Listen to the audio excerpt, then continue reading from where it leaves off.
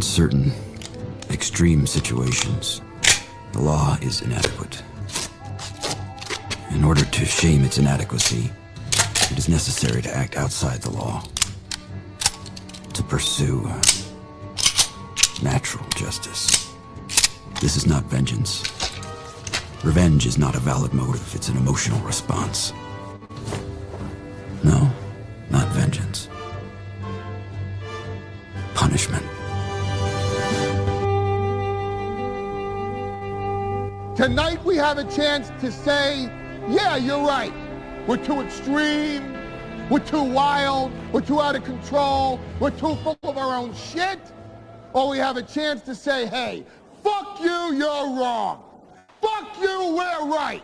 Because you have all made it to the dance. Because believe me, this is the dance. Start the show.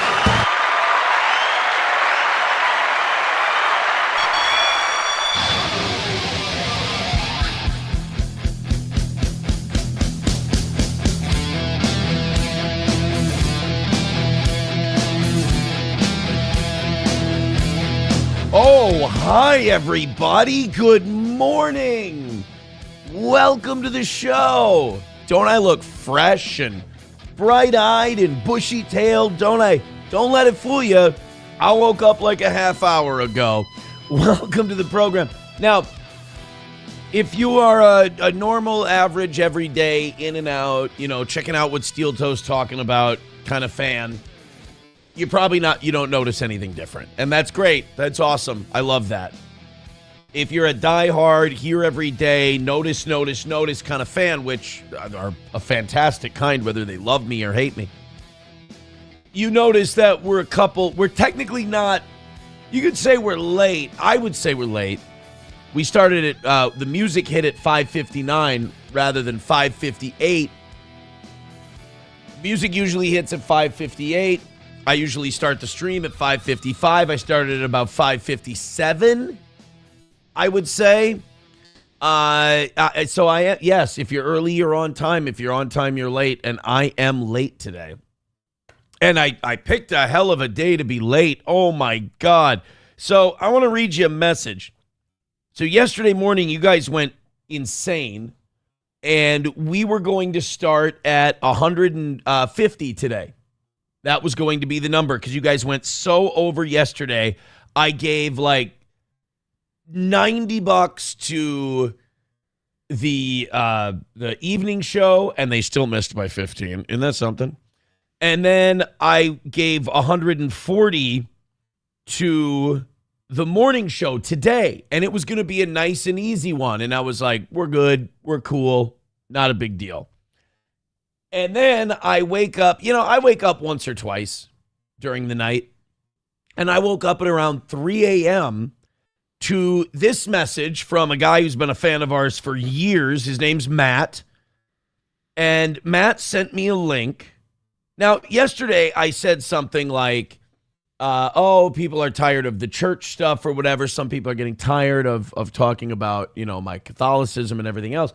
And then I got a message from a guy named Tyler. He said, no, I love it. It's reinvigorated my own faith. It's nice to see someone who's just a regular person, not being holier than thou, this and that. I'm like, okay, cool. I think sometimes I can come off as holier than thou. I don't mean to, but not holier than thou, but like believing my church is superior.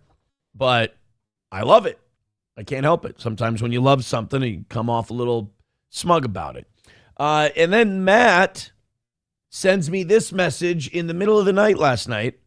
Sent me a link, and he says, I think this church does a Latin mass. Keep going and keep up spreading the good word. I'm behind in the chat, but you are truly spreading the word. That's not me making the sound. That's in the message. You are truly spreading the word that people need to hear. Sending you a little something on Venmo. So I said, oh my God, thank you so much. I appreciate it. And so I checked, and I want to try and cover the name up. I check, and I've got that sitting in there. A $500 drop from Matt. Now, it did say keep hitting the damn Jews. That's a little on the old schnoz. But $500 from Matt over on Venmo. Thank you.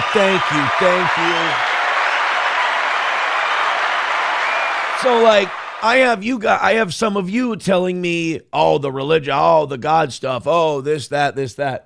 And I'm like, well, maybe I should tone it down.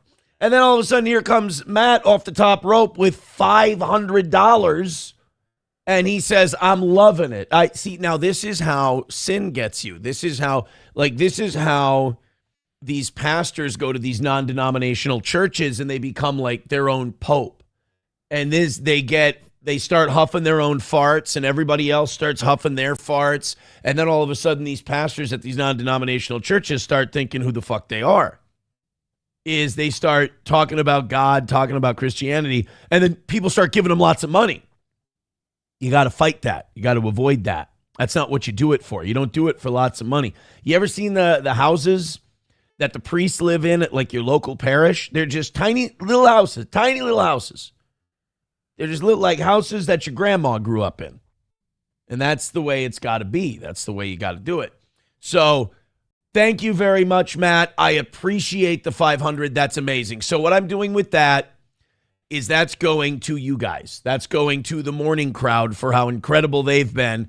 And then everything you guys do these next couple of days, because now there's going to be no goal today, no goal tomorrow, partial on Thursday. So basically mornings, if we just make a tiny bit of money every day, we're perfect we're just about done for the week. So thank you for that. Thank you.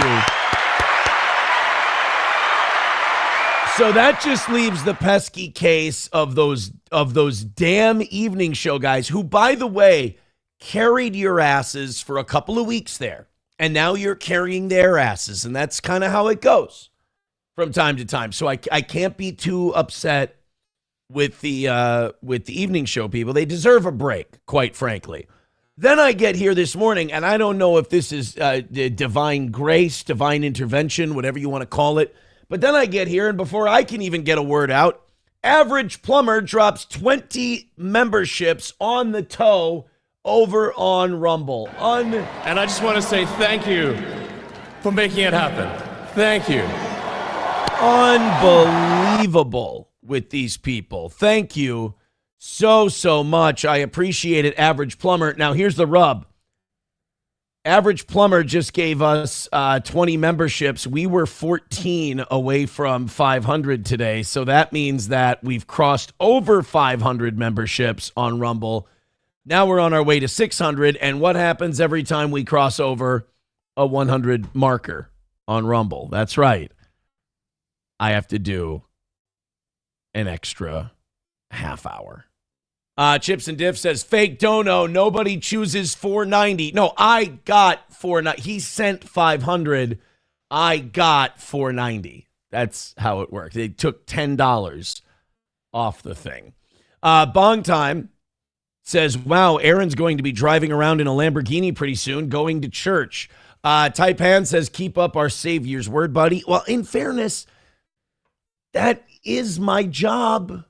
I mean, it's instructed in the Catholic Mass that you're to go forward and profess your faith, the Holy Catholic and Apostolic Church. So, I mean, I can't be ashamed, and I can't be upset when people say stop. And I have to be very humble and grateful because here's the thing. That 500 didn't come because I did well. There's another thing I've learned in getting back in. That 500 didn't come in because I've been doing a good show. That 500, I miss the goal. I sin. I do bad things. That's me doing that. My best, without guidance from Christ or anything else, I'm sinful. I do dumb, bad stuff. And all the grace and all the good things, that's glory to God. That's not me doing my best. That's divine grace, if you will. I'm not saying he does it because I firmly believe as a Catholic, you go to him. He doesn't come to you. He came to you when he went up on that cross. He doesn't have to come to anybody. You go to him. But yeah, I know what I did when he wasn't around, and that was all bad. So that's me. And then when I accept him, I do good things. That's because of that grace, as it were. So thank you very much, Matt. I appreciate it. Thank you so much, Average Plumber. We're off to an incredible start today. So now all of a sudden, the Tuesday evening show people are just about done. You guys are incredible. Veldrain with $1 says, if you are going this route, keep on watching your language. I am freaking trying. Huh? Freaking trying. For carp's sake. Oh, man. Let's go. Snowcat Tish says, you are also instructed to donate 10% of your income to the church full of pedos. You know, the church full of pedos thing. Look, I was an edgy boy, and I was 16, 17 years old once, too. And that was a really edgy, crazy thing to say, and that really riled up all the blue-haired Catholics, and boy, they really hated that. But I gotta tell you this, Snowcat. We've taken that shit for about 30 years now, all right? And now what you're seeing is the resurgence. You're seeing us, we absorbed it, we took all the shit, and we took the beating, and we took the flogging for about 30 years, and now we're back. And we're back in a big way. And you weren't going to keep it down forever. I mean, it didn't hurt. It didn't help that the church chose as pope the guy, what was his name? Ratzinger, the guy who became Pope Benedict. He was the guy who covered all that stuff up. And I believe first or second pope ever to resign while living. Like, it's usually a life sentence. Not sentence, but it's a life job, life position, like the Supreme Court. But Ratzinger, yeah, he retired because the whole church was like, dude, we can't. This is such a terrible look for us. Then we put a Jesuit in there. And it's like, wow, you guys went all the other way. And then, like, when people say, oh, yeah, religion, you know, anti-science and this and that. Like, bro, who do you think came up with the Big Bang Theory? That was Catholics. Catholic Church came up with the Big Bang Theory. In fact, you go through history, a lot of modern science owes itself to the work done by the Jesuits in the Catholic Church. So we are not an anti-science people. Annoyed Wawa supervisor says, I'm pretty devoutly Catholic, and even I think this is a bit ham-handed. Ham-handed what Aaron wishes he was right now. Oh, you bastard. How dare you? Landers says, yeah, the Big Bang Theory is fucking dumb. I mean, the idea, here's what makes the Big Bang Theory, not the show. Here's what makes the Big Bang Theory plausible to me. It's that they now believe that on the other side of every black hole is another Big Bang and another universe. That, as you kind of tie all that stuff in to a dummy like me, that kind of makes sense, because in a black hole, everything is the density, everything at its center gets so dense and so small that there's got to be some kind of triggering explosion, and boom, that basically the black hole blows it out its ass. See, this is when you're stupid. This is how you have to talk about science. When you're a dumb guy like me, you have to talk about heady scientific issues this way, because I can't understand it any other way. So basically, the black hole eats and eats and eats and eats and eats and eats. Space, stars, gases, everything. And it's eaten and it's eaten and it's eaten and it's eaten, and everything's shrinking down and shrinking down and shrinking down. It gets so dense, and all this matter is so dense, and then all of a sudden, the black hole has to shit, and it just farts out another universe all the way out on the other side. So the next time you watch a documentary and you hear anything about black holes, be like, oh yeah, that's the thing that eats a lot and then shits itself out a new universe. Ladies and gentlemen, this has been my scientific TED Talk. There we go. Veldrain with $1 says, you save millions of souls, but you peg a few butts. Yeah, right? Billions, by the way. Billions of souls, not millions. Thank you very much to Average Plumber for those 20 gifted memberships. I appreciate that very, very much. Main Vein says blasphemy. What, the farting, shitting black hole theory? I'm still working on it. I just wanted to share it with you so we could work on it together. Balls Deep becoming a baby boot. Thank you very much, Balls Deep. I appreciate it. Oh boy. Oh, Tony Soprano's back seething in the secondary chat. Oh boy. Oh, kiddo. Guys, be nice to Tony Soprano. He thought for sure the toe would be gone, and now it's thriving still. Give me tips with $1 says, so what you're saying is, Aaron, you're a lot like a black hole. I didn't say that. I never said I was like a black hole. I'm not anything like a black hole. Except that eating a lot and gassy and shitting. All right. Yeah. You know what? We all kind of try to understand science in our own image, so to speak. So yeah, sue me. All right. Good morning, guys. Welcome to the show. You're very talkative. You're chatty Cathys today. I appreciate that. You're an incredibly generous audience. We're going to have a great week this week. Thank you so much. And already, because of those 20 gifted memberships, it looks like I'm doing another long show today. Should we rip off the evening show and just not give them a show? I'm so tired, Morning show's been working me so hard. The morning show's just been giving me so much time to do. And oh my God, I can't. I don't know, guys. No, we'll give the evening people a show. We have so much to talk about today. I am so happy about some of the stuff we have.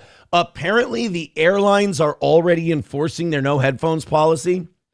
And we have our first person caught on camera getting kicked out. Now, it was United that we talked about yesterday, but American Airlines also has a headphones policy where if you're not wearing headphones when you're listening to something on the plane, they'll kick your ass out. Well, now we have American Airlines kicking someone off. And I don't know. I think you and I should play a fun little game called What Does the Passenger Look Like? A little bit later today. But until then, we've got more Minnesota Somali fraud. We've got Nick Fuentes calling out Jake Lang as a Fed, which I'm so glad he did, and so much more going on today. But first, I have some breaking news. This is so great. Do you remember that mayor in Illinois who was also a county commissioner and paid herself a fortune? And then was like paying all her buddies and just giving cops or giving them overtime to just walk around neighborhoods with her and campaign. And she's paying DJs all kinds of money for block parties. I mean, just taking Las Vegas vacations with her staff and just, really being wildly irresponsible with the town's funds. Well, she's out of there. She's also under FBI investigation. I don't know if she's just not going to face charges or what. But she's back. Tiffany Henyard is back, and she's going to run for the county commissioner's office. Not only that, apparently Tiffany Henyard is going to run for Fulton County Commission, and she's MAGA now. I swear to God, I don't remember her politics. This says she's a Republican business owner. I always thought she was a Democrat. Maybe that's just racist because she's black and lives in Illinois. So I just assumed she was a Democrat, but I don't remember her being pro-Trump. I don't remember her being a Republican. This is from Nate the Lawyer's channel, and this is an update on what old Tiffany is up to now. She ain't going away. She's like Anthony Weiner. She's like George Santos. All these other crooks that get caught doing crooky shit. She's not going anywhere. She's Jordan Belfort. She's not leaving. Constitution reports Tiffany A. Henyard, a Republican business owner, has qualified to run for District 5 commissioner seat and will be on the ballot. Well, WJN Investigates has learned Tiffany Henyard is not done with politics just yet. The former South Suburban politician has moved to Georgia and appears to be running for office there. Let's talk about fucking based. So she ain't in Chicago anymore. She's in Fulton County, Georgia. Notice she's not running in Cobb County, Georgia. Because if you ever take a trip down to Cobb County, Georgia, you better read the sign, respect the law and order. You'll serve hard time. Because because the big boss man will make you walk the line. You better watch out now. You'll be serving hard time. Few people know this, but he carries a big stick, a ball and chain too. About it. All right. I suck shit at production. Thanks, Nate. Now, here's a quick word from this video sponsor, HelloFresh. You've probably heard of HelloFresh. Oh, they've been delivering the chef-crafted recipes and fresh ingredients for years. But this fall, Fresh is America's Holy shit, he gave them a hell of a read. All right, here we go. one choice for home cooking. Welcome back to the channel. My name is Nate the Lawyer, and today we are talking about our favorite crazy mayor, Tiffany. It's your boy. Sorry, whenever I hear these really high-energy clips, I just, it's your boy. Even if you're a lawyer, you know, you gotta, it's your boy, Nate the Lawyer. This bitch be back. Henyard. Now, for those of you who do not know who Tiffany Henyard is, she was at one point labeled the worst mayor in America. All right, I'm not going to go over the whole history. And that's something because St. Paul had Melvin Carter. Here, but for instance, she told the taxpayers to pay their taxes by playing Rihanna's Bitch Better Have My Money. Nobody knows something. Nobody knows nothing.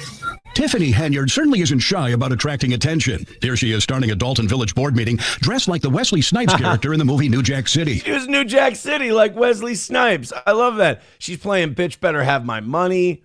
What's not to like except for the stealing, the false billing, the nepotism? I mean, oh, okay. Other than that, what's not to like?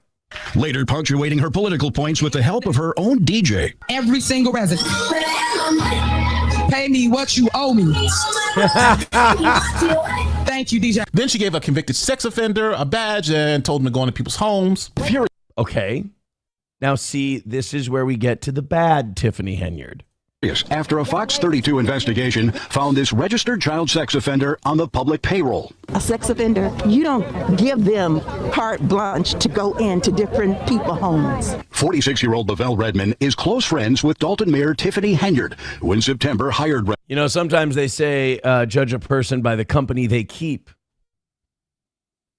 She hangs out with sex offenders. Redmond as a code enforcement officer without the village board's approval. Redmond served 25 years in prison for the brutal gang rape and beating of 2 young teenage girls in the 1990s. Okay, now, see, a tax collector, right? She basically hired him as a thug tax collector. This is a bad choice on 2 levels. Number one, don't give sex offenders jobs. Don't do that, especially with taxpayer money. Number 2, if you want someone to go into people's homes and jack their shit for their tax money, you hire like a B&E guy, you hire an armed robber, you hire a gangster, somebody like that, a shakedown artist. Not this dipshit. Was arrested and charged after our first story aired for violating the reporting requirements of the sex offender registry. But Mayor Henyard says her friend deserves a second chance. Infuriating. Aren't we kind of on like 3rd or 4th chances? And is that Tiffany Henyard in this picture? She looks trans as hell in this photo. Anyway, the point is, he did the bad thing, then he failed to register, and now you're, oh boy. Number of Dalton residents. Fox 32 has also obtained this cell phone video showing Redmond interacting with the mayor and little children at a back-to-school event in Dalton. Notice why wasn't this the stuff they brought up about what a terrible person she is? They were like, oh, she went to Vegas with her head of security and paid for everything with taxpayer money. All right, I mean, that's bad, but that's like normal politician crook shit. Now we're like, hey, did you know she sprung a sex offender and used him as a tax collector and he was hanging around kids with her? No, that's the one I'm a little more concerned about. But then again, it's government. They don't really look down on child molestation, as we found out. The badge on his waist. And let's not talk about the lavish trips around the country like this one she took to Las Vegas. And all right, then there are the trips to Las. Now let's get to the running for county commissioner, bro. Let's do Became that. clear that she would lose in a landslide. 400 votes cast here today, and you're getting just 12% of the votes. Her story, your clothing store, before we wrap up, the new wave. Yes. In College Park. Yes. Amazing clothing store. I love the merch. I actually got my first outfit. I'll definitely be back. Anyone who knows the Diva knows I love to shop. I mean, I'm a lady. We all like to shop. Yeah. So talk to us about what we can expect with your clothing store. She doing it all, y'all. So basically, everybody. So she moved to Fulton County, Georgia, and opened up a clothing store. There is an absolute 0% chance she's keeping accurate books at that clothing store. I mean, by the way, if you're a drug dealer in Fulton County, Georgia, and you don't have anyone to launder your cash, I'm guessing this might be the person who wouldn't be averse to such a proposal. was into my fashion during my 4 years. Oh yes, that was a big thing. That was a big thing. Yeah, so she was always dressed. Always dressed. And the hair was always laid. Yeah. Yeah, I mean, if that's what you noticed about her time as the mayor of Dalton, Illinois, then or Dothan, whatever. If that's what you remember her reign for, congratulations. You're retarded. Thank you. So basically, I want to basically embrace somebody with how I dress. When I'm on a down day like now, like this is something that we carry in our store. This is a Puma outfit. That's cute too. So we got different things for a different you. So now we know that Tiffany is down in Atlanta, and the Atlanta Journal-Constitution did an article, and in this article they talk about who's running for various positions in Fulton County. And down right here, they say Tiffany A. Henyard, a Republican business owner, also has qualified to run for the District 5 Commissioner seat. So we know Tiffany A. Henyard has moved to the Atlanta area, has moved to Fulton County, but is she this business owner who's a Republican? Well, here's what Tiffany A. Henyard says about Democrats and Republicans. So you certainly landed during a trying time in the world. There's been a lot of conversation lately about members of the Black community leaving the Democratic Party. Ooh. Yes, that's been the topic of the day on social media, like in the podcast world. Poor Black people, they start leaving the Democratic Party just when the Republican Party is outed as a bunch of Jewish satanic pedophiles. It's like, yo, man, we're going to get away from these Democrats. They all woke and gay and shit. And then like, oh, shit, all these Republicans be fucking mad kids, yo. Oh, no, now what are we going to do? Can't be a libertarian. They fruity as hell. Shit, what's the Green Party? Where the Green Party be at?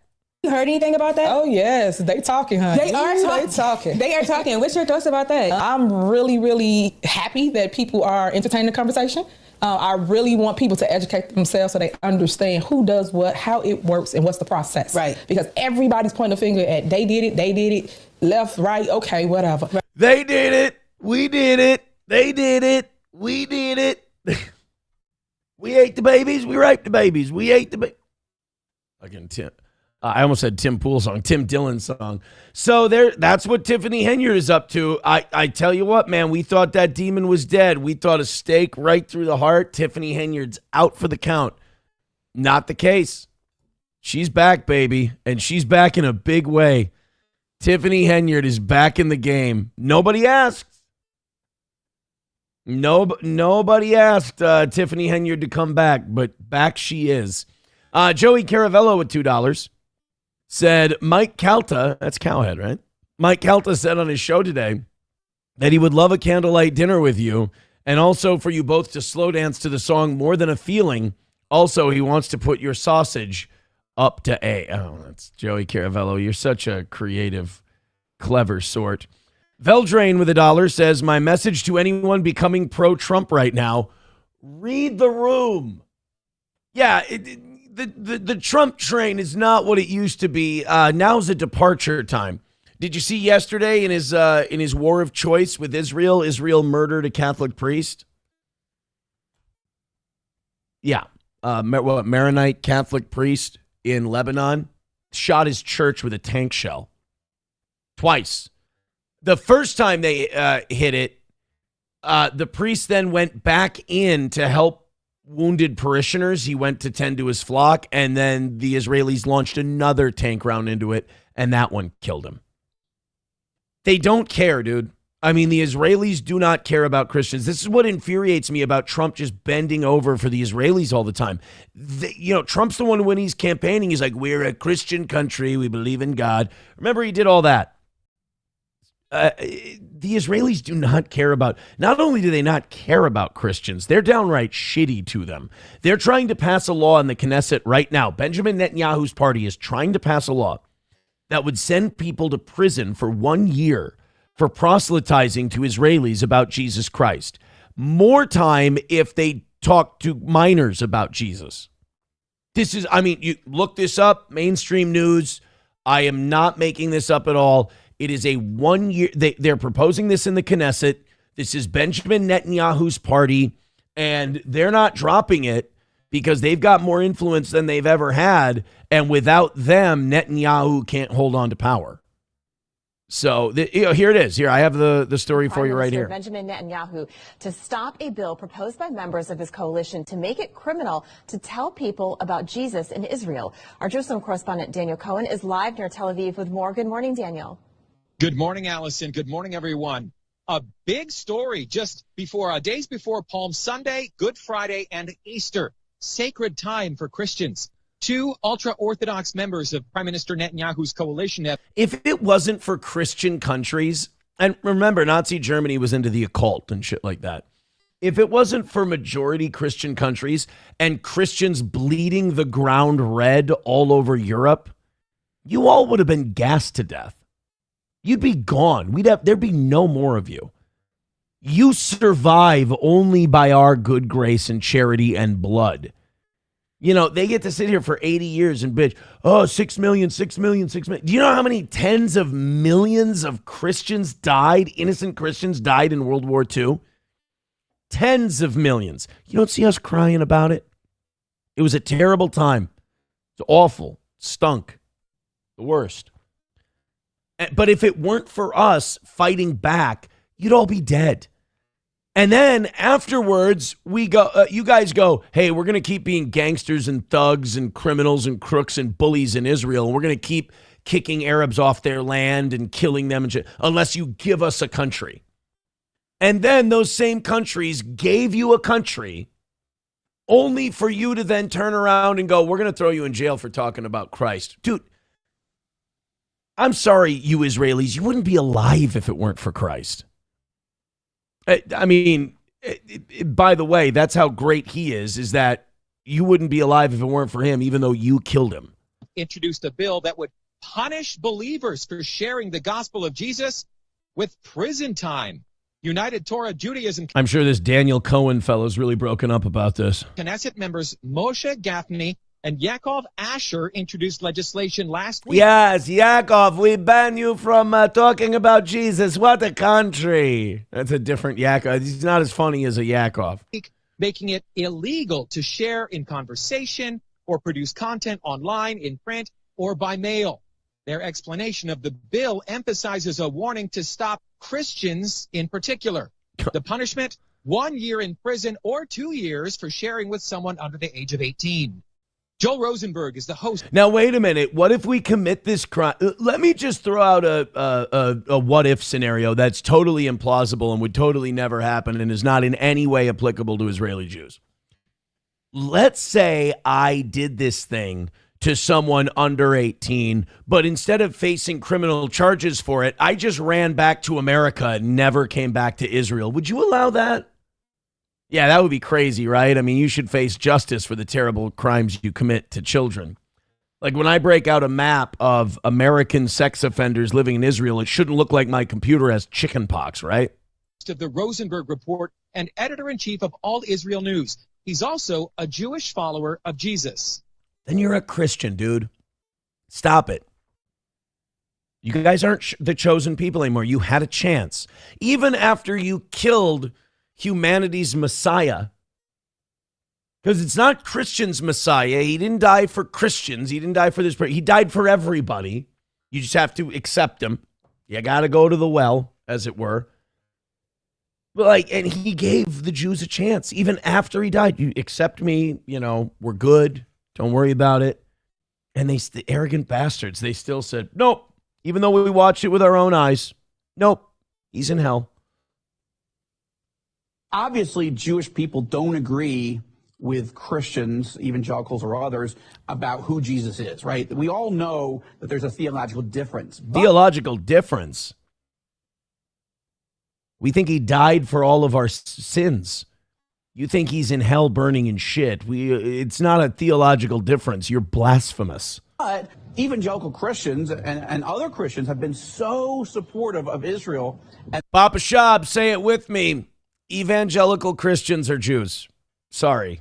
You don't get to throw, we have evangelical Christians on our site. Yeah, the people who created in the 19th century the idea of the rapture, which doesn't exist, and the term Judeo-Christian. Yeah, no, I'm sorry. Those are Jews. The Jewish people. So to silence, to muzzle, and gag even Israelis like myself and others to say, you can't talk to another person about your faith and why you believe it, that is terrible. Bro, why are we being so naive? There's a reason why Israel is trying to legally suppress talking about Christ. It's because when people talk to people about Christ, or we need to, or when they talk to people about Judaism, what has the world chosen time and time again? Exactly. And that's why they don't want it. That's why they want to outlaw it. If you can't beat it, ban it. Somebody too with $1 says, good morning, Aaron. Aren't you glad these gas prices keep jumping? It's really helping the American economy out. War is great. Yeah. Who was the douche? Which commentator was it that said war is good for the economy? It's not good. This myth that has persisted forever, that war is good for the economy, is just so stupid. When goods cross borders, soldiers don't. When soldiers cross borders, goods don't. It's only good for the people who make the weapons of war. It's not good for the regular person. So no, we'll talk about that in a second. We got Hulkamash. Oh, I thought we did.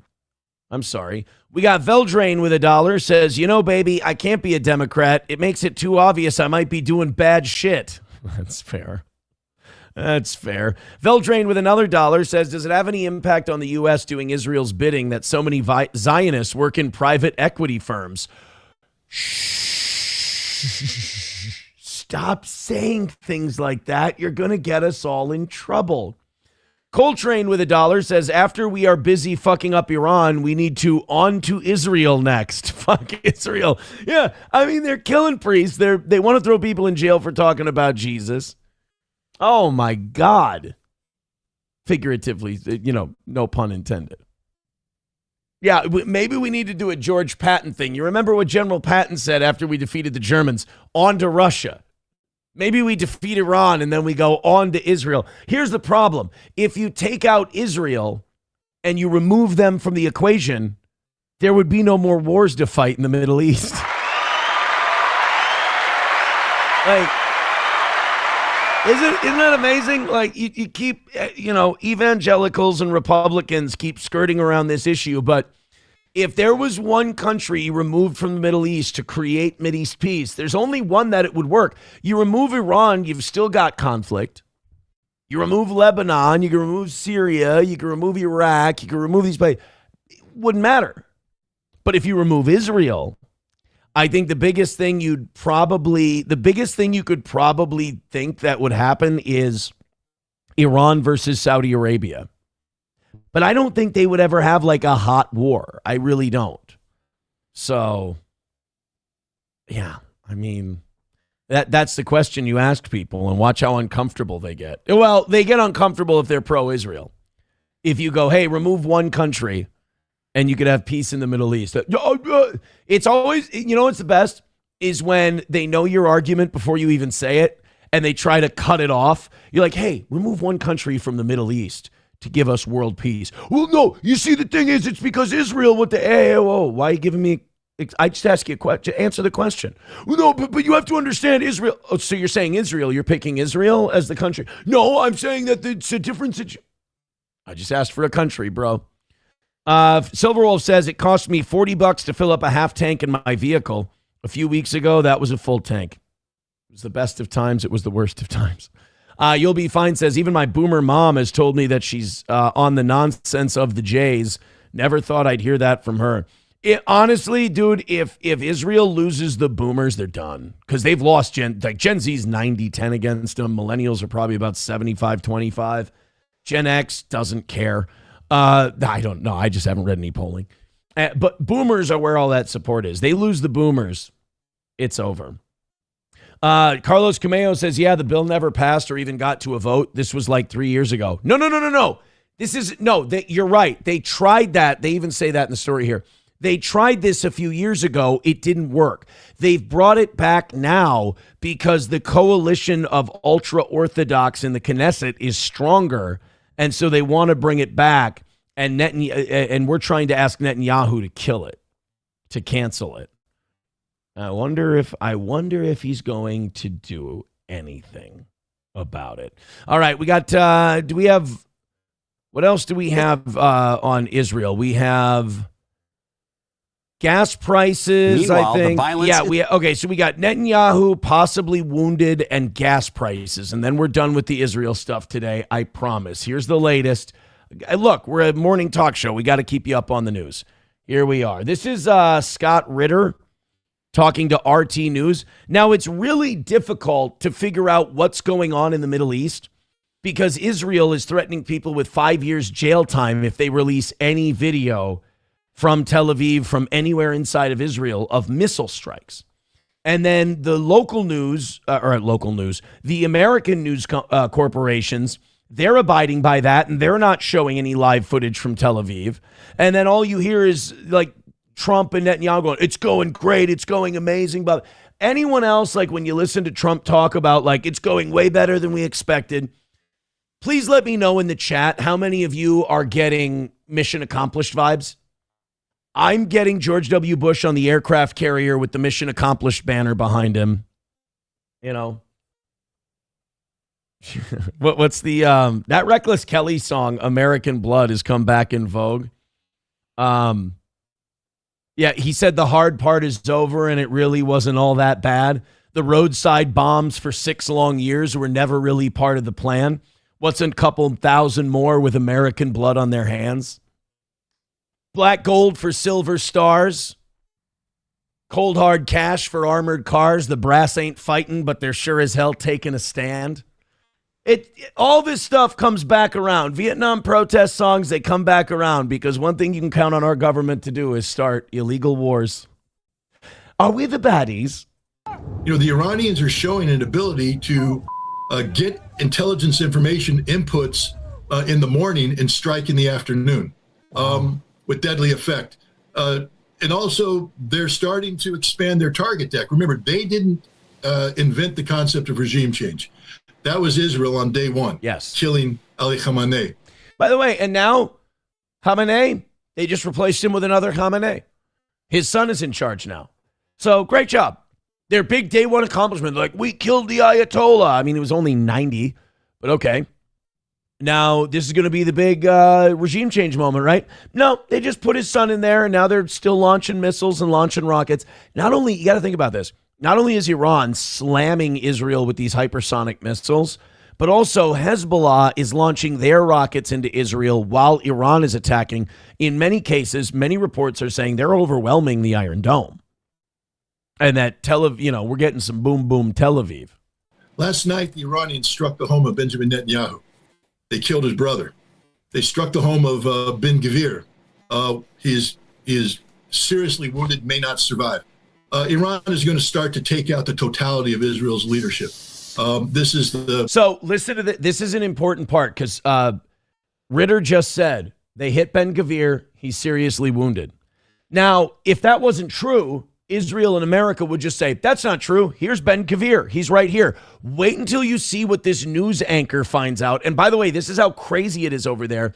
This guy's an RT news anchor, major world anchor, has not heard this. Scott Ritter's telling him this for the first time because you have to have inside intelligence contacts. Because I think Ritter was what, CIA or FBI? One of the two. He was an intelligence guy, was Ritter. And even these anchors, these news guys, they don't know what's going on because nobody's saying anything. You got to have inside sources to know what's going on. So he goes, Ben Gvir is seriously wounded. He might not survive. This guy looks it up. And again, if there was no strike, if that's all propaganda and bullshit, you just show Ben Gvir and go, he's cool, he's good. Listen to what this news guy says. The reality of this conflict. Israel played the regime change game. It's going to be the Israelis that are going to be paying the highest price. The Iranians are no longer wearing kid gloves. They've taken them off and they're coming in bare knuckle. They're reporting it. This is interesting. I looked it up as soon as you said it. The BBC is reporting it as Ben Gvir was in a car accident last night.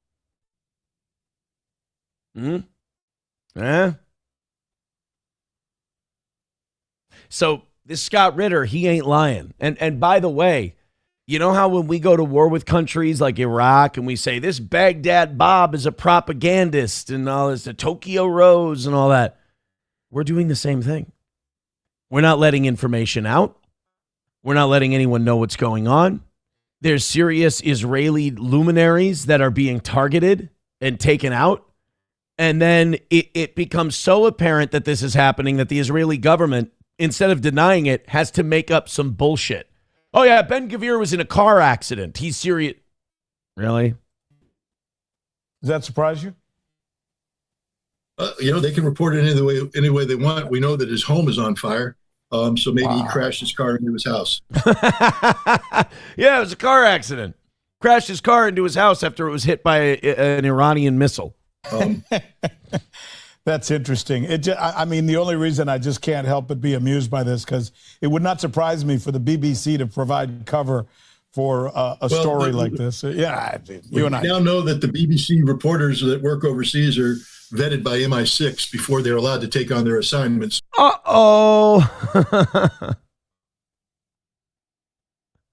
They're trained by James Bond before they report their news. Shit. Bullshit. So there you go. Ben-Gvir. He's in a car accident, dude. He's fine. Ben-Gvir's okay. Bong Time says, I hope the Palestinians build houses on top of Netanyahu's house now. I don't know. All I know is our greatest ally sure is putting us in a shitty position because, again, if there really are, like, I really hope, and I do think Trump and Netanyahu are lying to us, but if they're not lying to us, and there really are these sleeper cells in the United States for Hezbollah, and you could argue that shooting at that Austin bar was part of it, and they activate those sleeper cells, the only reason those sleeper cells get activated is because we bombed them first. They drew first blood. Wouldn't be nothing if it wasn't for that king shit Trump. All I wanted was a country of my own, sir, but they kept pushing. So, like, if these sleeper cells get activated, that's on Trump. That's on Netanyahu. We bombed a school full of little girls on day one. And then we lied about it and then had to admit it. Unbelievable. Ablo Pacheco says, we're shocked to learn of his disappearance next week. Bong Time says, I bet you that at least 100 soldiers died on the American side. Oh, what are they reporting now that like 7, 8, or 9 soldiers are dead? It's way more than that. It's way more than that. Iran's been shelling our bases. Iran's been launching missiles at American targets. There's way more than 7 Americans dead. Way more.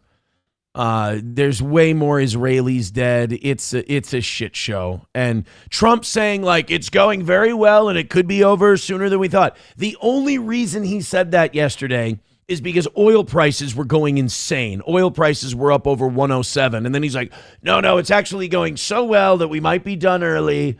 And then oil prices came down a little bit. And then the Europeans said we might release some oil from our strategic reserve to make up the difference. So they had to do so. They panicked yesterday because the price of oil was going crazy. I mean, people in America are already against this. Gas prices continue to climb. You're going to see them really start to get mad. I mean, Trump has already blown the midterms. It's over. Like the midterms are done. He's finished. By the way, look at the map of the Middle East. I always get a kick out of this when we see this part. Poor Iraq, huh? They finally get a break after 20 years of American occupation. They get to be their own country. And now look, streaming across their sky, Iranian missiles, Israeli missiles, Iranian missiles, Israeli missiles. Just their night sky is just lit up with, they're just hoping they don't run out of fuel over Iraq and fall down. Oh, can those poor people get peace? So this is what we know about gas prices so far because of this conflict that we started. Is driving up oil prices. About 20% of the world's oil flows through the Strait of Hormuz, which has been virtually closed to tankers. Oil prices have eclipsed $100 per barrel for the first time in more than 3 years. Yay! And experts say gas prices are on track to reach $4 per gallon. So this is Minnesota, by the way. I saw some people in California in our comment section yesterday saying gas is over $6 a gallon over there. Oh, shoot me. But you go on Twitter and there's so much misinformation. Like yesterday, I'm reading that Eric Doherty from Florida, who's essentially the Baghdad Bob of the administration. He's a shameless douche. And this Eric Doherty goes, Trump told the tankers to be brave and just use the Straits of Hormuz because we've decimated the Iranian Navy. Just go ahead and use it.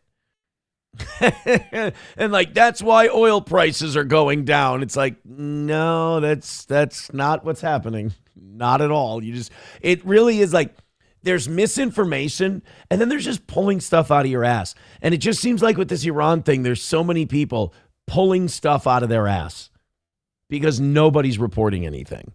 And by the way, if we end this thing and the Iranian regime is still in place, don't let the propaganda fool you. That's a loss. This thing is costing us at least $1 billion a day, maybe more. We've spent over $10 billion on this already. Also, they want to pass a supplemental defense spending budget of about $50 billion because they claim we're running out of missiles. And they said, how are you running out of missiles with the United States military? And they said, well, we gave so many to Ukraine. So we've given so many missiles to Ukraine that our stockpiles are depleted. Wonderful. It's so great that we decided to start a war without checking our inventory first. AAA says the national average is $3.45. In Minnesota, it's $3.25, compared with $2.79 a week ago. We saw people paying as much as $3.49 at the pump at one Minneapolis station today. WCCO's Jason Ranteles shares what experts are expecting. As gas prices have jumped across the state in the past week, more people are hunting for deals. 36 Lynn Refuel Station in Minneapolis. They say, do you know how cheap this is? Is one of the few places. Listen to that. But that's that's what drives me nuts about us. Is that we adjust so well. We never fight back. We never push back. We never, I know. And people are like, well, what can we do? I know. And I understand that. And you're probably right. But we don't even try. We just adapt. Hey, your country, you're against bombing this other country, right? Yeah, it's morally wrong. It's terrible. Well, we're going to do it. Oh, well, I hope it turns out well for us. Like, what? What do you mean you hope it turns? If it turns out well, they're going to do it again. Like, would you, for once in a while, say that your country's the bad guy and that they're evil? And at least put some rhetorical pressure on things? Oh, no, then people might call me un-American. Well, if by un-American they mean the government we have after the Epstein files in the Iran war, yeah, I'm anti-American in that case. I love this country. I love our republic. I love what it's supposed to stand for. Our government is out of control. I mean, they're illegitimate. They're criminal. You don't need to side up to this government. Love your country. You don't have to love your government. The wonderful thing about a republic is that the people are sovereign. All right. You have your country and you have your government. And Thomas Jefferson talked about this. When your government becomes illegitimate, you need to have a revolution. Thomas Jefferson was a firm believer in that. Every 25 years, he thought we should have a revolution in this country. It's becoming like every 5 years we need one at this point. But like gas prices, so now this war's happening. Gas is up near $4, and they're like, whoa, $3.30 at this one. Oh, do you know how cheap you are? No. You'll still find gas under $3. In fact, at $2.89, it's one of the top deals in the Twin Cities, according to GasBuddy.com. The last week, we started getting more and more people out there. We just started getting slammed by customers. Customers like Gary Hines. Probably going to get worse before it gets better. You know how much fun that guy would be to talk to? This motherfucker, he looks like the guy. I want this guy to tell me his story, and I want to know how that yellow paint got on his head. Gary Hines. Probably going to get worse before it gets better. Who says the cheaper gas here helps, especially with the climbing costs of just about everything else. This is my station. I come here all the time, and so we're really appreciative of them. The question on this is a guy with a rusted out SUV. He's living on a budget. You know, he's got that budget set in stone. Any kind of fluctuation in these gas prices puts this guy in a bind. And nobody gave a shit about this guy when they decided to start bombing Iran and closing the Straits of Hormuz. Nobody thought about Gary. A $1 a gallon rise in the price of gas hurts Gary really, really bad. It really puts Gary in a bind. And the problem is, already this year, Gary has had to go through health insurance increases. They're talking about 7% property tax increases. Now you're talking about $1 a gallon gasoline increases. Dude, you're burying Gary under the ground. Like, Gary's tapped out. He can't handle this. Many minds, how long will the high cost of gas last? This could end tomorrow. This could go on for another couple of months. In other words, we have no idea. And by the way Trump is talking, and we know that this guy lies all the time, this ain't ending anytime soon. And if it does end, it's ending with our defeat. We're losing right now. Because by now, it was supposed to be the Iranian people rise up. By the way, do you think that it was maybe bullshit? Do you think they were maybe lying to us or exaggerating to us, these Iranian protests, and how many people the Iranian regime was killing, and they were just using that to start the war? Because I've noticed these Iranian people, as vulnerable as their leadership is, none of them are taking to the streets. None of them are starting a revolution. They seem to be just cowering and hiding from American and Israeli missiles. So I don't know where this vibrant population ready for a change went. They apparently aren't ready yet.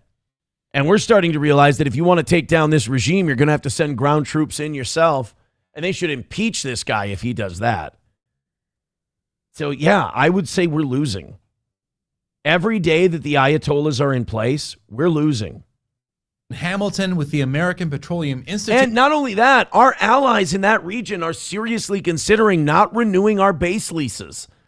They're like, look, Doha, in Qatar, in UAE, in those countries, they're like, in Saudi Arabia, we've built ourselves up as a tourist destination where you can come and go clubbing. You can have a lot of fun at live sporting events, entertainment. We're trying to be the new Vegas out here. And now you guys have missiles crashing into our country. That's a bad look for what we're trying to do. Our relationship with America maybe isn't worth it anymore. So we got a lot to lose. Now, I would love it if they all kicked us out of there. I would love for us to shut down those bases and stop spending the money. But says it all depends on how long the violence continues. 20% of the world's oil supply goes through here, the Strait of Hormuz. The dramatic drop in traffic through the strait is due to fear. Oh my God! It looks like a map of Israelis leaving the United States after getting convicted of pedophilia.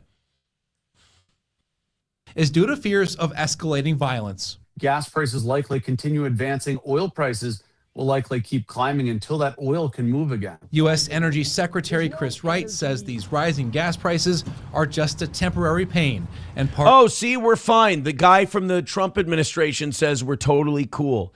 You know, the same Trump administration that campaigned on no new wars in the Middle East and releasing all the Epstein files, killing it. Of a longer-term solution. But it will not be long. In the worst case, this is weeks. This is not months. And it leads to a... Oh my God. Any of you who are old enough just had a flashback. One more time, buddy. Can you say that again? In the worst case, this is weeks. This is not months. And it leads to a much better place.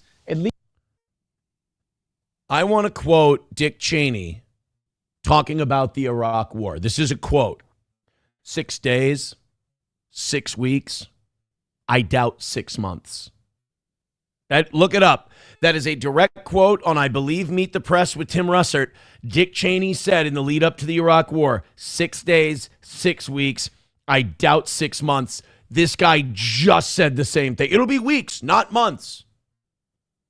I got to commit this lie to memory. This is not months.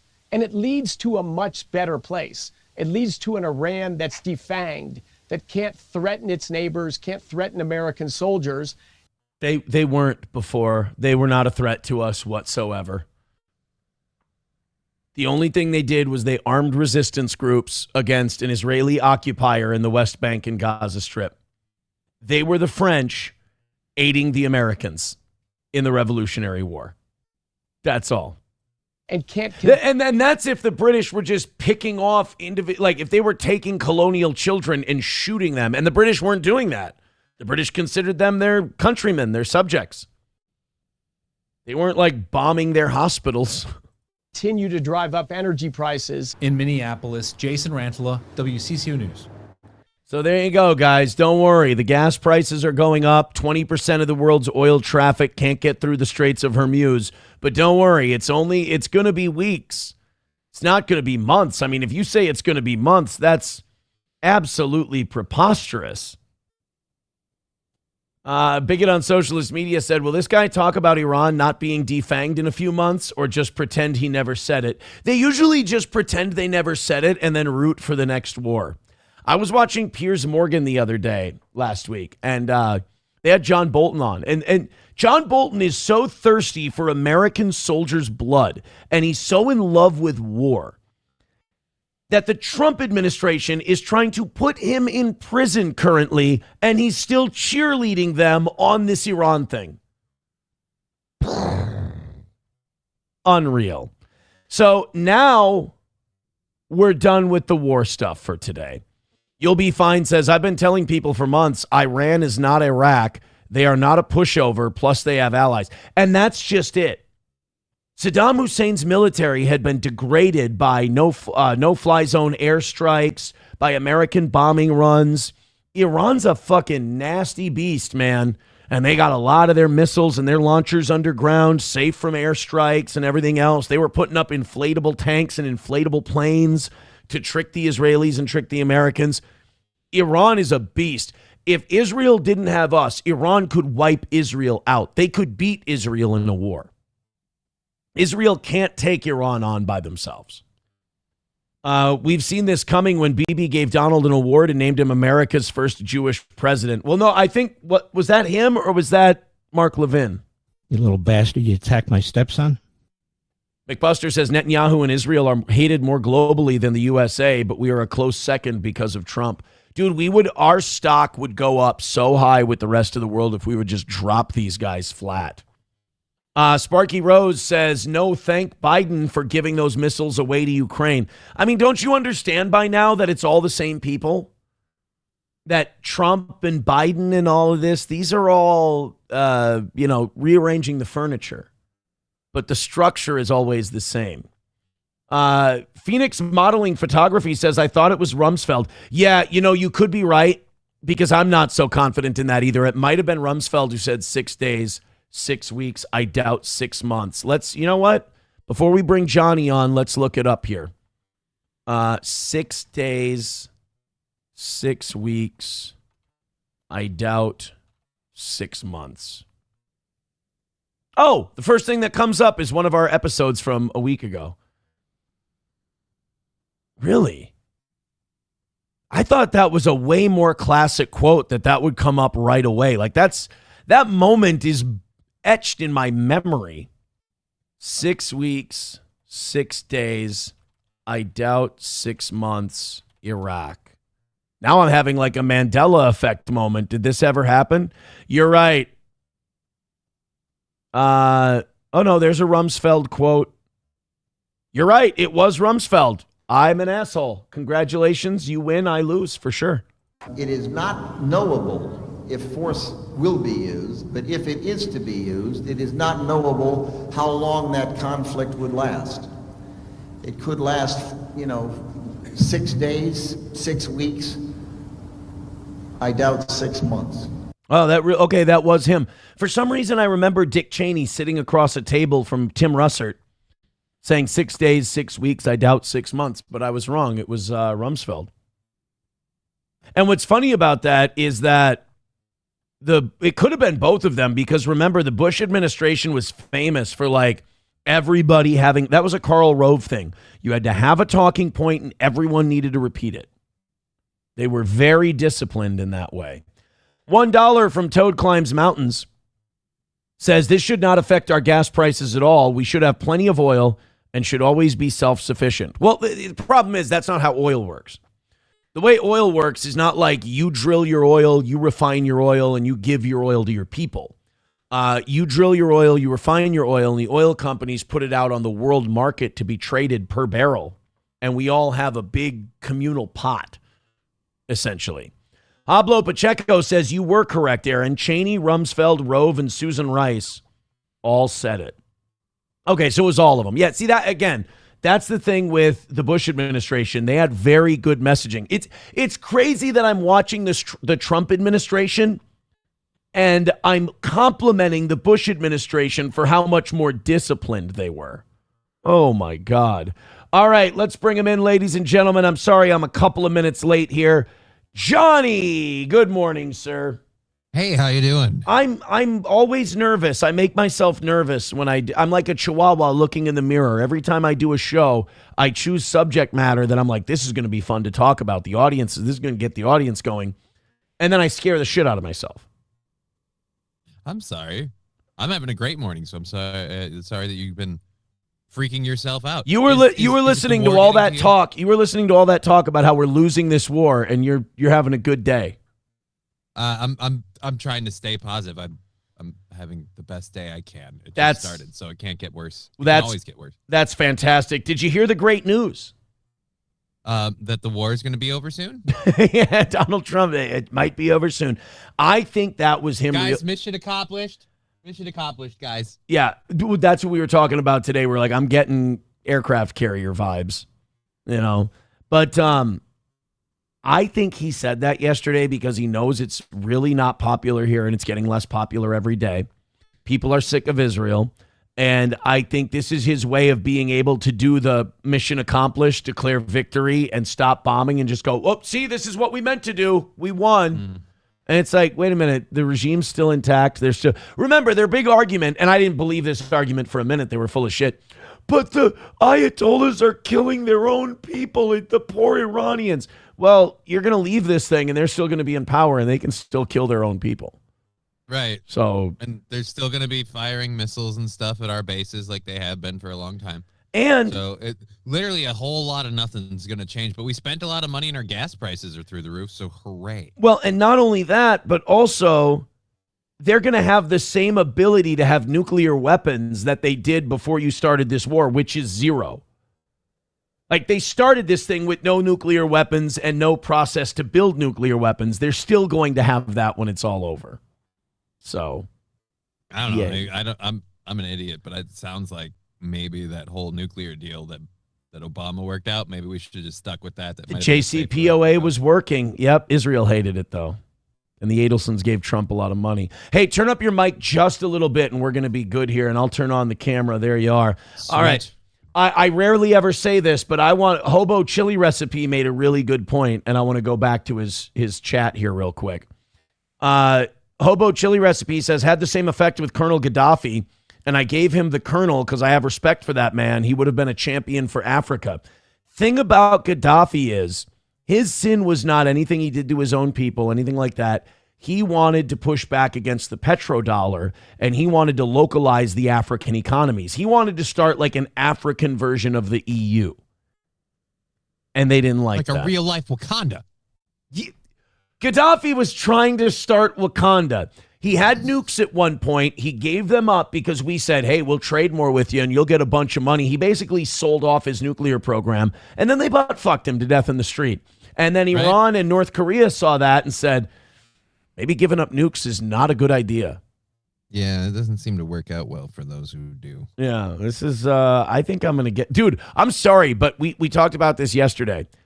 If I'm an Iranian and Americans bombed a school that my little girl went to, I would want nothing more than to kill Americans.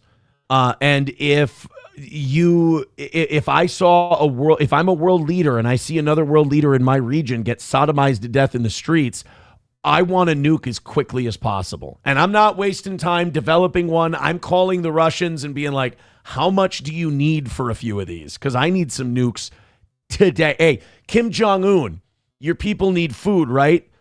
I got oil money. I need nukes, brother. I got bananas up the ass. I need nukes. You give me nukes, I'll give you bananas. That's how free trade works. I have food. I need nukes. You have nukes. You need food. Let's make I need the nukes more than I need the food. You need the food more than you need the nukes. Let's make a deal. Can't eat a nuke and can't blow up food. So let's trade. And we need to threaten to blow shit up.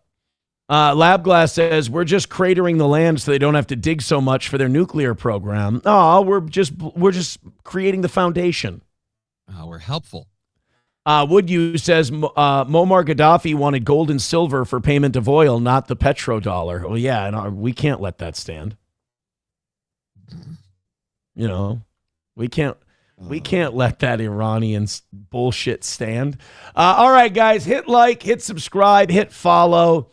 Let's get after it. Thank you guys very much. Johnny, you didn't hear the news today, but we had a very generous $500 donation last night. Holy shit. Good Yeah, for you. Matt, Congratulations. apparently a big fan of my newfound Catholicism and the religious talk and all of that. And he's been impressed by it. So he sent us $500. So goal free today, goal free tomorrow. And not much, and everything that comes in today and tomorrow will go towards evenings and Thursday. So we're going to have pretty much nothing tonight, very little on Thursday. So look, if this show's proven one thing, we're able to fuck shit up from time to time. So I'm not saying that a perfect week is guaranteed, but I'd have to really blow it to not have one. Also, Average Plumber with 20 gifted memberships before I even said a word on today's show. And Johnny, I talked about how those expirations were going to lead to me doing a lot of 11 o'clock shows this week. Yeah, how's that going? We were 14 memberships away from 500 to start the show. Average Plumber gifted 20. So you're going till 11? Going till 11 today. Yep, another overtime. Joey Caravello with $2 says the U.S. government murdered its own people in Waco. Well, Waco was the reason that Waco and Ruby Ridge, which I think is one of the biggest sins we've ever committed, those are the two reasons why Timothy McVeigh said he did the Oklahoma City bombing. That, and he was worried about the exact society we have with technology and stuff today. That was Kaczynski. He weirdly predicted a lot of shit. No, you're thinking of Ted Kaczynski. Oh, fuck, you're right. You're thinking of the Unabomber. Fuck, yeah. Hobo Chili Recipe says Aaron got his tax return and made a fake dono. My business taxes are due on March 30th, and if you think I'm doing them a few weeks early, it takes me a lot of motivation to sit down with QuickBooks. And because all year I don't categorize my spending for the business, and that's what you have to do before you do your tax reports. The actual taxes themselves for a business like this one take 10, 15 minutes. But I have to go through and I have to categorize all our spending, and I do that before taxes. So you're saying is procrastination all year long kind of hits you in the dick, right? Right. Takes about 2 hours, 3 hours for me to do it. Okay. So what I'll probably have a preparer help me. I don't. What I'll probably do is on the 14th, I'll work for an hour. On the 21st, I'll work for an hour. On the 28th, I'll work for an hour, and then I'll have it all done. There you go. That's how I'll handle it. Gray Duckling with $5 says, so do you tithe on the gross or net of your paycheck? I give to the church every weekend. Every mass I throw a decent amount in. I don't, is it 10%? Probably not. It's probably not 10%. So I'm flawed in that way, but I always throw a little something in the old offering plate. That's for sure. All right, let's go. Now we're done with Iran. We can talk about it. We've got so much fun stuff to do today. My plan today was to get the shitty stuff out of the way and then have a lot of fun most of the morning. Now we're on to fraud. There's more fraud in Minnesota. We've got just fraud. And you know what? No. This is good because I'm impressed with the people of Minnesota and the people of this country. This war was a big distraction to get away from the Epstein files and all this other stuff. 65,000 new Epstein files came out. We're learning about them. We know about them. By the way, Pam Bondi and the Trump administration, the thing they're doing with the Epstein files that really pisses me off, and I saw this last night in a news report, is they're accidentally releasing unredacted video and photos of the victims and then yanking them back and going, oops, our bad, sorry. And it's like, it's so clearly a fuck you. Like, it's so clearly they're sending a message of, and it's so petty. You're taking women that were sex trafficked and you're revealing their identities, releasing photos and videos of them in the Epstein files, and then pulling them back right away. Like, it's so clear. Like, am I wrong? That's a passive aggressive fuck you for standing up and speaking out. Yeah, and the worst part is we after the files get released, redacted or not, it's not like we're going to do dick to any of the people involved. We're not going to see, Clinton go to jail. We're not going to see Bill Gates brought in on charges. Like, you're not going to see any of that shit.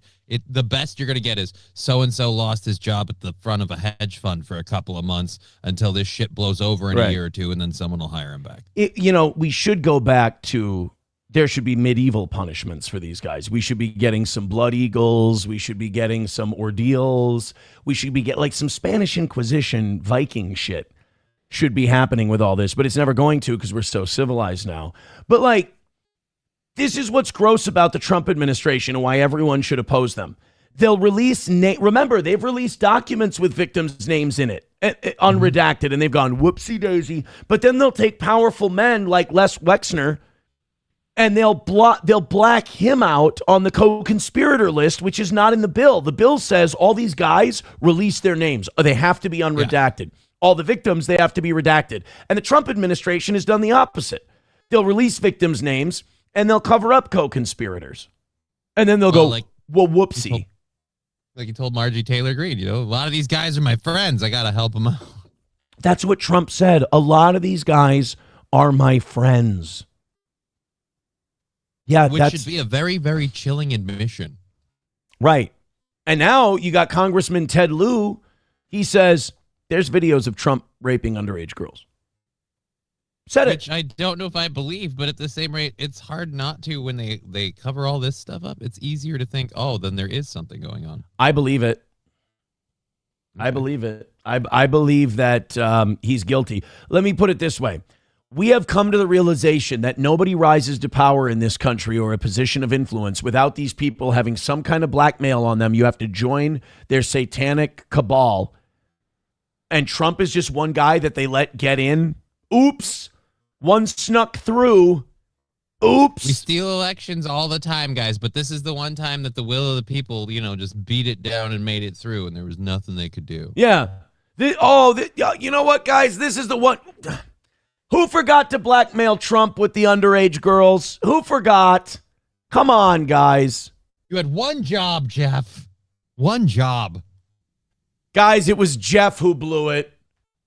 Our Shabbos Goy Jeff is the guy who blew it on Trump, and now we've got an innocent man just being president.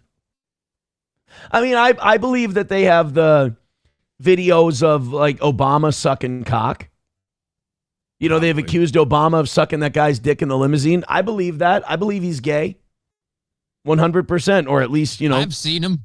Yeah, right. I've seen the guy. What black man is that bad at basketball and likes comic books? Right. A gay one. Like, that's one of those things. Fine. You can like comic books. You can be bad at basketball if you're black. Right. You can't be both unless you're... If you're black and you like Superman and you can't shoot a three, you can't be fucking president. I'm sorry, because you're a gay guy. All right, guys. Hit like, hit share, hit follow. Let's get after it. Larry Sinclair. That was it. Yeah, Larry Sinclair said Obama blew him in a limo. Obama and Larry Sinclair had a steamy love affair in the back seat of a limo and at the Holiday Inn. Larry Sinclair looked into the eyes of Obama, the Mac Daddy, and he put a spell on Obama, the Mac Daddy.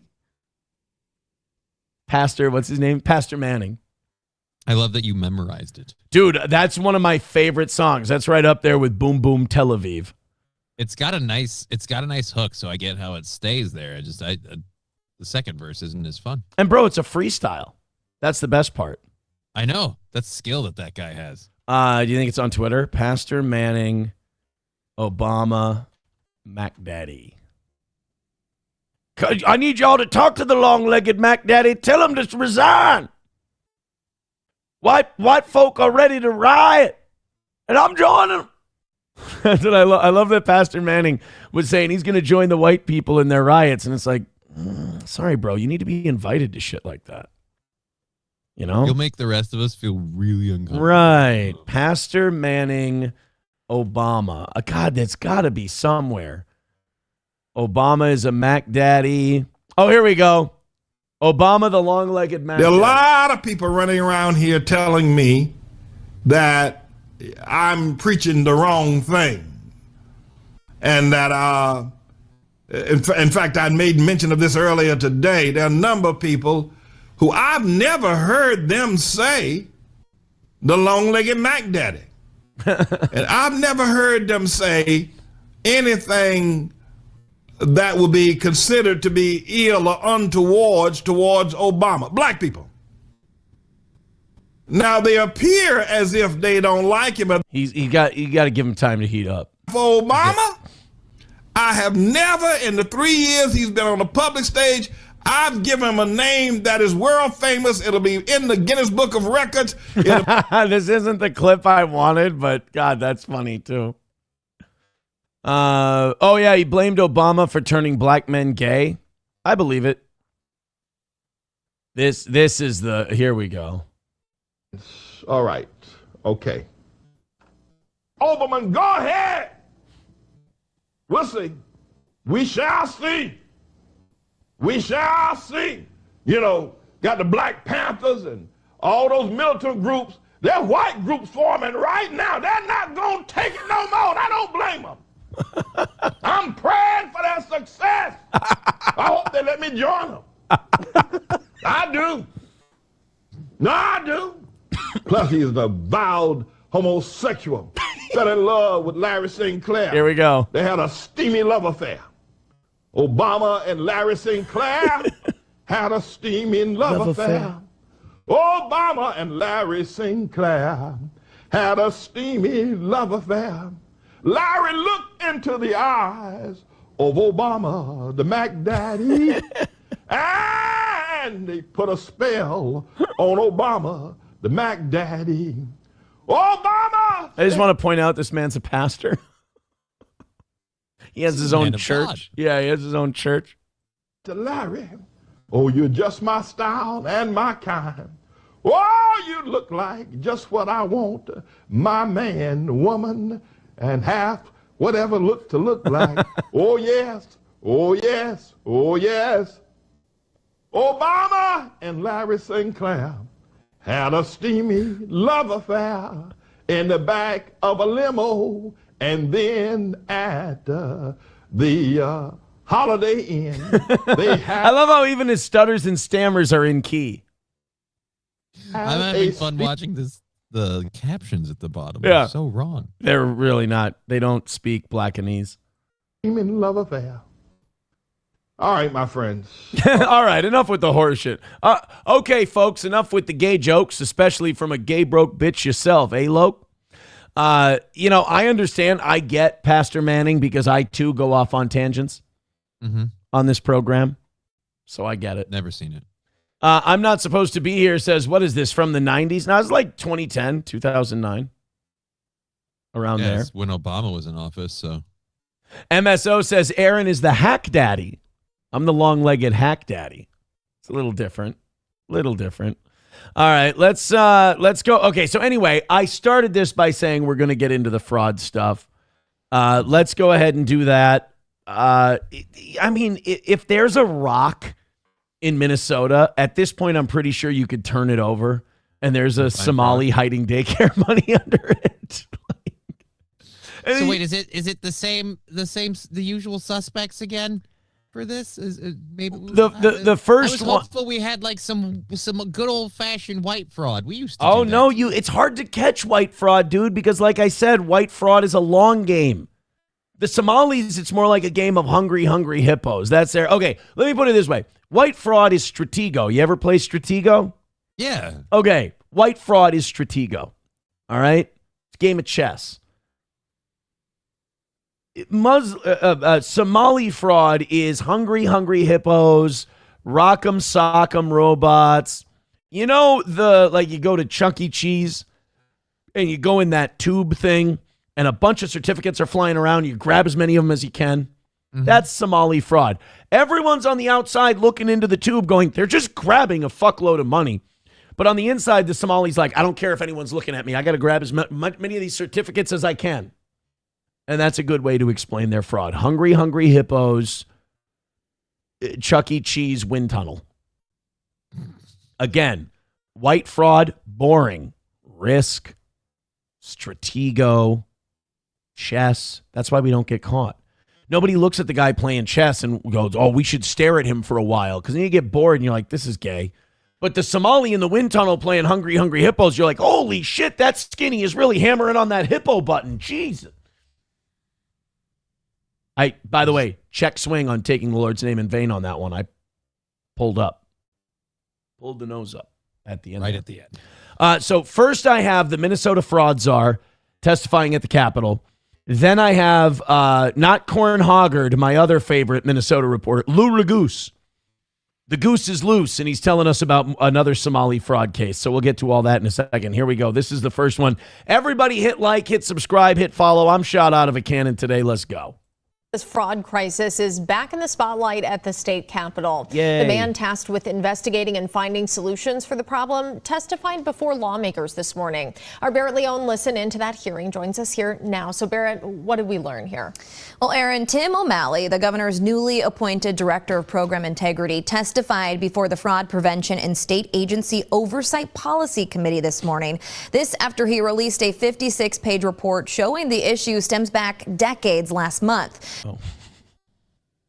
That's not a good thing. That means that this entire administration with this governor, everybody before him, and that means people have been bringing attention to this and we've been ignoring it for how long now? Right. It's not for a voting block at all. Why would you think that? No, it goes back decades, which means, think about it. Think of all the Minnesotans who are like, hey, man, we got to stop all this fraud that's going on right now. No. You don't understand. We got to go back and catch the fraud from 15 years ago. Then we can start working up to the fraud that's going on today. We've set ourselves behind quite a bit. Now, the report also lays out a long-term strategy that will stop fraud before it happens and shift the state's approach from... It's called deporting Somalis. And stop importing them. Yes, we've got a plan to stop fraud. Wow, that's great, Republican minority. What's your plan? Well, first we have to beat you guys in the election. Then we have to deport everyone who owns a Somali daycare or healthcare company. I'm not going to deport Uber drivers. What's the point? Why spend the money deporting an Uber driver? Let him pay his tax, whatever. But if you're a Somali and you're running a daycare, an autism center, a home healthcare company, you got to go. I'm just going to go guilty until proven innocent. And they're like, oh, but then we'll lose a lot of autism centers, home health cares, and daycares. I'm like, don't worry. White and black people will pick up the slack. I got bad news for you. We really weren't using them. Like, we're paying for them. We're not using them. That's a good point. And plus, if we deport their families, nobody's going to need daycare anyway. Yeah, you and your autistic kids can go back to your dirt hovel, and we'll just kind of keep things going here. And if you don't like it, too bad, so sad. Wish you hadn't stolen all that. Go start daycares in your mud hut. It'll be fine. Nobody pays for that, though. That's true. A warlord just comes by and shoots you in the head and takes your kids and make them soldiers. To preventing it at the front end. The plan focuses on stronger oversight, better data sharing between agencies, improved training for state employees, and new accountability measures across government programs. When you hear the millions of dollars that Somalis are applying for through Medicaid funding, and you go, oh, we're going to have better training and we're going to have better detection. All you have to do is open your eyes and look at their application.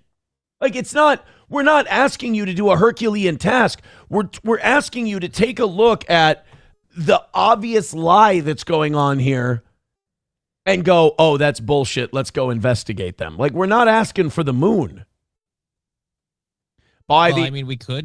We could just kind of, I don't know. It seems like incredibly insensitive and stuff, but we could just assume that pretty much all of the Somalians coming to Minnesota to start these businesses are fraudulent. Yes. Like you said, assume guilty until proven innocent. It's kind of a fucked up way to do things, but mathematically speaking, you're going to catch way more that way. Your mic is still a little low. You got to come up. I don't know if you did something to it, but you got to come up just a little bit. O'Malley says there's good news as he believes many state workers are committed to fixing the problem. See, like, this guy looks racist. He could pull this off if he wanted to. Every state employee I met with seems to me has a very strong commitment to helping solve this problem. They've been forthcoming. They've been cooperative. They've been very responsive to my requests. They provided any information I wanted. They adjusted their schedules, and they're working together on new approaches. It's almost like if we don't let them work with their thumbs squarely placed up their own ass, that they would actually be able to do their job and stop this stuff. Well, they were doing their job and stopping it, but we kept telling them no. Hey, stop stopping that. Why? Because they Stop can't noticing fraud. That's my job. Well, then just take your money and sit there like a good Somali. Go to the lake. What are you doing? It's so it's not that they couldn't do. So that's the most frustrating part about all this Minnesota stuff. It's like, it's not that we couldn't do it. It's that we chose not to. Right. And nobody can tell us why, but it's totally not because this is a very important voting bloc to keep the Democrats in power in Minnesota. 80,000 Somalis here. It's not about tipping the scales in elections that were previously decided by less than 1,000 votes. We also heard testimony from a Department of Human Services employee about conditions in the State Department, specifically about instances of retaliation. Before testimony began, Republican Representative Kristen Roberts. Interesting. You notice there's 10 seconds left in the story. They don't show us that clip on WCCO News. Oh. Not like our media is complicit in any of this. Oh, by the way, also at this fraud hearing, we also heard from Department of Human Services employees who said when they tried to raise the fraud issue, they were retaliated against. Oh, that's interesting. You might consider making this news report another 2 minutes longer so we could hear some of their stories about how they were intimidated into not reporting fraud of the taxpayer. Nah, we're good. We'll see you guys later. Like, that's... I mean, that's a pretty clear fuck you. If you ask me, that is. And then it's just the people in the state are going to sit back and take this for how long? And when those people flip out and decide they've had enough, do you think they're going to pick the rational way of going, well, we're going to investigate every one of these people and hold it? No. They're just, you're going to get some nut job that goes, all right, I see you skinny. Bang. Like, that's going to be a problem. And I'm not in favor of that. And that's going to happen if we keep just ignoring this issue. By the way, Redbird says, why did the Somalis choose Minnesota? They didn't. They didn't. We chose it for them. So the way this, it's amazing that, you know, we kind of know this stuff because, you know, we've had to learn about it. But there has been oh God, how do you say it? There's been a system where these Somalis, it's not like people have this idea that the way the Somali thing works is like it's Ellis Island and they come in and they go and they settle wherever they want. That's not what it is at all. What happens is these, what do they call them? These non-government organizations, these NGOs. They go and they get people from Somalia. And then when they go and get people from Somalia and they bring them here, there's a program that our government has. It's called refugee resettlement. The government helps resettle all of these Somali immigrants. And the way they do that is they basically have states sign up for the program and then they send them to those areas. And wouldn't you know it, a lot of the places that Somalis got resettled was purple states that were between blue and red, and small red congressional districts in blue or red states that might be able to get flipped.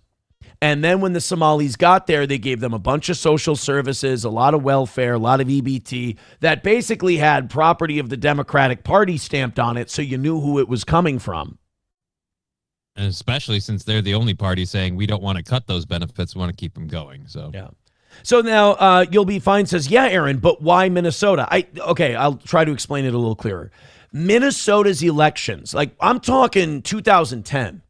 This is only 10, 15 years ago. Minnesota's elections were very close. We almost elected a governor. He's a congressman now. You know who he is, Tom Emmer. We almost elected a guy named Tom Emmer. He lost by like 500 votes. Al Franken was in a Senate election that he won by 300 votes. And the Democrats, and we had just gotten done with Tim Pawlenty as governor. In fact, no, Pawlenty was there until 2012. 2026. He was there until 2010, ironically. Tim Pawlenty was a 2-term Republican governor. Before that, we had 4 years of Ventura. Before that, we had 8 years of Arnie Carlson. So we had a solid 20 years of non-Democratic governors in Minnesota. It was all Republicans or right-leaning independents like Jesse, who was right-leaning at the time. So what Minnesota did was they said, we need more Democratic voters. And instead of like going and talking to farmers and talking to rural people and convincing them to vote Democrat, they figured, let's sign up for this refugee resettlement program. Let's get a shitload of third world people in here. Let's fast track them to citizenship and let them vote. And now Minnesota can't elect a Republican to save their soul.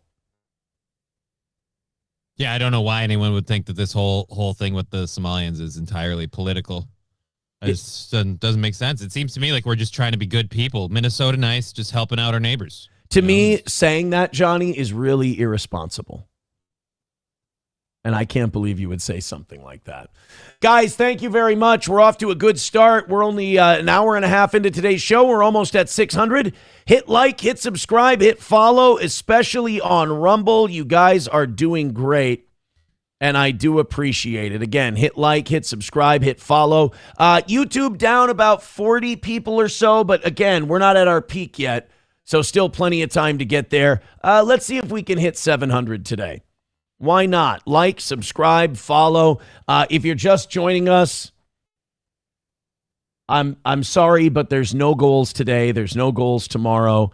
You guys are 25 away from hitting tonight. So 5 gifted memberships means tonight's taken care of. Jip, thank you so much, is what I'm trying to say.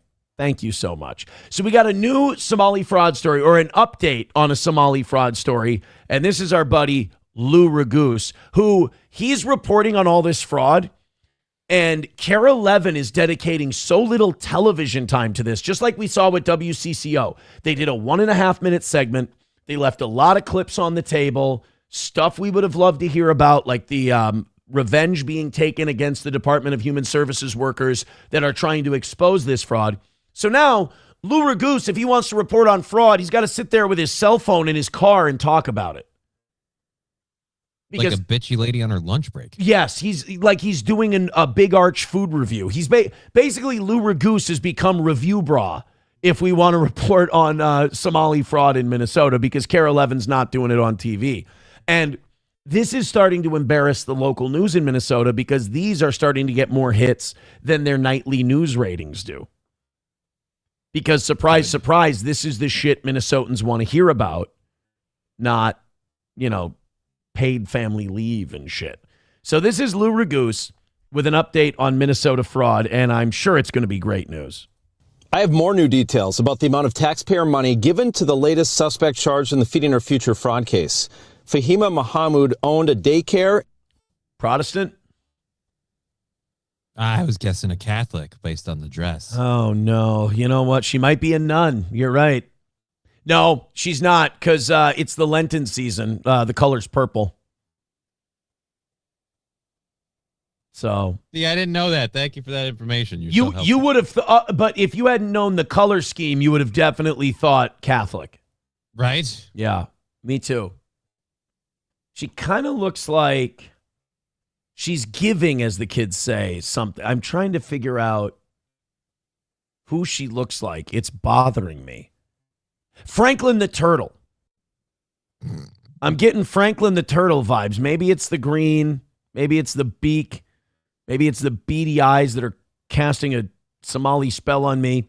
But I'm getting Franklin vibes from her. An autism center and a group home. Midwest Group Home LLC has received $1.9 million in Medicaid reimbursement since 2021. Muhammad is still a 50% owner.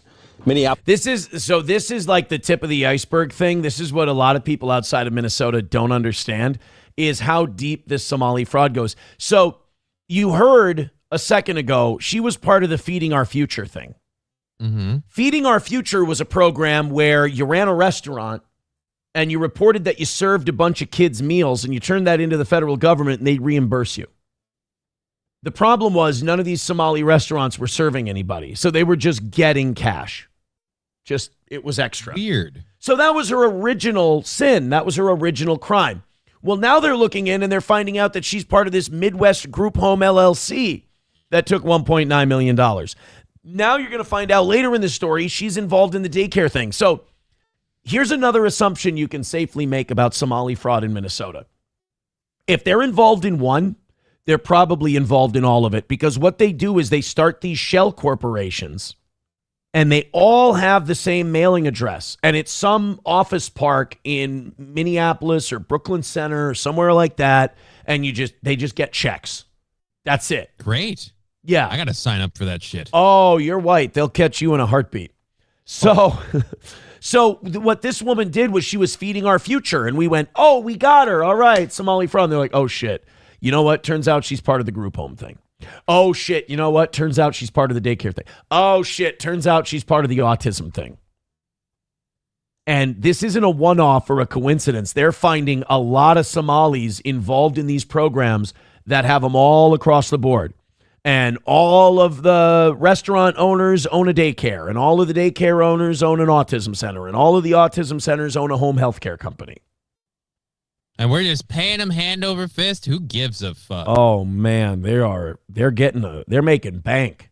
Like, good luck finding somewhere to live, war veteran. Fuck our troops. Right? Exactly. Congratulations on losing a leg for our country, but Human Services is out of cash for you. We had to pay the Somali group home people. Mohammed is still a 50% owner. Minneapolis Autism Center has received $3 million since 2021. Mahmoud is a former owner. It's not entirely clear at what point she was no longer connected. Her daycare, Future Leaders Early Learning Center, received the most child care assistance program money in the state last year at $3.7 million. In a year. In a year, guys. 1 year. Now, the first one, the home health care, was 1.9 over 4 years. You know, it was like $500,000 a year. All right. This is $3.7 million in 1 year. And yes, we're still talking about the same lady who had the home health care, the autism center, and the Feeding Our Future. And again, we're finding this pattern with a lot of Somalis, that they're involved in all of it across the board. And that's the problem. They have no chill. And the scariest part is, even if we do, against all the odds of a government that doesn't want to and whistleblowers that are ignored, if we get them into court and we get a jury of their peers to go, wow, these people are stealing a lot of fucking money, these people are guilty, we get some asshole judge who looks at it and goes, no, you guys are being racist. I feel like all this is circumstantial. Yep. I'm throwing out the ruling. And so I guess we won't hold anyone accountable. You understand, like, I didn't even know that was allowed in our judicial system until they did that with the Somali fraud stuff. Right? It seems like one of those things that should be illegal in and of itself. Yeah. Hey, so this judge overturned your conviction. Oh, was there a problem with the process? Like, that's how they get overturned on appeal. There was a problem with process or whatever. No, the process was good. The trial was good. Oh, was this judge involved in the case? And no, they weren't involved at all. Oh, weird. Was there new evidence that came forward? No, everything was the same. Did they find a problem with the jury not adhering to the rules? No, jury did a fine job. Well, then what? How did they overturn the conviction? They just said that, in their opinion, the evidence was circumstantial. Well, they might as well just say, I'm an ally and I won't stand for it. Right. Well, isn't that the jury's job to decide if it's circumstantial? Sure is, 100%. Absolutely. In our system, the jury decides that. So why did she? It's like when the kid in Big Daddy always wins the card game and they ask him what the name of the game is and he goes, I win. That's the judge. It's like, well, then why do you get to overturn the conviction? You have nothing to do with it. Because I win. It's like you said. Just say you're an ally. Say you're an ally. So now you're learning that the Somali fraud thing, a lot of these people have businesses across the board. They're all just such great entrepreneurs is all it is. They've received honestly, they're so damn successful. I can't imagine they don't come from a first world country. Never a hardware store, never a halal market. And they've received $10.2 million since 2022. Oh. The only thing she's charged with so far is running a fraudulent meal site at that daycare during the pandemic and collecting more than $1 million in taxpayer money for that. So they don't have her for the daycare. They don't have her for the autism center. They don't have her for the home health care. They just have her for food service at the daycare. So forget the fact that the fraudulent daycare doesn't exist. We're just going after you for the fact that you fraudulently fed children that you don't actually see at your fraudulent daycare. Unbelievable. After claiming to serve 476,000 meals to kids. The group home is still licensed with the state and receiving money as late as a couple weeks ago. Minneapolis Autism Center last received money in January and prior to this year was not required to be licensed in the state. Dude. So our fucking state is paying like child care centers that aren't even licensed. Like you don't need to have a license. You just say you look after kids and we'll give you money. What the fuck? This is what I mean. Like people are like, what's wrong with your state? They're so inept. They're not inept. This is a choice they're making. They're doing it deliberately. They're choosing not to check in on these people. It's not like they're doing their job and they're really bad at it. They're not even trying. Lou Ragoose can open a book and he goes, oh, I found a shitload of fraud. See, this is why I hate Nick Shirley so much and why he's clearly a plant. Lou Ragoose is doing actual reporting. He's digging in. He's looking at the numbers. He's sitting in his car. He's reporting it back to you. He's digging in. He's looking at the web of connected companies and all this other stuff. Nick Shirley goes with a bunch of IDF guys and knocks on Somali's door and goes, yeah, show me all your kids. Oh, this is fraud. Nick Shirley's retarded. By the way, Nick Shirley was getting dragged on Twitter yesterday. Okay. Because, oh, God, it was a word. You know how Nick Shirley can't speak English and he talks like a retard? Yeah, that's one of the things I relate to him on. Apparently, he types like he talks. So he's he's like those black people on Twitter who say finna. They type finna. Oh, no. What was the word he used? Oh, it was so bad. I'll be able to pull it up here in just a second. I was hoping it would come to me. Nick Shirley. Spelling. Oh, God, I wish I would have retweeted it yesterday. Shoot. Nick Shirley lands in California. Shit. Oh, man. Nick Shirley. Grammar? God damn it. Oh, stop saying goddamn. Shoot. Here it is. So it was about, the word, hey, Johnny, what's that word where you're white and you think white people are better than everybody and supreme to them? Fact. You're a white. I left that too open-ended. Right? That one's on me. You know what? Look, you're not wrong, but it's not the word we were looking for. Oh, you mean the politically correct term? Oh, that's white supremacy? Supremacy? Okay, so if you are someone who engages in white supremacy, you would be a white supremacist. What's that last word? Supremacist. One more time, I'm not used to it. White supremacist? Perfect. Nailed it. Bingo. All right. You're like the guy in Inglourious Bastards. We're like, Dominic DeCoco. I'm like, one more time. Dominic DeCoco. One more time. Dominic DeCoco. Bravo. All right. Nick Shirley was talking about this Jake Lang thing, and we have an expose on Jake Lang today. He's a Fed for sure. Jake Lang's a Jewish douche. So he wanted to rip on Zoran Mamdani. Obviously, Jake Lang was there stirring shit up in New York this weekend, and a couple of Muslims literally threw bombs at him like it's fucking Super Mario World. Yeah. Like, just throwing, like they were, and I saw the bombs. They almost look like the cartoon bomb with the wick and everything else. So Nick Shirley went viral yesterday because he wanted to make a big point about Zoran Mamdani. Johnny, can you read that? Is it big enough? Supremacist? What read the whole sentence. Zoran Mamdani will call Jake Lang a white supremacist? That's not how you spell. No. You're right. That's not how you spell supremacist, but it is how Nick Shirley says the word white supremacist. So Nick Shirley is so stupid that he actually spells the way his dumb mouth talks. Okay, yeah, this guy's totally a plant. He's dumber than me. He's dumber than a bag of hammers. Oh, man. So that was Nick Shirley yesterday. All right, real quick, let's wrap up this Lou Ragoose report. He deserves it. He did some good work here. And again, he did good work because unlike anyone else, he just looked. It's it. And it's not getting put on primetime air because apparently nobody cares. And by nobody, I mean the news. The news. Future Leaders Early Learning Center closed in January. It's now being run by a different owner who calls it Leaders Daycare. Oh. Oh. Well, then it's totally fine, and they're not defrauding anyone. They changed the name. You see, Johnny, it's now called Istanbul. Oh. So I thought it was Constantinople. It's no longer Constantinople. It's that's old timey shit. All right, let's go to a couple of people here. We've got Joey Caravello with $2. Keeping it on point. Johnny, tell Aaron about the time Adam Sandler made out with you. Just say Adam Sandler made out with you. I was feeling gay. What was I supposed to do? That's a cool story, man. That's amazing. Yep. Chips and Diff says, how about Just Kidding Daycare LLC? Dude, I see a window for you, but you got to do it in blackface.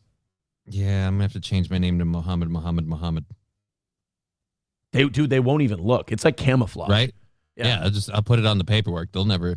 And then when they go looking for Muhammad, and they find me, they're going to be like, oh, you're not the guy we're looking for. I'm like, right, my name's Johnny, and just move on. Reformed Rapscallion says $2 million scam. Wow, clutch all the pearls. Now check what corporations do. No, it wasn't 2 million. They added it all up. It was like 10.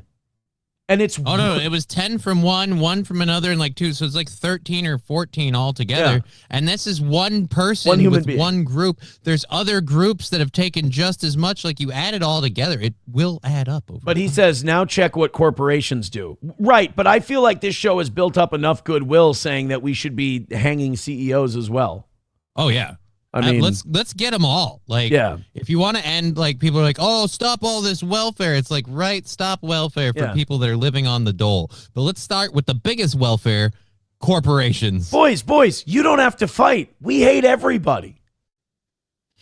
We want, look. I'm with you. Let's get the corporate welfare too. Let's go. You know, Reformed Rapscallion's like, yeah, well, Aaron, what about rich people? Yeah, let's get them too. Let's go. Round them all up. The wagon's big enough, and I got more than one guillotine. Like, Jesus Christ, man. King Kong Dong with $1 says, we have a Somali fraud daycare in St. Cloud off Highway 10 behind Culver's in a trucking repair lot. Oh, yeah. He sent this to me on Google Maps. So, you know Highway 10 by Culver's? Yeah. And Quick Trip and all that? You know that Juba car lot that they have? Mm-hmm. So you've got St. Cloud, Minnesota Auto Hair Repair. I think it's hair repair. Juba Car and St. Cloud Child Care Center, all in the same run. You know all those daycares that are right next to car shops? Yeah, because it's just convenient. You can get a car while you drop off your kid. Why the fuck would anyone do that? Yeah. Chips and Diff says the old mattress store and appliance store right next to Fleet Farm in St. Cloud is listed as adult and child daycare. Drive by and tell me that's a daycare. Well, they just busted an autism place in the Midtown Mall recently, and that person got pleaded guilty. Oh, great. The worst part is like you can see this stuff happening everywhere, and we're not doing a damn thing about it. Lure Goose is, God bless his soul. Yeah, let's see how far that gets if he has a job next week. The goose is loose. Chris Reese gifting a membership. Thank you very much. An Average Plumber got that one, who gifted 20 memberships earlier. That's great. You guys are now $20 away from knocking out tonight. Jesus, you guys are awesome. Thank you. And you guys have no goals today or tomorrow. So beautiful. Thank you very much. Continue to spread the word of the toe. Today, likes and shares are the big currency. We've officially eclipsed 600 for the day. Thank you guys very much for that. I always like when we hit 600 because I'm like, okay, everything from here on is house money. Right. You know? Even though Rumble could do another 50 or 60 and YouTube could do another 30, like we got 700 in our sights. All you got to keep doing is hitting the like button and hitting follow. T-Baby with $1 says, call that parking lot daycare. Oh, boy. St. Cloud Child Care Center. It doesn't let me click on it. Let me see. Let me see if I can pull up St. Cloud Child Care Center. St. Cloud Child Care Center. Do you think we'll get an answer? Probably not. It's not even coming up. St. Cloud Child Care Center, U.S. Highway 10 in Minnesota. All right. I'm going to give them a call. And you're voting no? We're not getting... We're not going to get an answer. I don't think they're doing business.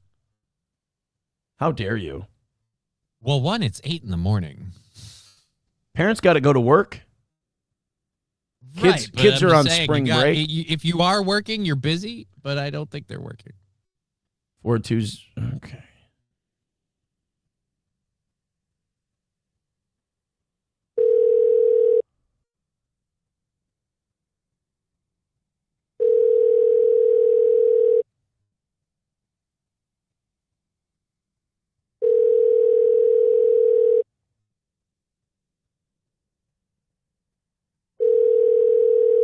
I mean, it's 8 o'clock in the morning. Somebody should be there ready to go, right?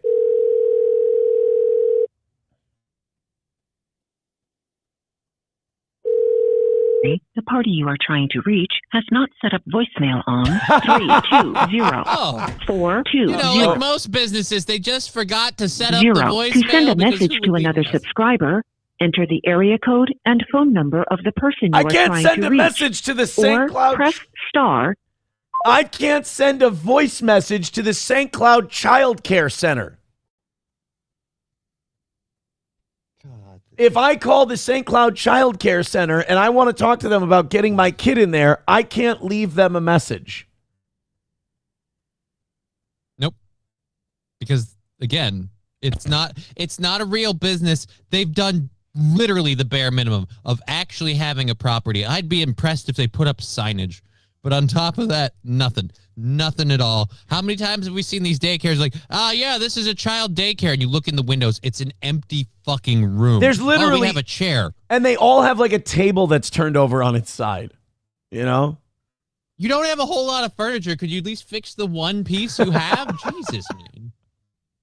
Go to the dollar store and get some banners and shit you can hang, you know, to make it look festive in there. Fuck, I'm a cripple. Even I can roll over there and put the table right side up. God damn it.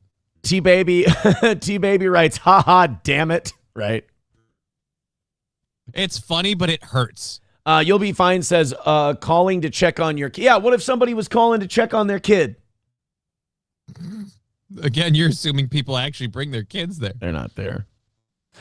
Then, not only that, but like, people are like, oh, say you were calling to check on your kid. I was going to call. My plan was to say I'm Aaron from Steel Toe Media because then that's not a lie. And I could say I'm investigating fraud at Minnesota daycares and this and that. Oh, well. But only we could talk to a real person. Right? $5 from Gino is flat broke says, was Johnny finally given a pay cut because he does less time on the shows now and he contributes less than ever before? Oh, shots fired, Johnny. Well, one, Gino, and you know it. Easy, Zumock.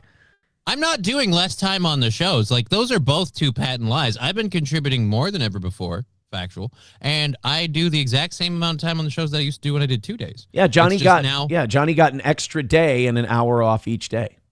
Yeah, and it works out mathematically to the exact same amount of time, so I don't have a reason to get a raise. It was all good. We're fine. Yeah, no reason. No, they're asking if you got a pay cut. They weren't asking about a raise for you. They weren't defending. Right, but I'm just saying.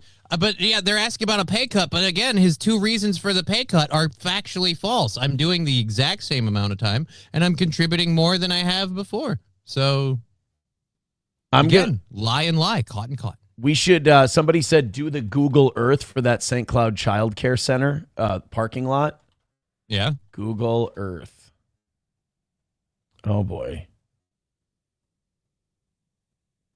We'll get to it here. King Kong Dong. Yeah, there it is. $1. He says, Google Earth the parking lot. You won't be disappointed.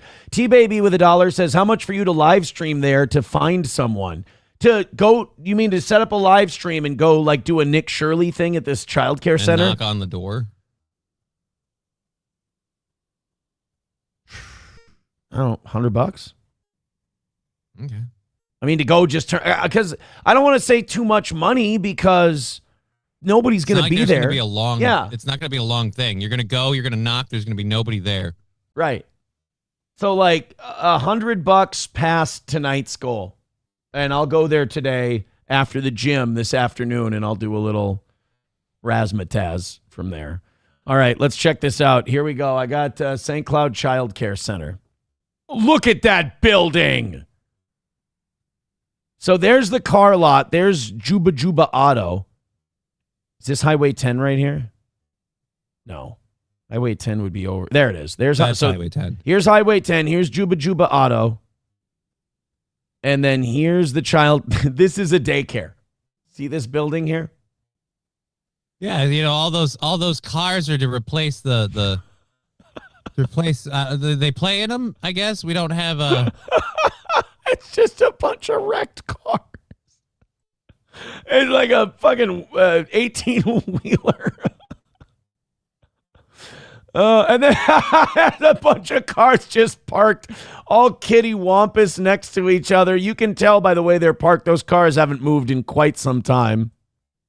Oh, dear Lord.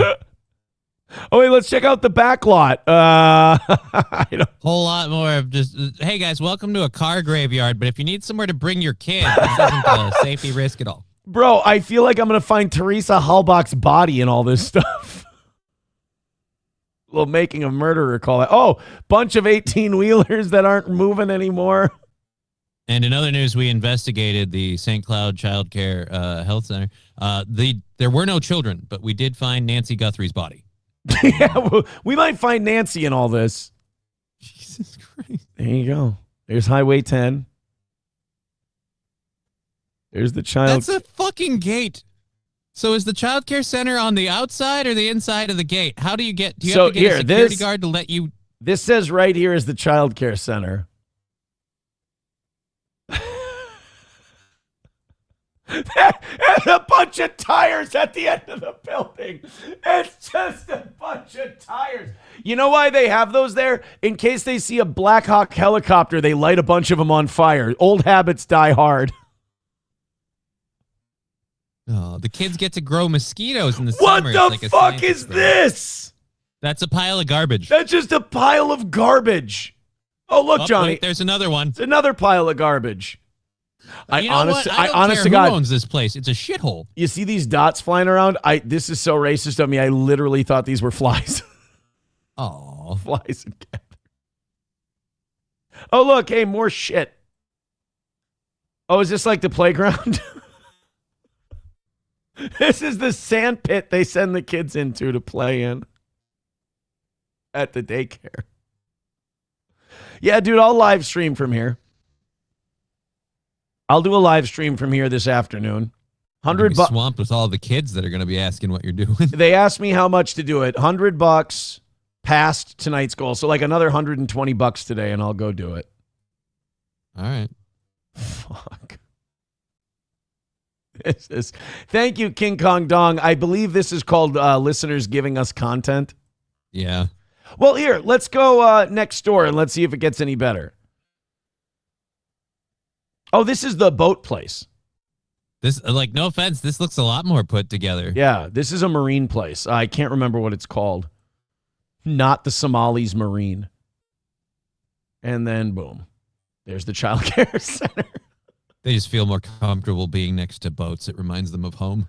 Like, I don't know why. But this is what I mean by, like, Minnesota's not trying to bust any of this. Because the fact that, and I guarantee St. Cloud Child Care Center has absolutely applied for benefits. And it's probably gotten at least a few of them. T-Baby with $1 says, no, Aaron, you retard. That's how many customers they have there. Oh, you know what? I'm so dumb. Those are all people dropping off their kids. They're just leaving the cars there for a while. I knock on the door. Hey, can I take some of these tires? Like, is that cool? Let me make a swing for my kid. Like, you got a bunch of tires there. You got a daycare. You don't have a tire swing? It's fucking criminal. Fucking criminal. Well, they're so busy teaching them, they don't have time to play. I have a question for you. Yeah. Have there been more children going to daycare at that place or prostitutes giving blowjobs to truckers in the parking lot? Definitely the second one. Okay. Just checking to see what you thought. about the situation. That's bad. Criminally bad. But yeah, if you want me to live stream from there, you asked me the price. I set the price, 20 memberships, $100, however you want to do it. Streamlabs, PayPal, Venmo, Super Chats, and Rumble Rants. Hit like, hit subscribe, hit follow. Let's continue on. Somebody was asking yesterday, Aaron, what's the gas price situation look like in California? You know, like if it's pushing, I heard it was over 6. If it's pushing 350 in Minnesota and it could be on its way to 4, I wonder what California's like. You're saying you heard 6. Yeah, I heard over 6 yesterday. All right, well, I have a quick update for you. Would you like to hear from the local California news? Yeah. Here's what they have to say about it. Continues. The national average for a gallon of gas is up nearly 50 cents since the war started 1 week ago. Here in Los Angeles County, the average for a gallon of regular unleaded is now well over the $5 mark, spiking 17 cents overnight. As Eyewitness News reporter Madison Weil tells us, the price is now more than $8 a gallon at one local gas station. What the fuck? Look, I get it. You're in a bigger area. It's more traffic, more demand. That means price is going to go up because supply is harder to meet that demand. But you guys are up to, that's like double what we're paying here. Jesus Christ. A lot of that in California is taxes. They're a green state and they want renewable energy and all that. So they tax the living piss out of gasoline. It's really bad. What is the gas tax in California? Gas tax in California, highest in the country, 71 cents per gallon. So of the $8, Jesus. Oh, here. Total cost at the pump often include federal taxes of 18 cents, state excise taxes, 61 cents, sales tax, and underground storage fees. So you break it down, it's about 70 to 75 cents a gallon in California. Dear Lord. Shit, man. You can almost take a whole $1 off if we just didn't pay taxes. Although that still fucks you at 7 with the price. It's just still way too expensive for gas in California. Oh, yeah. We can't get California down to a rate that looks reasonable. There's no way. This guy should be. I feel like we have to have tougher laws for people like this. In a residential area and I'm driving around in the afternoon, a lot of times I'll encounter school buses, like a lot of times coming home from the gym. I'll encounter a school bus. And when the school bus is stopped and the thing is out and they're letting off kids, you stop. I mean, it's easy. It's not even, you treat it like any other stop sign or any other stoplight. You don't even think about it. You stop. There are still people who the school bus is stopped. It's a 2-lane road, 1 lane each way, residential area, and they'll fucking zoom around the school bus. I believe that should be the most severe traffic ticket or misdemeanor or whatever you could possibly get. Like child endangerment, whatever. I mean, there should be very serious, like that should be permanent record type stuff, like misdemeanor or whatever. You're not supposed to pass the motherfucker. Not only that, not only are you not supposed to pass him, you could like really hurt some children. Could kill people doing shit like that. So here's a pickup truck driver. Yeehaw, decided he wasn't going to wait for a bus. Leave the house a couple of minutes early. Like prepare for bad shit to happen and be people who get to shit like right on time drive me fucking nuts because once you get to a place on time, it's still going to take you a couple minutes to get in and get settled. You're still going to be behind. You want to be there early.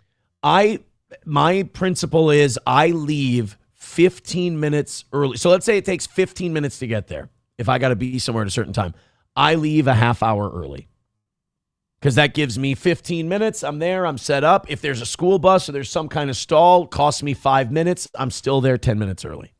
Right. I'm good. Plan for what you can't plan for. The fact, dude, when people are habitually not on time for shit, to me, that's a character judgment I'm making. I'm making a character judgment when people are always getting places like at the exact time or, a little bit late. I'm just like, so you just don't have your shit together on a base level. And that's coming from me.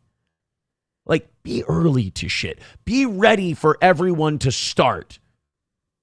You know, like, don't get there at the time it starts, because then you're not ready for it to start. Oh, it drives me nuts.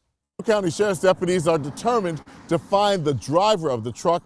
They're getting plenty of help on social media from people who are outraged.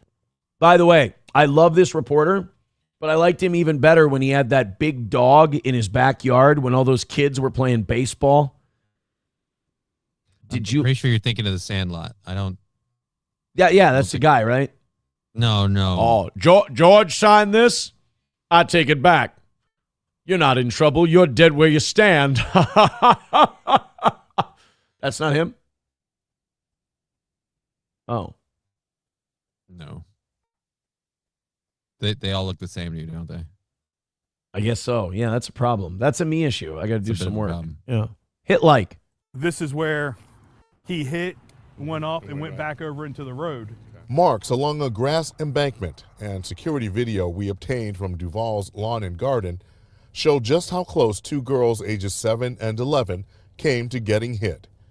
Yeah, okay, fuck that guy. Find him and beat the shit out of him. One, that's not even the way you would pass the fucking bus. You pick the side opposite the door where the kids are getting in, especially if the loading side that the kids are approaching from is the same side as the door. If he goes in the other lane, this doesn't become a news story. I mean, it's still, you're not supposed to do that. No, it's still highly illegal, but yeah, you're right. He doesn't almost fucking take two kids out. By the way, why is a bus picking kids up at a lawn and garden center? I guess, fine. A school bus it's also an autism center. It's also an autism center and a daycare. That's why. Good point. A school bus stopped on Telegraph Road in Rising Sun to pick up the children. Cecil County Sheriff's deputies say the bus had its flashing lights on, warning drivers they needed to stop. But the video shows a Toyota pickup. How close are you following that school bus that you can't slow down and stop when they stop? that bus was stopped for so long. I'm going to say this driver was unattentive and possibly intoxicated. At what time would that be? 8:30 in the morning. Wow, he's tying one on early. Because he's got some speed. He's clipping. Like, I understand, like, stupid asshole driving like a dick, but this is a whole nother level. If you tell me that this driver was sober when they did this, I'm like, well, then take their license away. They can't. When they have a clear head, they can't make good driving decisions. So you're done. What I'm saying is I'm not always anti-police brutality.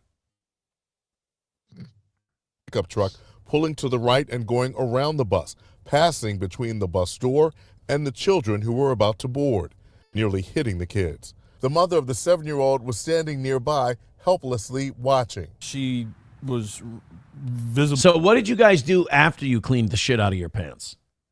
Would be my question. Really upset and shaken. So when I pulled up the cameras, I've never seen anything like that before in my life. I mean, it's just crazy. That's the only way I can say it. Cameras on the bus also captured images of the pickup truck. It's very disturbing that somebody doesn't have the common sense. See, I don't know if you're this way. By the way, holy skin tags, Batman. Yeah. Oh, God, I want to carve those off with a paring knife. How do you get those? You don't own a sander? I mean, I feel like any sort of mild abrasion could deal with that. I want to pinch him, and I just want to go. He looks like a gourd. Anyway, this is, I don't know if this is just me or this is other people, but when people like that guy do that shit and they have photos, I like literally will bend my head to try and look in his car. It's like, I need to get a look at this fucking guy. I don't know what it is, but when people are retarded on the road, for some reason, I got to get a fucking look at them. You got to see if they check off any of your that's a any big of your boxes, or that's a big part of it. But also, I need to know when I can put a face with the hatred. It helps me a little bit, I suppose. When And I'm then in my car, I just start screaming, "I bet it's a woman!" Dude, I did something more than I'm wrong. I did something Sunday. I was driving the kids back from church, and I did something that made me be racist to myself. I was driving down St. Germain, and there's a part on St. Germain where it goes to one lane instead of two on that side. And I knew that like a mile up the road, I needed to turn right, but I forgot that right lane stopped like in a block. And so I went from the left lane, signaled to go in the right lane by the auto shop there on St. Germain by the bread place. And the lane was running out, and I just had to go like 2 seconds later right back into the left lane, and there was a car behind me. And when I did it, my first thought, this is so racist, my first thought was, oh God, that guy's going to think I'm Somali. That was literally my concern. It was such a stupid move that I went, that guy's going to think I'm a Somali driver. Like, I imagine the guy behind me going, fucking Somalis can't drive. And I'm like, that would be fair. I would understand why he would think that way. Remarkably white. You're wrong, sir. Yeah. Whitest guy you're going to see today. Tell you that much. To just wait the 5 seconds behind a bus so the kids can get on the bus. Cecil County Sheriff's deputies are trying to identify the driver. The sheriff's office issued a BOLO. Be on the lookout for the Toyota pickup truck. This was a very dangerous incident. If the person did this, obviously they're driving at a high speed. We don't know what the person... You do that enough times, law of averages, you're going to kill somebody. Yeah. And I doubt that that's the first time that guy's done that. And that'll be a kid that you get. Right. So great. Why the person was doing this, why the person chose to pass the school bus in the manner they did. And the school bus had been parked for 3.5 seconds when he did that. And what the person may have done if they were in a hurry. And look, there's nobody coming from the other side. Sean Kennedy said he could have gone around on the left, which is still illegal and still wrong, but he could have gone around on the left and he would have been fine. And it would have been a way safer way to pass. The kids would have never been in danger. And the only person who's really risking their life is the guy going into the opposite lane of traffic. But like you said, clear traffic would have been fine. It wouldn't be a news story if this asshole had passed illegally on that side. Right. When they find this guy, if they could do the oopsie watch your head bit, I would appreciate that. As he talked to his daughter when she got home. I said, are you okay? And she goes, yeah. She goes, but Dad, if I would have took 1 or 2 more steps, that truck would have hit me. That's what hit me the worst. Why are you smiling? Yeah, I wouldn't be like, yeah, that's what hit me the worst. Like, it would have hit her, and I'm like, damn, I was almost single again. Dude, I would have turned into the Punisher. if a truck would have come by, that guy would be my Howard Saint. I would find him and I would ask him, you practice isometrics? The two fathers tell us while their daughters were at school, guidance counselors helped them talk about. Oh God, I thought the reporter's name was Rising Sun. No. That's the name of the place. Look at that. I honest to God thought, man, black people are getting crazy with their names now. Nope. It's not Rising Sun. I'm sorry. What happened? Reporting from Rising Sun in Cecil County, Barry Sims. Now that's a name. Barry Sims. Yeah, Rising Sun is gay. That's a Native American name. That's Barry motherfucking Sims. All up in your ass giving you the news, motherfucker. Sorry, I should apologize to Jeremy for that one. That was Barry and Larry Sinclair. Steamy love affair. Barry Sims and Larry Sinclair had a steamy love affair. 604 of you checking out the show right now. Hit like, hit subscribe, hit follow. Let's bump it up just a little bit. I do appreciate you. We got $5 from Trucker 18 Wheeler. Says this is why California has high gas prices. This would be helpful. This will help us a lot. Thank you. You guys are $10 away from tonight. Thank you very much for that. That's very kind of you. I appreciate it. Let's go ahead and find out why California gas prices are so high. You're probably seeing posts like this on social media of just the most insane gas prices you have ever seen coming out of LA. Because of Trump's war with Iran, the price of oil and therefore the price of gas has gone up astronomically in the last week. This in particular does seem to be a gas station just price gouging because it can, because another gas station just a few blocks away is more than $2 a gallon cheaper. This is what I hate about this. It's like when the price of oil goes way the fuck up, the gas that I'm pumping out of that pump, they didn't buy at $107 a barrel. Nope. That's the old, $60 a barrel oil gasoline refinery shit. So they're making technically $40 a barrel off the exchange rate. And then they're charging you for what they're going to pay down the line. But down the line, it's not like they're going to lower the price because the barrel price goes down. Yeah. No, the barrel price will start dropping, and you're going to wait, and you're going to see a delayed drop in the gas prices until they're paying less. You're right. It's almost hacky at this point because everyone brings it up. But when the oil prices shoot through the roof, the gas prices go up immediately. But when the oil price comes back down, those gas prices struggle to come down quite as quick. Yep. Because they're, again, ripping you off. Now, it could be that the gas station's wholesaler jacks up their price right away, too, and the gas station has no choice. Like, how often does, I'll look this up real quick before we continue. How often does a gas station get new gasoline? Once a day at least. Oh, do they? Yeah, usually you got a tanker coming in usually like once a day to drop off. Refilled every 1 to 3 days. While suburban stations do it 2 to 5 times weekly. So just about every day. So the prices started going up, Tuesday or Wednesday last week. So it makes sense that this weekend their prices would go up, but that's probably because the wholesaler is jacking up their price right away. Mm-hmm. Yeah. The average price of gas in the United States. Because you got to remember, you can blame your local gas station if you want to, but they're the low man on the totem pole. They're last. Yeah. They're paying the guy that comes in the truck to drop it off just as much as you're paying at the pump kind of deal when prices go up. They get hit the same as you. It is up 57 cents a gallon just since February 28th.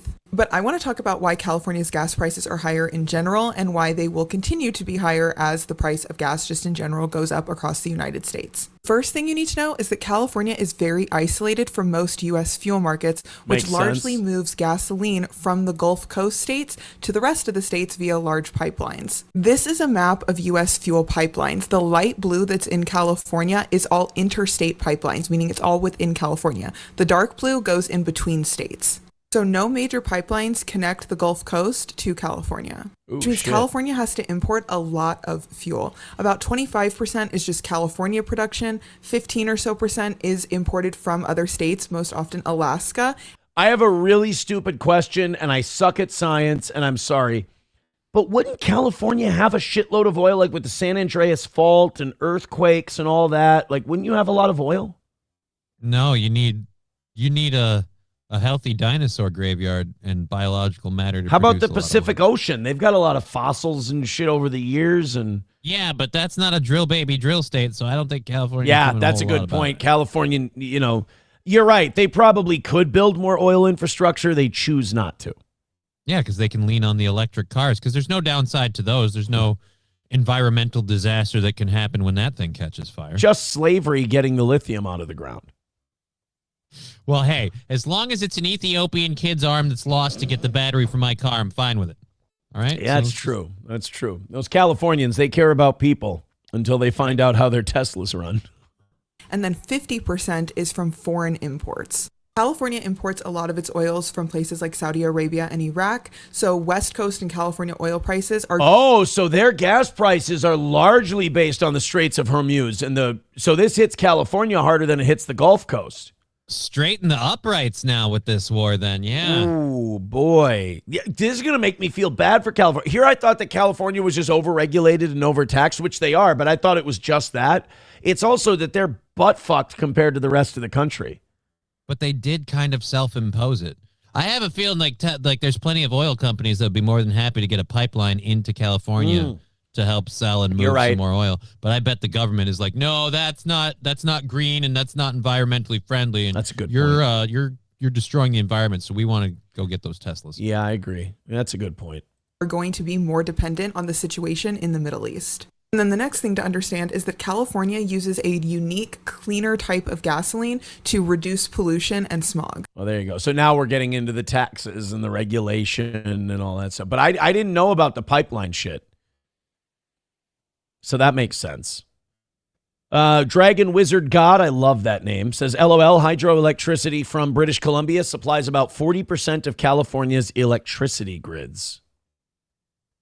All right. Yep. And Vancouver's been blocking that oil pipeline in Canada because they're against it. So Alberta's voting to move to do it, so it's just going to straight through Alberta down into the U.S. I wonder if that'll make it to California. I'm guessing no. Are we, I have a stupid question that I hope somebody can answer. Are we getting oil from the Alberta tar sands or no? Are they not? I don't think yet. I don't think yet because I don't think we have the pipeline thing. Because, again, the pipeline route was going to take it through Vancouver and BC, and British Columbia and Vancouver, their parliamentary government, does not want it. So they've been kind of stick in the mud, blocking the whole thing again and again. And now they've redone the plans to go through Alberta, from what I heard. I hate to do this to you. Drilling and production in the Alberta oil sands are very active, with production reaching record highs and new significant projects coming online in 25 and 26. While surface mining exists, most new development uses in situ drilling methods, specifically steam-assisted gravity drainage, Eli, to extract bitumen from deep underground. Okay.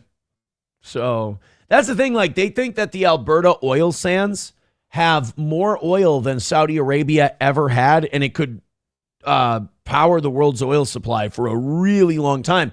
It's just that for the longest time, we didn't have the technology to reach it because it was in the sands, and we couldn't separate it. I don't know. We couldn't get it out. Yeah, we couldn't now get we it do, out. apparently.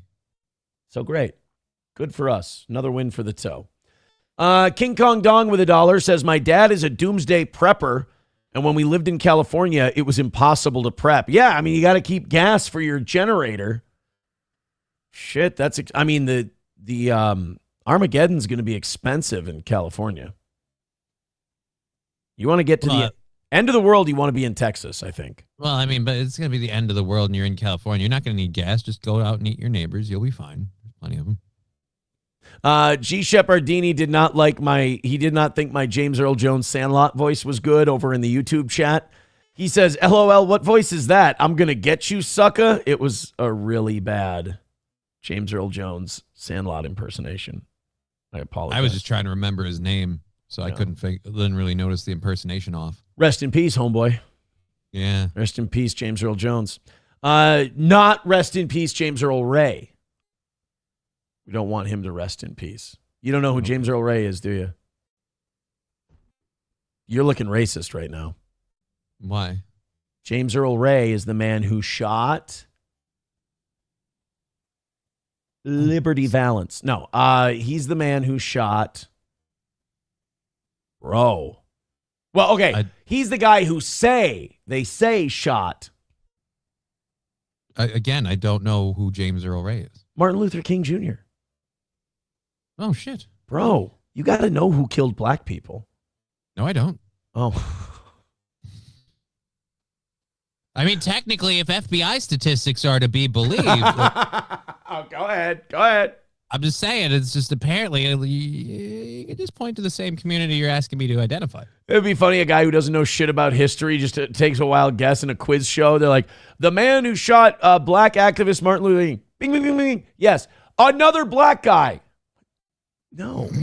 No, why would you say that? I was just playing the odds. No, it was probably the FBI. But they say it was James Earl Ray. I don't know. The government wouldn't lie to us. Yeah, Chips and Diff says Hinckley. No, it wasn't Hinckley. That was John Hinckley Jr. shot Reagan. I think John Hinckley Jr. Who's the guy who shot the Pope? I shot the Pope. I shot the Pope. I didn't shoot the deputy. Who shot Lennon?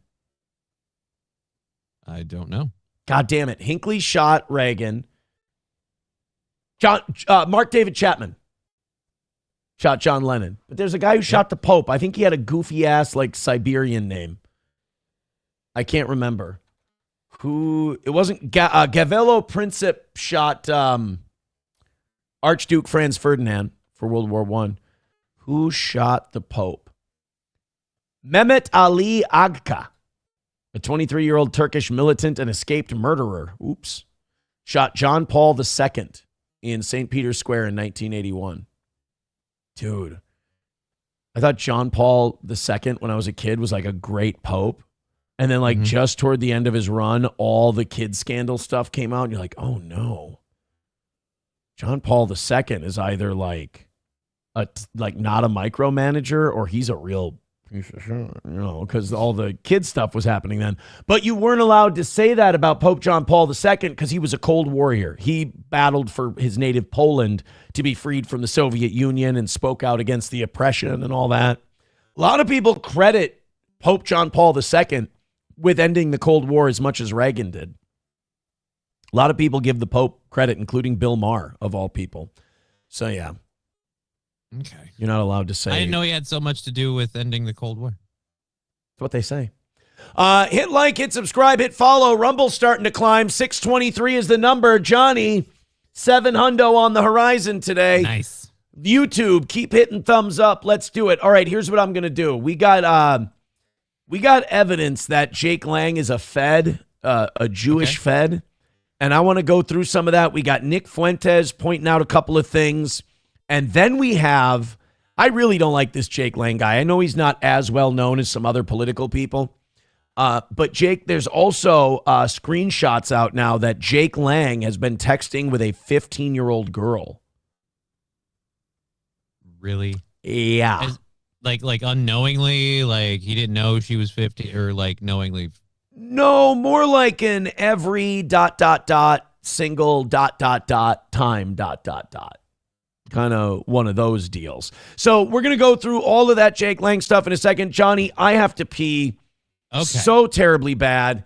I'm going to do that. You tell everyone to hit like. They're only $10 away from tonight, by the way. We are cruising. Thank you so much for your contributions. Johnny, you take over for a second. Me and my rectangle head are going to go take a piss. All right. Well, he drains that out. Thanks again for all the support. It's lovely to have no goals today and everything. Crushing through tonight. 10 from tonight, and then I think he didn't put a timetable on it. So without a timetable, I'd say like the whole show, like if you put that 100, he'll go do the live spot from the children's center. The Children's Center Tire Care and Automotive Repair shopping mall. We'll go there and we'll do a live thing from that. Well, he will. So we'll be doing that. I'll be live at 1 p.m. today. I'm doing the steel. Fuck me, god damn it. I'm doing the Just Kidding LLC. I won't have Digger today. It's just me. She's not on today. We've got a bunch of news stories and stuff that we still cover from yesterday. Not like time sensitive stuff. We'll see what we can find out about the newest on the Iran war. Hell, with what we've heard, it might be over by the time the show starts tomorrow. God. I can't believe we're quoting that it's, oh, dude, it's just going to be weeks, not months. Weeks, not months. Heard it so many times. I washed my hands. I'm sure you did. Every time I get out, I try to get out here as quick as I can. And every time, you didn't wash your hands. They're wet. They're still wet. It's because you pissed on them. Look, thing is, I try to get out here as quick as I can, and I can't guarantee that's the last bathroom break for today because I got a lot of cocaine to do. I mean, I'm sorry. I apologize. That's not right. SP and I had popcorn and watched a movie last night. Yeah? And you eat popcorn. I don't know if you know this. Stop calling me piss hands in the chat because I'm touching my nose right now. You call me piss hands, it makes it look like I'm rubbing piss into my nose, which would be disgusting. SP and I had popcorn last night. Popcorn, a very fibrous food, so I'm pissing like a racehorse today. I would have thought the fiber would make you have to take a shit. It will. It will. The gas is rocking in terms of odorousness today. I gagged myself out in the bath. I'm standing up. I did one of the pee farts. Oh, no. Where you got a lot of propulsion going in the front. So it blows out the back. And I made as the kids would say, I made a toot while I was peeing. And I had to get the fuck out of there, man. I washed my hands, got the fuck out of Dodge. Because so glad I'm remoting in. Bro, that popcorn is rocking. And when the popcorn's rocking, you don't bother knocking. All right, that's enough. That's enough. Let's do it. Let's do a show that people would be proud of us to do. Rumble's well over 400 right now. You guys are doing great. YouTube, all you got to do is pick up your end, and we'll be at 700 today, no problem. All right, Nick Fuentes ripping into Jake Lang. I love this. You know, I've been kind of hot and cold with Nick Fuentes lately because Nick was kind of laissez-faire on the Epstein stuff, and that disappointed me. And that's when I was at my, I got so mad about the Gaza stuff. I often tell people, I went back to the Catholic Church and I started going to Mass again for 2 reasons. One, all of my terrible behavior 2 years ago. And I needed to kind of journey back to that. It's kind of like, in AA, they say my best thinking got me here. I needed to turn it over to something else. So I did that and I'm a lot happier for it. I feel great. But also the other reason, and it's a smaller reason that I started going back to Mass and recommitting to Catholicism and everything else, was I was getting so mad about what Israel was doing in Gaza. And I was getting so mad at these evangelical Christians who kept talking about like the end times and we need to support Israel and blah, blah. I wanted to, first of all, I was feeling a lot of hatred. I mean, it comes out in the show from time to time, but I was feeling a lot of hatred. And I'm like, I need to go back to church and I need to, because that hate it'll tear you apart. It'll kill you, son. It'll kill you, son. That hate will kill you. So I went back for mostly my bad behavior and reforming and repenting and everything else. That was number one with a bullet. But number two, a smaller thing, was what was going on in Gaza and all this shit. So I was really, I think the more full of anger and hate I was, the more I leaned into Fuentes' content because it justified it. Like a lot of the stuff Fuentes talks about justified. This is why I'm so mad.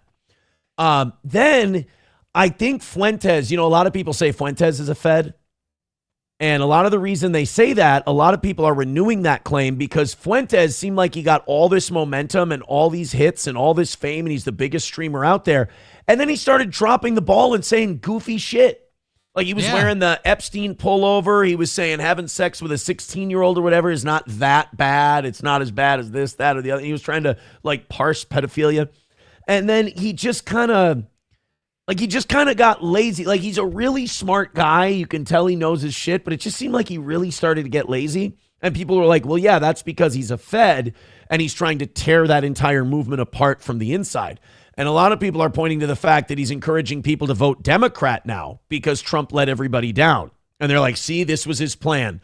Get in, get everybody worked up, get him on his side, and then tear it apart from the inside. And then tell him the guy you support shouldn't be the one you support. Pick your Right. team. But the problem is, I feel like you could make that same argument about Trump then, because he's just as responsible for that, if not more so, than Nick Fuentes. So Fuentes was getting a little iffy on me for a while there. Now he decided last night on his show, he's going to dig into Jake Lang. And yeah, these Muslims throwing bombs and shit in New York, that's a really terrible, awful, evil thing to do. We got to keep an eye on that. But don't think that this Jake Lang guy is some kind of a right-wing hero. He's a Jewish insider Fed douchebag. He sucks. He tries to play like I'm this white guy but he's kissing the Wailing Wall and he doesn't make any points. He's just a retard. Remember, I've met this guy. I've seen this guy. I was at 3 different events that he was at covering the protests. Jake Lang is remarkably unremarkable. I mean, he basically does. He's the Gallagher of protesting. What Gallagher was to the depth of stand-up comedy, Jake Lang is to the political intelligence of a movement. You know, while Nick Fuentes and Tucker Carlson and all these other people are trying to make points and make arguments, Jake Lang is riding around New York with a goat in a van. You know, he's smashing watermelons while the rest of these guys are doing the 7 words you can't say on TV. So I get you. Nick Fuentes, and I'll admit, I want Jake Lang to be a Fed. I want this to be true, so I'm susceptible here. This is Nick giving us some of the evidence on his show yesterday. Jake Lang, and maybe you've seen this, he's a Jewish activist. There are literally photos of him in Israel kissing the wall. By the way, he denies he's Jewish. Weird. Yeah, he also tries to say really anti-Semitic shit to steer people off of the Jewish thing. But I mean, Nick Fuentes is not the first person I've heard this from. It's always weird when a guy denies he's Jewish and then says fucked up shit about Jewish people. It's like, okay, I feel like you're trying to make a certain side look bad. You're just kind of trying to build yourself. Yeah. I'm not Jewish. I think they're all a bunch of money grubbing. All right, so you're anti-Semitic. Okay. making out with the wall with the fucking cube on his head and everything. He is the most Jewish looking guy you've ever seen. I can't argue with Nick on that one. He is pretty Jewish looking. I mean, he's got, what do they call it? The phenotype? Yeah. Yeah. You can't judge a book by its cover, but it'll tell you roughly what's in the story. And Yeah. that one says Jew. You can't tell the whole story by the cover of the book, but the nature of the book can be told through the cover. Yes. Yes.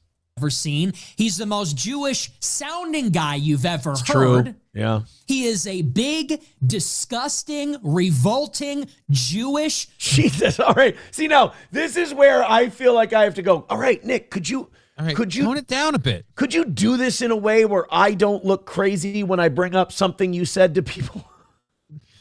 Do it in a way that doesn't make me cringe when I share this video with other people and watch them watch it. I'm like, oh yeah, we do kind of hit that. I can't show, outside of my show, which we do for entertainment purposes, I can't seriously show people your content because while you're making good points, you go, he's a big, revolting, ugly, disgusting, hideous Jewish. I'm like, all right, Nick.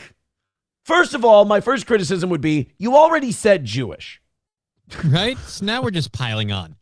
Douchebag from there you go. You said New Jewish. York City. Name is Jake Lang. And he's out there in New York City all week inciting and harassing Muslims, driving around with a goat, saying, you're all goat fuckers, showing up to Zoran Mamdani's mansion, Gracie Mansion, with a roast. Oh my God. I just realized it. Jake Lang is hobo chili recipe. Oh, no. That's weird. I could have swore I met Hobo, and that did not look at all like Jake Lang in person. No, you met Roots. Oh, fuck, you're right. Yeah. I met Roots Calhoun, not Hobo. Pig. And saying, we're against Muslims and immigration. We're pro-white. We're pro-Christian. The guy's a Jew. Okay, that's a clip. The guy's a Jew. That is a Nick Fuentes clip right there. Christian. The guy's a Jew. This is me talking to people who still support Donald Trump. The guy's a Jew. This is me when people ask, why do you have that guy doing your taxes? Christian. The guy's a Jew. Aaron, why are you worried that you're not getting a good price on this car? The guy's a Jew.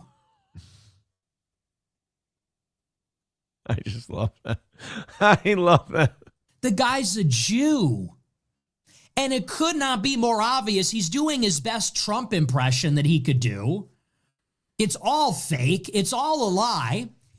He went out over the weekend and did a demonstration in New York, and apparently a couple of Muslim kids threw an improvised nail bomb at him, which failed to detonate. And this was outside. Teenagers, historically not great bomb builders. An improvised nail bomb. You know, one of those highly accurate devices that definitely doesn't get collateral damage in any Holy shit, yeah, that fucks people up. What did they use in the Boston Marathon bombing? Was it ball bearings? Or was it ball bearings and pressure cookers? Yeah, or was it nails? I know that they used the pressure cookers for the bases of the bombs. I thought they were filled with ball bearings, but I might be confusing that with swordfish now that I'm thinking I was about thinking it. the same thing you were. I was like, oh no, that's swordfish where they use the ball Yeah, that's bearings. the Claymore mines with the ball bearings on top. Maybe they just loaded it with screws and nails. Probably easier to get a hold of. Yeah. The governor's mansion. So this guy shows up with about 20 thugs. 100 counter protesters come. Some Muslim kids show up and throw a nail bomb at him. And obviously, I don't support that. But this is what they're trying to do. Hold on. Wait a minute. Obviously, I don't support that. But, well, what about it, Nick? The guy's a Jew. Oh. Mr. Fuentes, you were here. You saw what happened. Why are you okay with this man having a nail bomb thrown at him? The guy's a Jew. Oh. You guys have been in a horrible fight this whole time. Can you explain to us why this is going on? Jew. Oh, shit. The guy's a Jew. All right, now I got to go find our place again. Into doing. Support that. But this is what they're trying to trick us and trap us into doing. See, I hate it when Nick Fuentes says shit like this because when I think it, I feel crazy. And I can dismiss my thoughts like, oh, Jake Lang is doing this to cause this counter protest so that it causes all this dissension and we all fight with each other. And this is like his mission as a Fed. But I think that's crazy. Then I hear someone I respect go, this is what he's doing. And this is why I'm like, oh, shit, I don't want to be right about this. I was mad when I started going down this rabbit hole. I can't be on your side, Nick. The guy's a Jew. The guy's a Jew. You have people going out there deliberately trying to instigate, deliberately trying to incite, trying to change the conversation. Because isn't that 90% of the propaganda? It's not necessarily. Well, that's what we saw with when the Epstein files came out, and then all of a sudden Nick Shirley's down there doing the Somali fraud thing. All of a sudden, none of the boomers are talking about the Epstein files. Right? We got a whole lot of fucking boomer food to get everybody off of one thing and onto another. None of these guys are controlled opposition. They're just all streamers just happen to do it. Coincidence. What do you think? Well, and then, another batch of Epstein files comes out. These look even worse for Trump and Lutnick. And now all of a sudden, now we're bombing Iran again. Interesting. But hey, no boots on the ground. Yeah. That'll be next. More stuff will come out. We'll have, what we're going to get? We're going to get like a Snowden. Somebody's going to say enough is enough, and they're going to leak everything we've got, unredacted names, the whole deal. Somebody's going to pull an Edward Snowden, and then we're going to invade Iran. Oh, yeah. How they talk about it, it's what they talk about. It's how they set the table. It's what they put in front of you. We are in a war with Iran, something that Trump said specifically we wouldn't do. He said we're going to end the endless wars. We're not going to be in the Middle East forever. All this kind of stuff. We are in there. It's looking like Iraq 3.0. We have no plan. Americans are dying. Oil prices are spiking. We did this because Israel forced us to. Approval rating is... Even Rubio said that. Even Rubio said we bombed Iran because we saw that Israel was about to bomb Iran and they were going to do it. And then when, the quiet part out loud got said, he came out the next day and goes, oh, no, that's not what I meant. It's not what I meant. No, it is what you meant. Just own up to it. Yeah. Quite frankly, as an American citizen, fuck Israel. And then Jake Lang goes out and a couple of crazy Muslims throw bombs at him. And now we talk about that. Tanking. We're already in bad shape for the midterms. And what's going on in New York? Some Jew is out there LARPing like a Christian nationalist, white nationalist, trying to instigate with Muslims. Now's the time he wants to talk about Muslim immigration. Right. And doing these very sensational, very provocative demonstrations. This is not a protest saying we're against immigration. This is a protest saying we're going to do sacrilegious things to make Muslims as mad as possible in the hopes that one crazy person hits me and then we can cry and make a national media story and say we're... Again, when I think this stuff, I feel nuts. When I hear someone else say it back to me, I go, that makes 1,000% sense. Right. And this is certainly this is where Nick is wrong, because, again, making yourself a victim and crying out in pain as you lash yourself is totally not a Jewish concept that they've used. How dare you? How dare you? How dare you sarcastically insinuate that Jake Lang would do something? Well, and here's the thing. Jake Lang knows his opposition, and he knows they're crazy, and he knows if you instigate and you poke them and you poke them and you poke them, they're not guilty white people who will just sit there and take it. Muslims, they're a bunch of retarded goat effers who will just get a bomb and fucking blow some shit up. I was going to say Muslims still have some balls, but yeah, or that, or tard rage, one of the two. But you know what? As Jack Nicholson once said, when you're staring down the barrel of a loaded gun, what's the difference? Yeah. Muhammad once said, I'm an artist. You give me a fucking tuber, I'll get you something out of it. Oh, no, the Jake Lang thing makes a lot of sense. And Jake Lang knows his opposition. He knows they'll be aggressive if you push them far enough. Right. So he does that. So we have some more information on Jakey Boy. Okay. It turns out that Jake Lang has been texting with a 15-year-old girl. Ugh, just don't. It's gross. It's He's disgusting. like 30, isn't he? Yeah. So he's doing a Dalia, basically, is what Jake's doing. Climb in the barrel. Let's light the oil. Jesus Christ. And now some people might say, well, maybe he has fans that are 15 and he might talk to them. This might not be, a big thing. He does say in the text messages, don't tell anybody we're talking.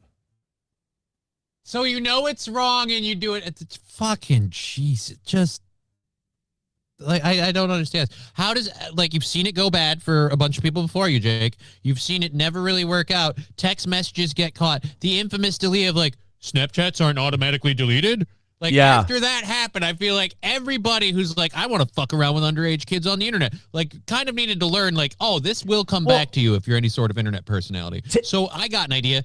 Don't. I mean, I don't need that information because I don't have that urge. But I mean, if you do, how do you not see reality and go, this is bad for me? To answer your question about why they can't because they can't. It's what they want. They're attracted to it. They want it. They can't help themselves. That's why I don't believe in trying to rehabilitate people who do things like this. Just lock them up and keep them locked up. I mean, they're not going to get better. This is what they want. So when you say, well, don't they know that this is bad or this is whatever? Yeah, but they can't help themselves. It's just weird because, I can only think of the only time I could ever say I ever had any ability to be attracted to a 15-year-old was when I was 15. It's not something that stayed with me. I've kind of stayed with my age range. As I've gotten older, I find older women attractive. I don't understand this. No, I'm twice your age, but let's do this thing. Right. I think as you get older, if you have a healthy brain, your brain adjusts what you find attractive. Well, you learn that the young ones are stupid too. So it's at least we got this going. And I got to be honest, they're weird looking. They're undercooked. Well, I don't look at them that way now, so I guess it's hard to say. The 20-somethings, they just look underdeveloped. And as I get older the age that women don't look right get. If I see an old picture, if there's an old picture somewhere in the house, we were cleaning out my closet, and there was a picture of April when we first got together that was somewhere in the mess. And I looked at it and I go, she doesn't look right. She looks too young. She doesn't look it's not her fault. I'm saying no. My taste as I get older is someone that young doesn't look right to me. And I feel like that's my healthy brain biologically going, that's not what we like now. We don't like skinny, underdeveloped people. We like women. We're into women now. We like breasts, sir. We like tits. We like women who look like grown-ups. We still don't like the fat ones, but that's a bigotry. Nobody's perfect, Aaron. That's a bigotry issue, and I'm working on it, I promise. So now, I know I'm sitting here saying that Jake Lang has been texting with a 15-year-old, and I haven't shown you guys any proof yet. I do have screenshots. Oh, boy. Of text messages. This was Cuckturd on Twitter who got Faceless. This got retweeted by Cuckturd. This is Jake Lang texting this or DMing this 15-year-old. You coming to my next protest in Texas? Now, this is interesting because I wouldn't write an individual fan to ask if they were coming to an event that you're doing unsolicited ever, let alone a 15-year-old. So he's picking them out because he likes them. I can, if want me to. Yes. What's your number? Can we talk on here instead, or you only text? Yeah. So Jake Lang's 30. He doesn't understand that Zoomers, and this is almost Gen Alpha, Zoomers don't talk on the phone. No. Millennials still do. Gen X does. Boomers love it. Gen Z is afraid to talk on the phone. They just want to text. They want to DM. They don't want to bother with the phone. They need to use their emojis. Yeah. And then Jake Lang wrote, again, to a 15-year-old girl. This is back in November. I have too many DMs. Text only, sweetie. And then the next set of DMs we have is, oh, shit. Oh, shit. Well, this one doesn't have the whole thing. All right. I just turned Oh, no. Okay. No. I got it. All right. I thought there's more text messages than I thought. I'm sorry. This one says, I'm laying down in bed. What did your mom say? Smiley. Oh, what a pig. This is where it would be great to have that Nick Fuentes drop. That sounds like you're saying Jews. I'm laying down in bed. What did your mom say? First of all, this is how you know that this guy's just, his brain is attracted to children, is because even if you're a creep, but you're not a pedo, you would, at the worst, you would start typing that message and you would go, what the fuck is wrong with me? Yeah, part of your subconscious should be like, all right, shut it down. Right. Now, if you're a normal person, you don't even engage in this conversation. But let's say you were a creep. Like you were a creep, but not you weren't. You're not going to cross the line to pedo. You go, what did your mom say? And you go, ah, gross. And you'd be done. Not Jake Lang. What did your mom say? How old are you, by the way? I'll ask her tomorrow. And Jake Lang says, I just turned 30, honey. Why you up so late, young lady? Like, I imagine this is like Mr. Kill Everything when he's super hammered talking to Ashley Cummings. Like, you conquered the world. You conquered everything, honey. Why you? God, I missed that rant. I wish if somebody has a link to that clip of MKE drunkenly, what do they call it? Chastising or flirt? I guess flirt, negging, just negging. Drunkenly negging Ashley Cummings. I love that clip. She said, nice, and I don't know, I be a night owl. Oh, she's black too. No. I might be too young for you, LOL. How old are... might. Just take the might part out. Right. I be too young for you. I be too young for you. How old are you, baby? Jake Lang wrote. Unless you are under 18, I don't care. Ha ha. And then she wrote, I'm 15. LOL. Oh, so he has a line. She crossed it. That should be end of convo by his own admission. Ew, no, look at this. Ew. So she goes, I'm 15, LOL, and then sends a picture. Thankfully, they blurred it out. He writes, when do you turn 16? And you guessed it, a Jew. Oh. Rest now, brother. We have the watch, and I'll see you in Valhalla. And she says, I turned 16 in 6 months. I won't get you in trouble if that's what you're worried about. I can keep a secret. And then he hearted that message. Oh. And then he goes, what state? He wrote, what state do you live in? I can't see you till you're 16. Dude, Jake Lang's a pedo. Yeah. 1,000%. Fucking sue me. Send me a cease and desist. Do your worst. This guy, oh my God. This is D'Elia to a T. D'Elia did this. Remember his whole thing was he researched what the age of consent were in different states to see if he could hang out with these girls? Right. But he talked to them when they were underage. I mean, this is a subtle form of grooming. Yeah. And by the way, worst part is every time we see these stories, they follow this playbook of, oh, I've got this rule. Are you under 18? Because I don't fuck around with that. I'm 15. Well, when do you turn 16? Like, wait a minute. What happened to the 18 number you threw out 2 messages ago? I feel like we still are in front of that, so maybe you should fuck off. Oh my God, is he just an absolute Jew? He's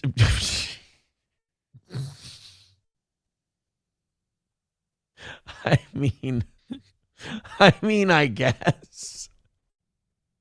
Arizona, I just moved here. So, and then she sends another photo. And now this guy. Jake Lang, 17. Okay, so now we have a little more context here. This is the guy who made the video. 26 has been in the news for doing tons of shit. Yesterday, he was driving around my city for some reason, humping a goat in the back of a van. I wish I was kidding. That's exactly what this weirdo was doing. Jake's not interested in goats. As it turns out, he's interested in young underage women. A friend of mine, girls.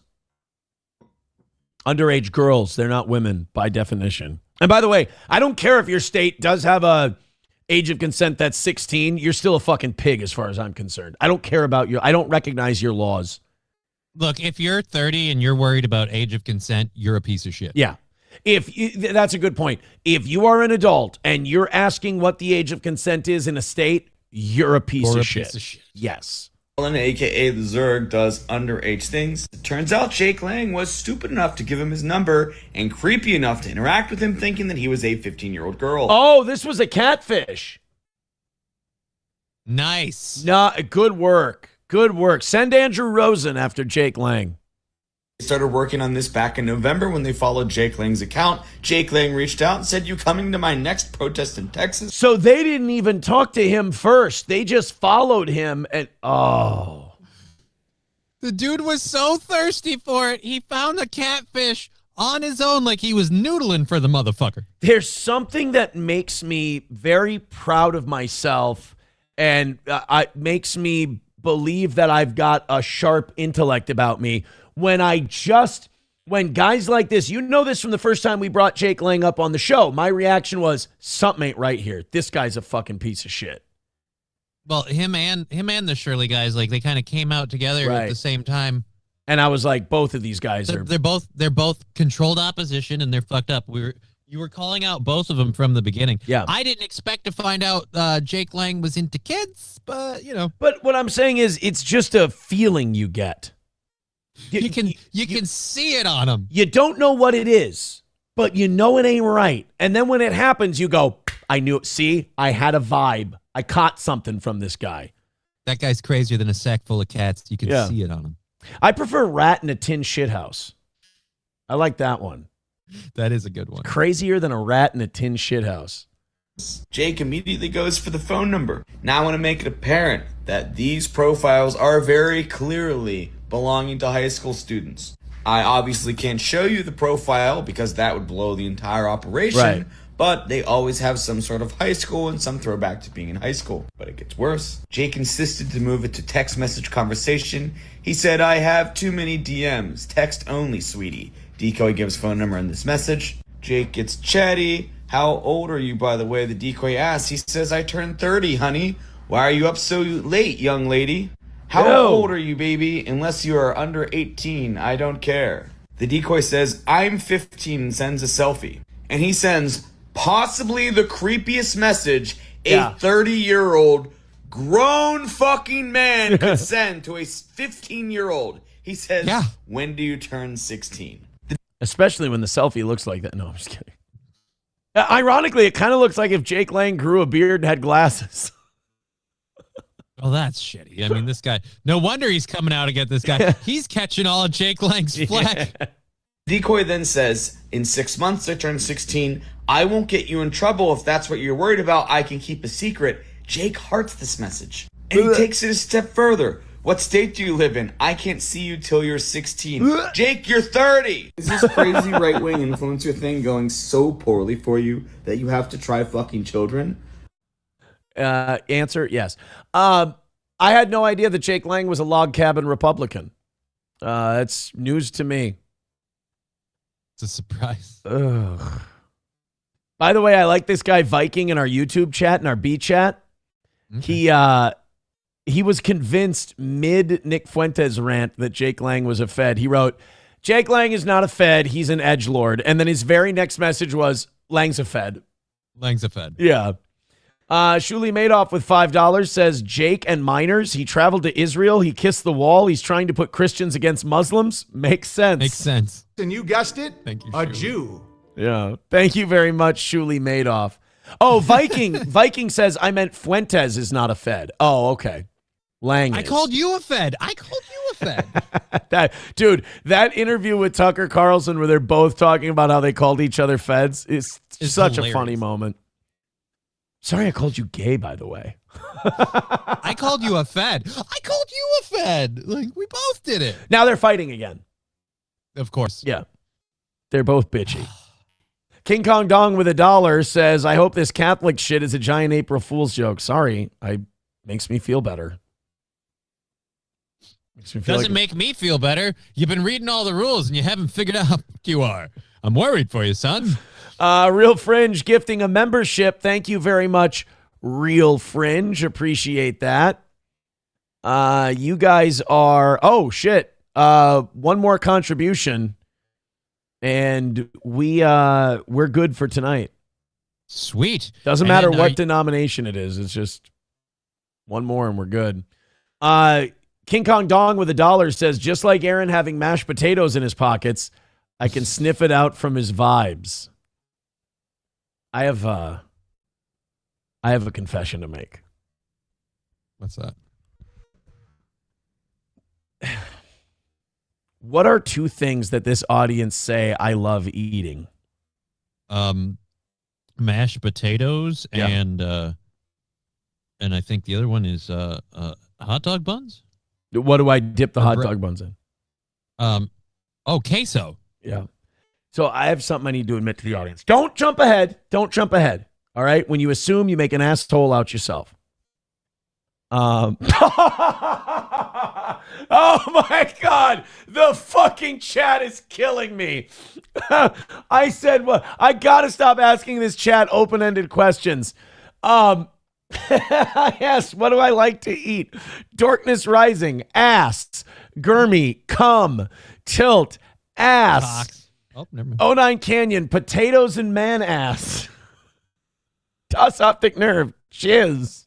Cox and queso. I should have never, ever, ever left that open-ended. Mad Move says, anything they sell at the roller grill. Well, that's just true.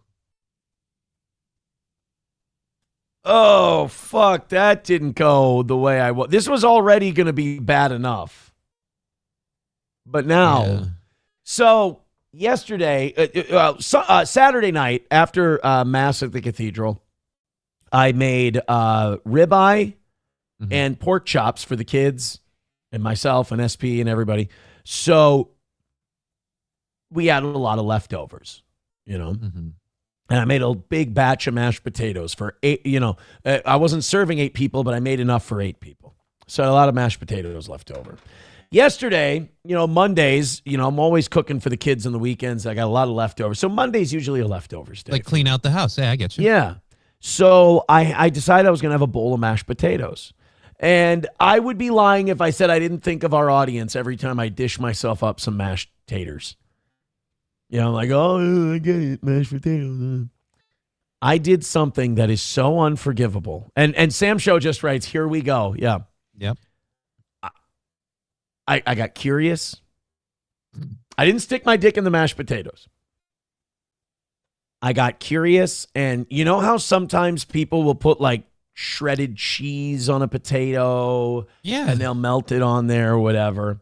Don't tell me we're going where I think. As I was heating up the mashed potatoes in the microwave, I put them in for 30 seconds, and then I was going to do another 30 seconds.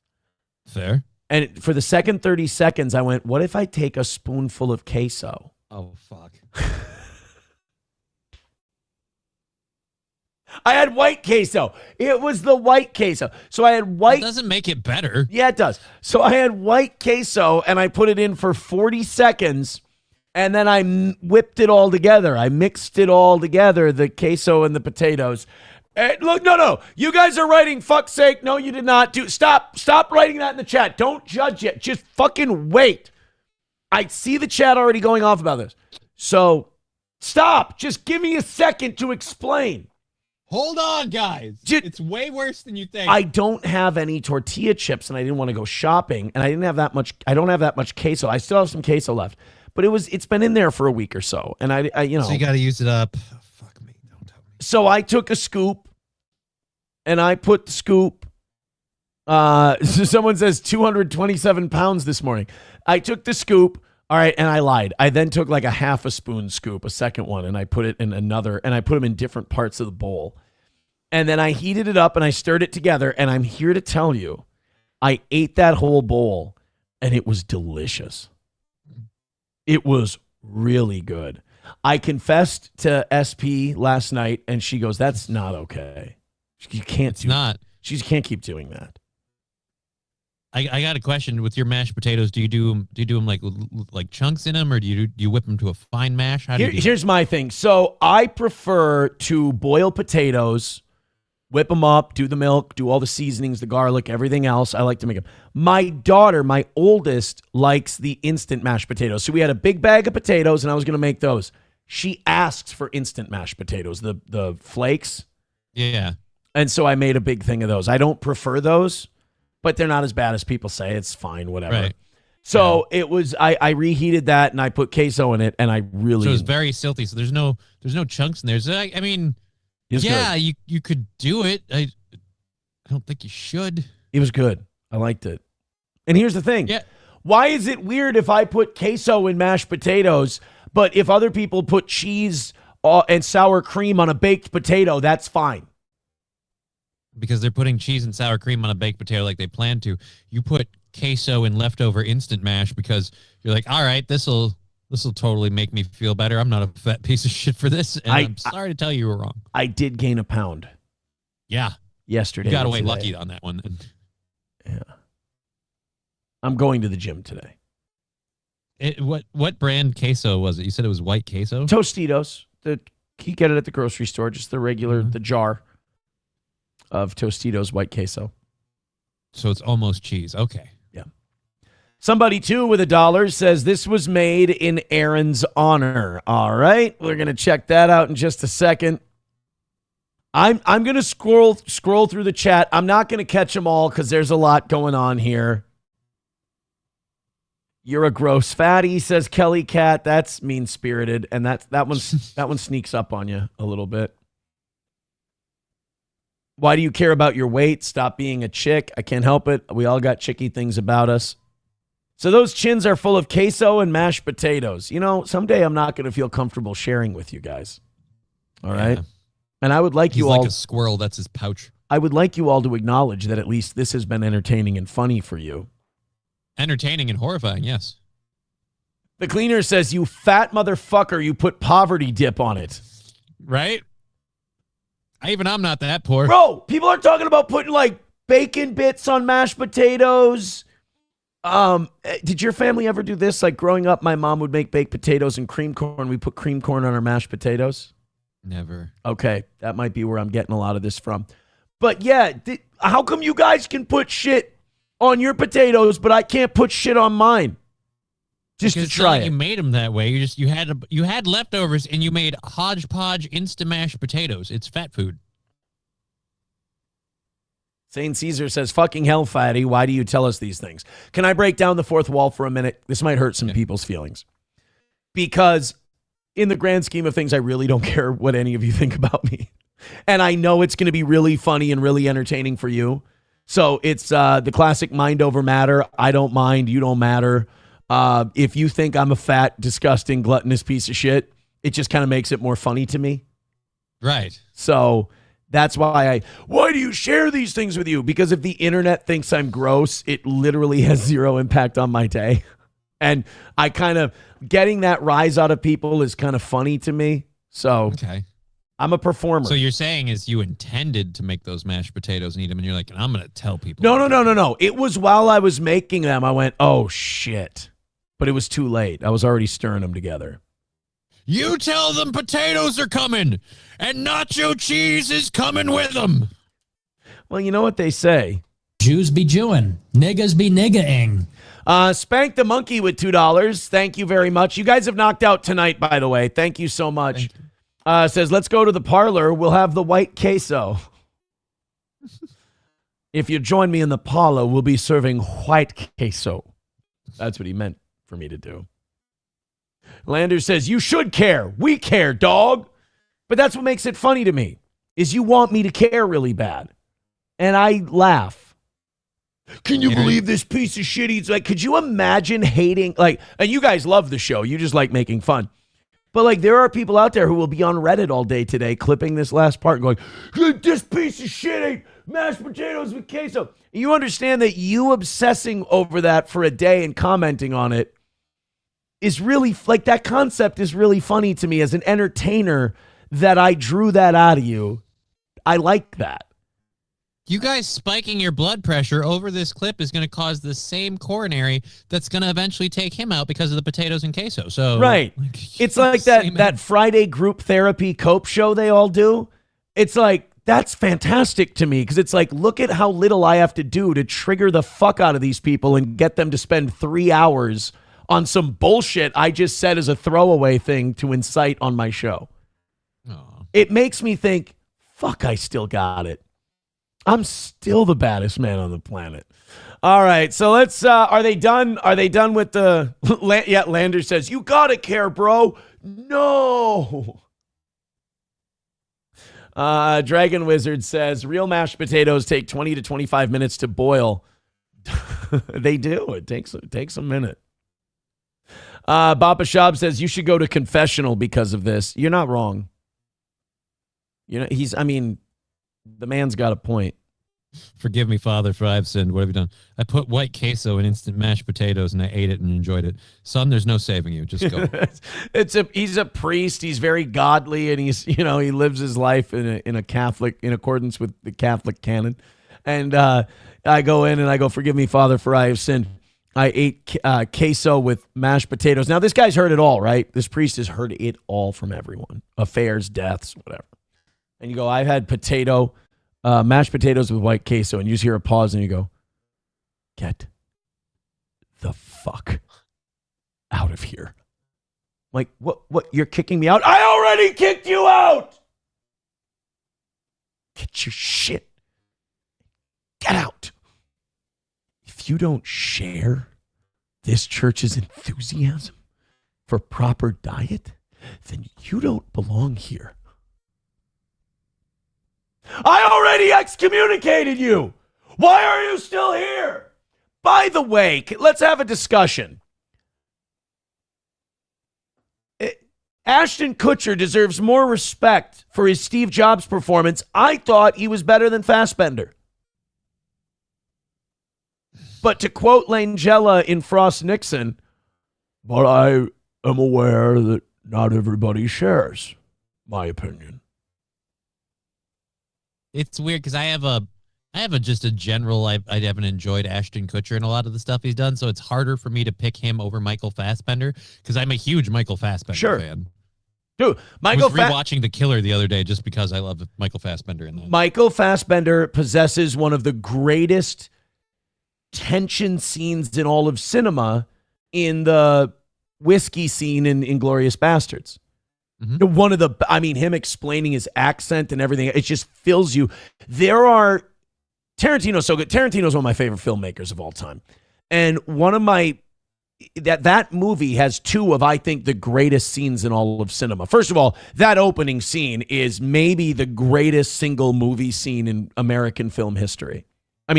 Never has a scene set up a villain, set a tone for a movie, like just set up so much in this one moment. Mm-hmm. And I think that French actor, doesn't get enough credit for how much he sells the fear that we all feel. Like, he's such a good window to us in that scene. Right. But then also that bar in Nadine scene between Fassbender and the other guy, that guy's in a lot of shit too. That scene is fucking full of tension and really good. The weird part is I wonder how many people saw him when he does the 3 and he doesn't do the German 3 and he just does the drei Gläser. And then he did this, right? Went, German, you're fucked. German is this, English is this. German is this and English is this, if I remember correctly. Yeah. So, it wasn't on screen. But yeah, so it's just that whole scene. I'm like, dude, you gave yourself away. And you can watch that scene 100 times and you can notice each individual character, like Bridget von Hammersmark, Diane Kruger knows right away. Immediately. What's his name? The crazy guy. Stieglitz. Hugo Stieglitz. Hugo Stieglitz knows right away, too. He's like, fuck. And Wiki knows right away, the Austrian. He's like, oh, shit. The only one who doesn't realize what he fucked up with was Fassbender. Why didn't they just shoot that guy and shoot everybody in the place right away while they had the element of surprise? I have no idea. I thought they were trying to play it off like maybe they could just make it through the game and get out. And I bet they were hoping maybe this guy would get starstruck sitting next to Bridget von Hammerschmuck. Nope. Dude, he's Gestapo. He's a pro. But that scene is so fucking good. You broke your leg mountain climbing. Y'all like mountain climbing, don't you? Yeah. You got a, hey, I broke my leg mountain climbing story. Again, that was one of those movies where I went, dude, Brad Pitt is not just the same guy in every movie. Brad Pitt can fucking go. He's the man. Yeah, he can act. The Steel Toe Morning Show with $1. No, wait a minute. This isn't what I said. He goes, I agree that as you get older, your brain finds younger, more unattractive. Not like when I met April on her school field trip. And when she was, I reached out once she was 18. I was all ears. I'm no creep. That is not. April, that is entirely not what April happened. came in when she was 18 to record Future Farmers of America greeting for FFA month at the radio station I was in. I never gave her a second look. But you know all of the high school people when you work at the radio station because you cover sporting events, you do live remotes at the schools, you cover school board meetings, shit like that. So you know who all the athletes and everything else are. So I talked to April when she was 25 when she came to one of our comedy shows. Yeah, and someone else brought her. It wasn't like she came No, on her no, own. no, no. It was the Snapchat thing. We were doing the Snap. I was single again, and we were doing the Snapchat thing on the show. Oh. I was trying to get everybody dates on the program. I was just being a hornball, essentially. There you go. So no, I met her when she was 18 in passing. Like, here, record this 10-second greeting. All right, thank you, bye. And then why did I respond to it? Never sounds good when you respond to that. No, it doesn't. You're just still good. Like, I met her when she was 18, but I waited till she was 25. It's less creepy that way because I stopped aging in between. No, you didn't. No, you did not. But it's Exact not same like gap. I never communicated with her before that. She came in one time to record a greeting. That's all it was. Right. Jesus. Veldrain with $1 says Ashton Kutcher, the one who ended 2.5 Men. Well, I think that's more on Charlie Sheen, honestly. Yeah, and Chuck Lorre. They were feuding. Approachable says, okay, Aaron, okay, what was the name of the quarterback that came in to talk about high school football when you were on Litchfield Radio? I would talk to Zach Kinney. I believe Zach Kinney was the quarterback. Derek Cole was a running back and linebacker. Who else was one of the big football stars? I remember Zach Kinney because they were in the state semifinals. Litchfield was, and he hit a buzzer beater when they were down by 1 to win the game and send them to the state finals that year. That was huge in town. It was immense. So Zach Kinney's he was a really big sports star in Litchfield. Okay. Derek Cole was too. What was the name of the football coach in Litchfield? I love how I've already won this challenge, but I need to really nail it down. You got to bury the lead. Yeah. John Carlson was the boys basketball coach. He's a legend in Litchfield. His son, John Carlson, LJ, Little John, he played for the Seahawks and the Vikings. He's a tight end. Nice. Professor Tie-Dye with $1 says, if a guy or girl tries to pick you up at live events, it's more out of pity than actual attraction. Thank you, Tie-Dye. Appreciate it. Steel Toe Morning Show with $1 says, I basically groomed April. No, I noticed her as a minor. No, I didn't. Spoke to her on the field trip. There was no field trip. I was married. That minor made an impression. No, she didn't. We never had a conversation outside of read this, retard. I was excited when she reached out. I rubbed one out at the studio. It's not. All right, that last part's true, but it's completely unrelated to anything else. It's just how I pass the time. Reformed Rapscallion says a football buzzer beater. No, I said basketball. I know. I moved kind of quick on that deal. That's on me. All right. Hit like, hit subscribe, hit follow. Let's get after it.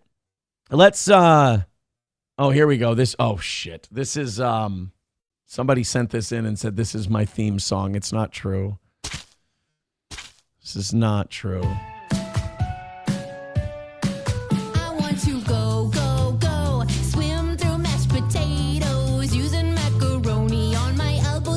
Floaties want to go, go, go. Swim through mashed potatoes, make some and That sounds like diarrhea. I don't like that song. Yeah. I don't like. I was about to say, wow, AI is impressive, and then she kept going. I was like, never mind, AI never would suck this bad. No, not in a million years. All right, over 600 of you checking out the toe right now. Let's hit like, let's hit follow, let's hit subscribe, and let's talk about some of our pals, some of our friends. You can't get through it in this world without friends. Let's talk about our pals at Pickaxe. All right, guys, big announcement. The Pickaxe app is officially live on iOS and Android. If you're tired of algorithmic manipulation, shadow banning, and platforms collecting your data while throttling your reach, this is exactly why Pickaxe exists. No algorithms deciding who sees your content, no data mining, social media that actually acts social. And this is huge for the Rumble community. Your Rumble videos play directly inside the Pickaxe newsfeed like native posts. No redirects, no audience loss, just seamless integration. We've already got major voices on the platform like Diamond and Silk, The Vigilant Fox, Rampage Jackson, Dr. Pierre Corey, Dr. Mary Tally Bowden, Children's Health Defense, Shannon Joy, and many more building communities there at Pickaxe. The Rumble gaming community is jumping in too. The Joker, Uncle Pudge, Midnight in the Mountains, Vape and Gamers, Chavez Flexington, Soundboard Lord, Cat Dog, and plenty more are making Pickaxe their home base. This is about owning your audience instead of renting it from an algorithm. Download the Pickaxe app right now on iOS or Android, or head to pickaxe.com to join. And remember, at pickaxe.com, you are the algorithm. Pickaxe, for God's sake. Thank you, guys. Very, very much. All right, let's open up our 7 o'clock hour stories. That's right. Our first hour stories took us till 9:25 today. Now, we have had amazing contributions. We're already through the evening show tonight. We're already through tomorrow morning's show, and we appreciate that. Thank you guys so much for an incredible week. Keep it going, and we can knock out the only G words we have left. I guess we can call them goals because they're done. Are Thursday morning and Wednesday evening, and everything you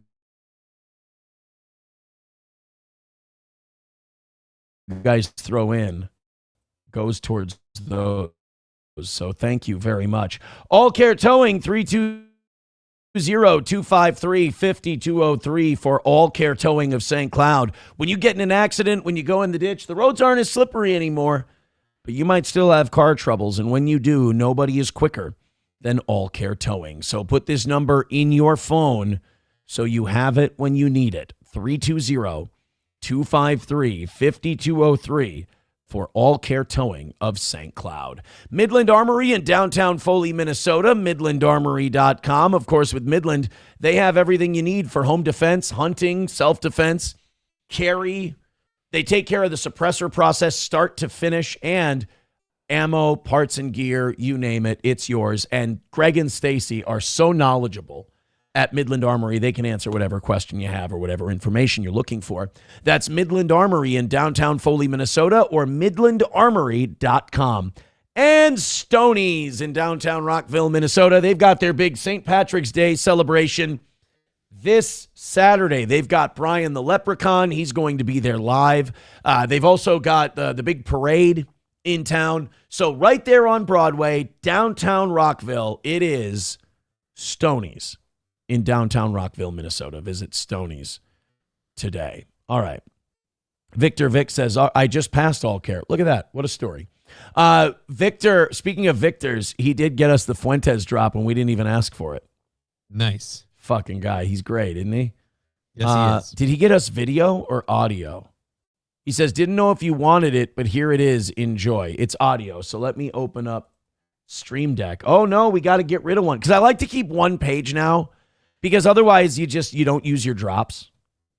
Well, I didn't need that. I didn't have that problem before, but I switched computers, and now, like, because my drops aren't where I left them, I can't get to them like I used to. So yeah, I get what you're saying. Once you get over one page, it can get confusing if you have to move shit around. All right, so this might be controversial, but I'm thinking I'm going to let you make the final decision. I'm thinking this one.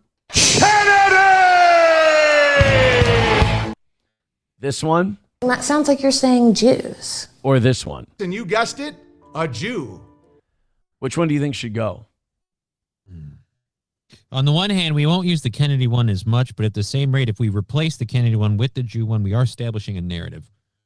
And We got to get rid of a Jew one. I think we should get rid of this one then. That sounds like you're saying Jews. Yeah. Because I can't bring myself to get rid of an Owen Benjamin. Well, it'll definitely fit in that spot. So, yeah, I'd say that's a All right. solid choice. Let's do it. That's a Jew spot. This will always be a Jew spot. People say I'm anti-Semitic, and it's like, dude, I give them spots. Dedicated. I dedicate spots on my soundboard for them. It's favoritism, not hate. Right. This ain't hate teaching. This is love teaching, as Malcolm once said. Let's turn the volume up, and we're good. All right, let's give it a test. Here it is, our newest drop. The guy's a Jew. All right, it's beautiful. It's beautiful. Great work. Thank you, buddy. Okay, hit like, hit subscribe, hit follow. And I just went into the YouTube chat for a second. Hit like, hit follow, hit subscribe. Chad Buzamok says, this is just proving you also had crushes on the male athletes. That's true. I did kind of walk into that one, didn't I? Yeah. Well, I mean, you were asked to provide facts. Like, hey, you don't remember the guys who came in. Not only do I remember them, I was in their DMs. Like, that's not what I said. Don't tell them that. I covered sports. And as I covered high school sports, like I did play-by-play for all the Eden Valley Watkins schools too. Matt and Tyler Geislinger were unbelievable pitchers for Eden Valley Watkins, and they helped them win 2 straight state tournaments. Nice. They won 2. I got to call 2 state championships, both of them at Target Field, and I got to sit in the press box and call a game. Pretty great. Wow, as a big baseball enthusiast and high school athlete and stuff. Did you play baseball in college, by the way? I never remember. I played while I was in college, not for college. I played in amateur leagues. So that must have been awesome. Target Field. Fucking ruled. I played in 8th or 9th grade. I played football in the Metrodome. Nice. That was awesome. Hurt like shit because that dock carpeting was fucking terrible. But yeah, I got to play in the dome. It's kind of awesome. Yes. So, yeah, I had to know the local athletes because I was covering local sports. So shut up, okay? That's what I meant to say. Not sus at all. No, it's all totally above board. How dare any of you question that?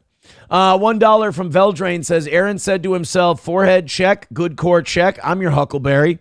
Which then April asked, which My Little Pony is that? Oh, like I had My Little Ponies at my house. This isn't funny. It's not funny at all. I don't enjoy this the way you guys do. Thank you very much. Hit like, hit subscribe, hit follow. We've got amazing support this week, and we appreciate it. We've got, you and I have been on kind of a run here lately with these drive-through window attacks. Is another one happening? We got another one this time. I guess the drive-through in this neighborhood, it must be a rough neighborhood, and they kind of know the clientele, because I think unless somebody jumped through the window and attacked them, this drive-through has like a can of pepper spray ready to go, and like. So do you want to make it? Here's your cash register. Do you want to make a demographic guess here? I don't know. So you can go ahead and guess. I'm going to say it's an inner city neighborhood. You're going to say inner city neighborhood. You don't need to say anything more than that. I hear you. You're going to say inner city neighborhood.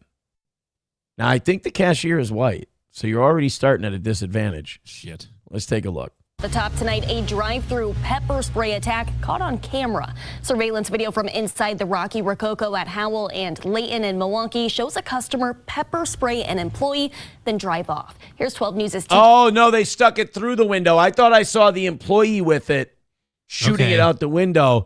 What a dickhead move. So, like, you're going through to get food, and they open the window. Like, what are the odds they knew the person? I don't know. But, like, if it's random and you just open the window and just... Psst, like, this is a person who slings burgers for a living. Their job already sucks, and now you're going to pepper spray them for no reason? They've probably got enough shit going on in their life. You don't need to add to it. Why? There's got to be, like, this is one of those things, like, what did they do to Mikey? Like, I don't believe that this just happened, poof, by itself. Like, I feel like there was an instigating event. Exactly. Something happened where you're like, all right, I'm pepper spraying that motherfucker. Well, and that's kind of where I am with all this stuff. It's like, all right, instead of me just going, all right, this is a terrible thing, how dare they? It's like, all right, what the fuck did this drive-thru worker do that they pissed someone off enough that they would pepper spray them through the window?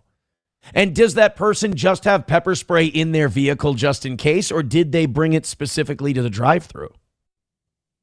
I start with that woman who has since quit her job. Pussy. Can't imagine why. You rinse your eyes out. You're going to be fine.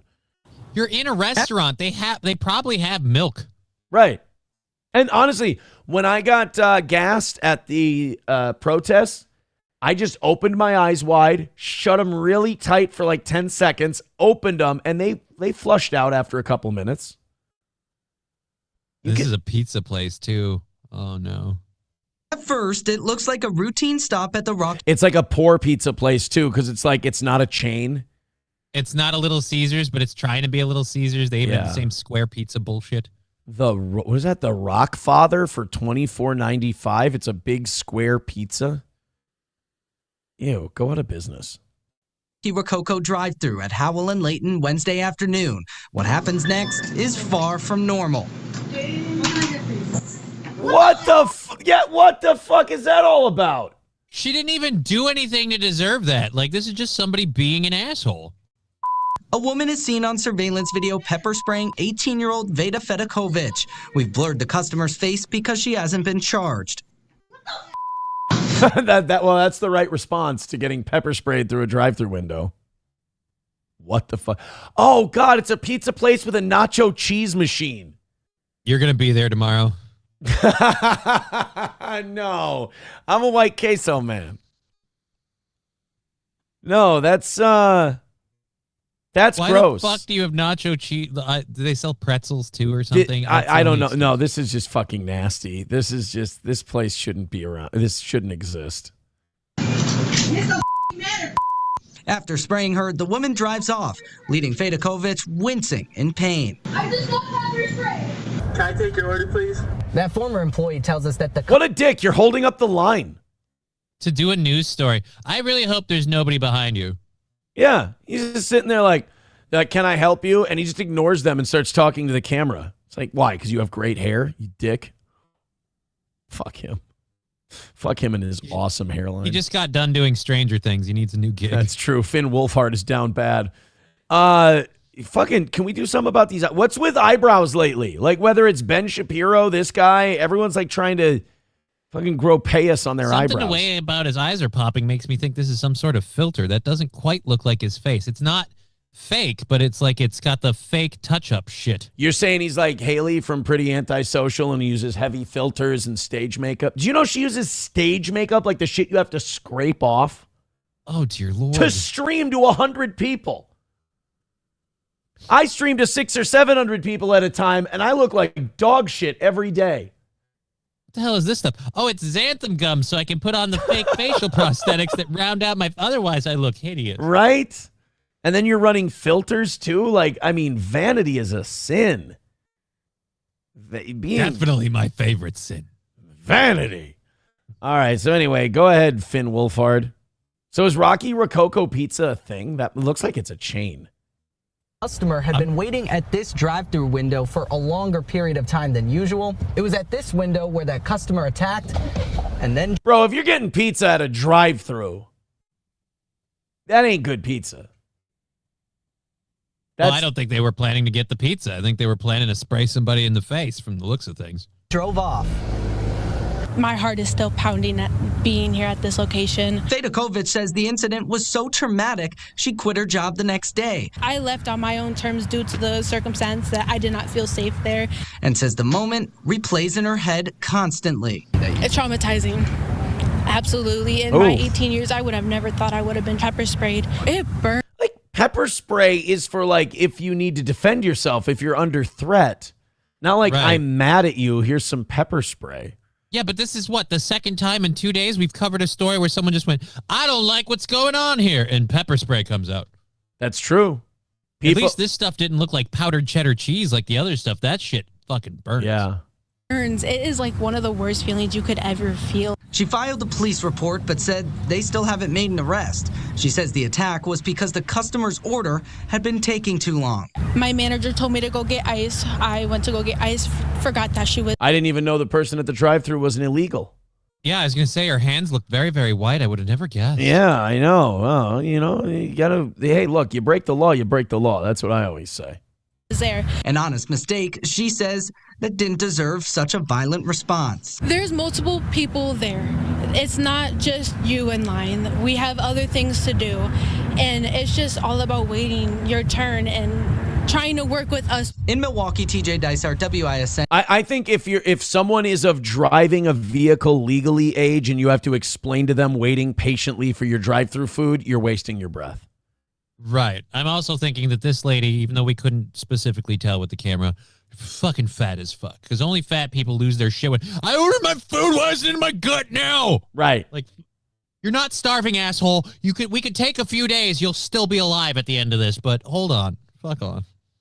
Chevy Van, yeah, see, this is why I don't respond to shit. Chevy Van goes, she's 18, Aaron, add her Snapchat. It's not it. It's not how we roll. That's not what I do. How dare you? Snapchat. How dare you? I didn't even know Snapchat existed back then. When I was 20. I don't think it did. When I was 20. I don't think it did, honestly. 25, 26 years old. Yeah, I don't think so. I don't think there was Snapchat. God, I'm fucking elderly. Yep. Jesus.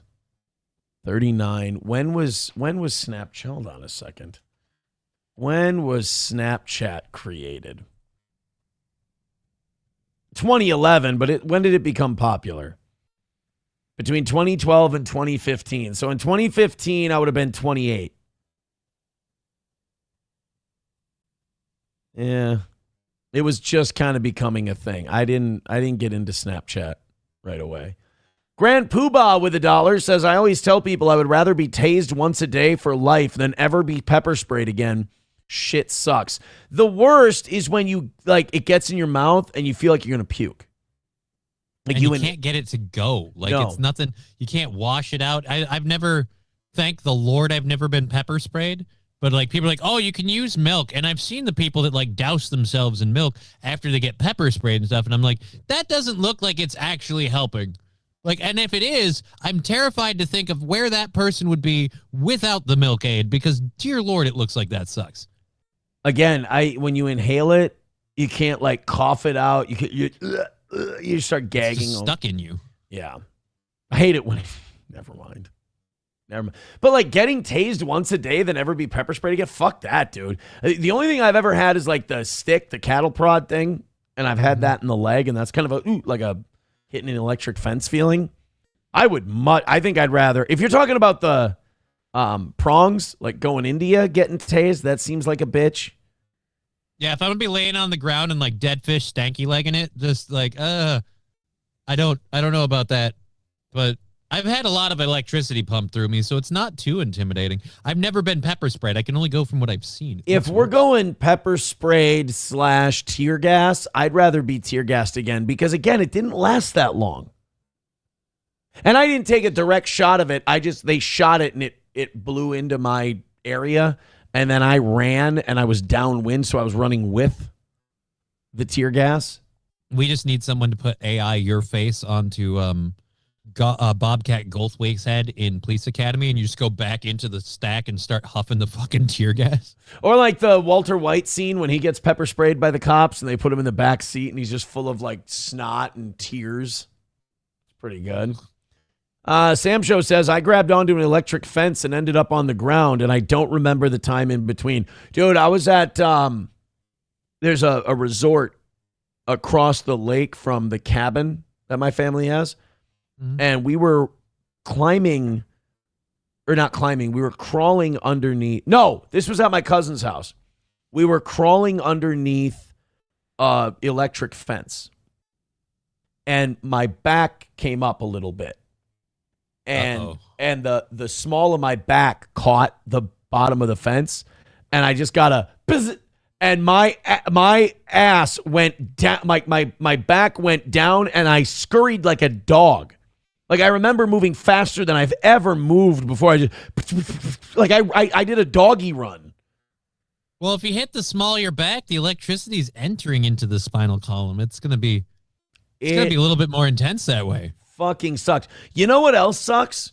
Is when you're working with like a surge protector, and you start to unplug. Have you ever done this? You start to unplug a 3-prong, and you don't get it all the way, and you go to grab it again to pull it out, but you touch the prong. Yeah, like a part of your thumb comes over the cat. Yeah, and you hear the buzz. It's kind of a zip, bzz, and you're like, ah, fucker. See, I build up a lot of static electricity rolling around in my wheelchair. So, like, when I go grocery shopping, like anytime I open the refrigerator door, zip, you will hear the snap. People have seen the lightning come off of me and like zap. The people are like, holy shit! I'm like, yep. Well, so I've been getting tased every day. Again, a pepper spray sounds worse. It's I did the grabbing the prong thing at a college basketball game I was broadcasting that I was calling for, I think KNSI, because KNSI and Tri-County Broadcasting had a trade deal. Right. And I was calling a college, I think it was a St. John's. Oh, no, this was for the Bear. I was calling a St. John's basketball game. I was filling in for Lou. And I'm sitting there courtside at the media table, and it's the end of the game, and I'm unplugging everything, and I touch the prong, and I go, and people in the stands heard me go, bullshit. Like, it just made the most retarded sound. Just like, bullshit. It's awful. Thank God they didn't record those things back then. Hooters girl says electric fence does not hurt you, pussy. It scares you more than anything. That's what I mean. I got the zap, and I fucking scurried like a dog across the ground until I got up again. Sucked. Papa Shab says Aaron scurrying under an electric fence like a scared dog is a hilarious image. Makes me laugh. Makes me laugh. Should have heard him yelping. Hit like, hit subscribe, hit follow. Let's get after it. We're still in the 600s for today. We got into the 650s today. We didn't quite get to 700, but we will again. We will again. Let me do one more of these. Then we're going to talk about Zorro Ranch. The authorities in New Mexico are going to look into Zorro Ranch, Epstein's ranch, where the Epstein files said there were bodies buried. Now, I'm going to say this. Prepare yourself for this story. I do believe that when they sold that place, they got rid of all the evidence. Oh, yeah. I don't think they'll find anything, but we'll talk about it in just a second. First, I want to talk about Rumble Wallet. They can freeze your accounts, shut off your cards, lock you out of your own money overnight. Banks don't protect you. They control you. That's why financial freedom starts with ownership. Introducing Rumble Wallet, a non-custodial wallet built for people who refuse to give up control. With Rumble Wallet, you don't just buy digital currency like Bitcoin and Tether. You can own Tether Gold, real gold, on the blockchain. Through Tether Gold, you get direct ownership of physical gold bars, each one fully allocated, verifiable by serial number, purity, and weight. This isn't paper gold. It's not an IOU. It's real gold without bank vaults, storage fees, or gatekeepers. You can buy, sell, or move it 24 hours a day, 7 days a week, even when traditional gold markets are closed. And if you want, Tether Gold can be redeemed for physical gold. That's power. And when you support creators on Rumble, you can tip them directly using Rumble Wallet, peer-to-peer, and outside the banking system. No permissions, no middlemen, no cancel button. This wallet is yours forever. Rumble Wallet. All right, keep hitting like, keep spreading the word of the show. You guys are great. Carlos Cameo with $1 says they still have a Rocky Rococo's in Brooklyn Park, Minnesota, if you want to be pepper sprayed. You know what they call Brooklyn Park? No, what do they call it? Crooklyn Dark. Oh, I thought they called it Brooklyn Park. A lot of people do call it Brooklyn Park, but what I'm saying is if you're racist. Oh. Well, I mean, is it racist to quote facts, Mr. Imholt? I mean, if we looked at the, what do you call it? If we looked at the... crime statistics? No, you racist. The demographics. Oh. If we look at the demographic. Well, you said Crooklyn, so I assume crimes. You're right. I did say Crooklyn. All right, here we go. This is the moment a lot of people looking into the Epstein files have been waiting for. The search of Zorro Ranch. Now, if you don't know what Zorro Ranch is, This is the ranch that Jeffrey Epstein owned and had a lot of parties at. It's in the Epstein files. This is the place where, in the Epstein files where it says Robin Leach strangled a woman to death during rough sex. He accidentally murdered her. This is where they say her body is buried in the Epstein files. Sure they sold the place in 2023. I'm sure nobody bothered to clean up any of the evidence. And the guy who bought it is like some Republican politician businessman in Texas. So, he got a talking to before he took it over. Like, he got instructed. He certainly didn't check the property for any buried bodies that might come back to bite him. Yeah, he's running for like Houston comptroller now. So this place, and SP was asking yesterday because she's kind of skeptical of all the Epstein file shit. She thinks I'm kind of just a conspiracy theorist with this. But in reality, I think a lot of people just don't understand how this stuff works. She goes, well, why aren't people charging over this? I'm like, no, you don't understand. The files they're leaking is the files that the FBI has already investigated and decided not to charge anyone. That's why this is so fucking corrupt. That's why this is so evil. This isn't stuff we're just discovering now. This is stuff we've known. Right. The FBI has had this stuff. They've known Les Wexner, Lutnick, Clinton, Trump, all these people. They've had all this stuff, and yet they were still telling us, Dan Bongino, Kash Patel, Pam Bondi, Donald Trump, Democratic hoax.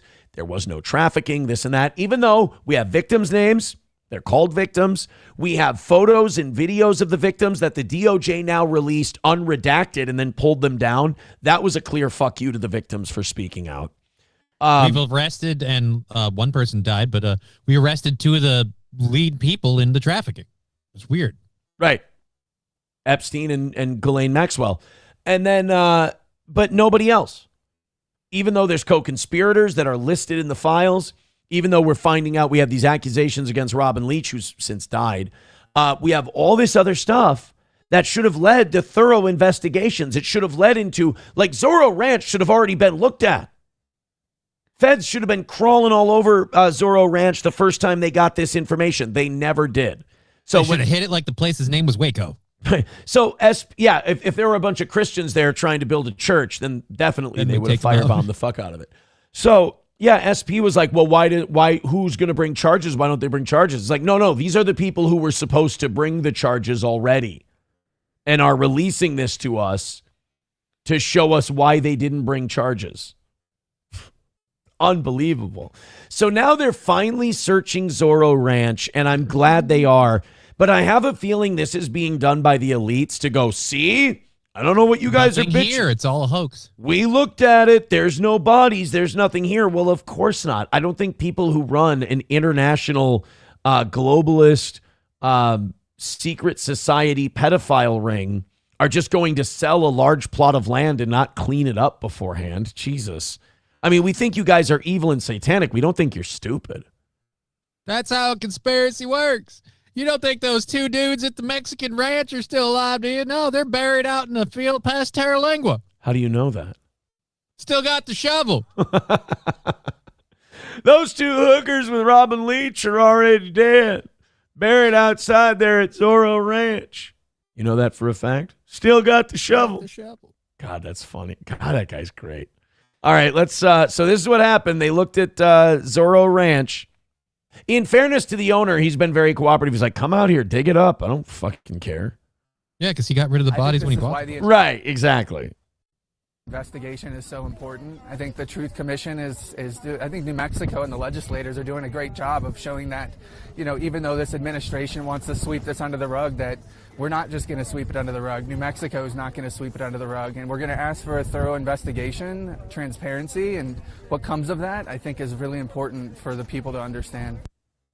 Who is the Power Ranger in the background with the fanny pack? That is wild, right? I mean, that is like a... you know what they look like? And I haven't watched this season yet because I gave up on The Walking Dead in like season 9. They look like the guys in the last season of The Walking Dead. I've never seen someone dressed like they're cosplaying a superhero at a convention when we're talking about, victims of sexual trafficking. It's a weird outfit to pick. No, that's his fighting sexual trafficking uniform. That's how you fight. Called the Blue Baller. Yeah, he's the Blue Baller. He stops all the pedophiles from having sex and they get all backed up. He's the blue baller. It's like the blue blazer, only he didn't fall from the rafters and hit his head on the turnbuckle. Oh. He's the blue baller. So bright side, downside. Yeah. Veldrain with $1 says, on the next lifestyles of the, oh crap, she's dead, where's the shovel? Can you imagine Robin Leach had to come out to Epstein and Ghislaine Maxwell in that stupid fucking voice he had? Like, oh, Ghislaine and Jeffrey, I've got a problem. I murdered the hooker with my bare hands. I murdered her on this deluxe 20-foot Alaskan king bed in a bedroom that's decorated in solid 24-karat gold. It comes total with attached bathroom and gold faucet spouts. All right, Robin, shut the fuck up. We need to bury this lady. She was in reverse cowgirl and told me to choke her from behind. Her death isn't my fault. She was supposed to tap me on the side when she ran out of air. It was all a stunt. What do I care about some phony lifestyles of the rich and famous guy? I wonder how he got his time to get his teaching degree. No.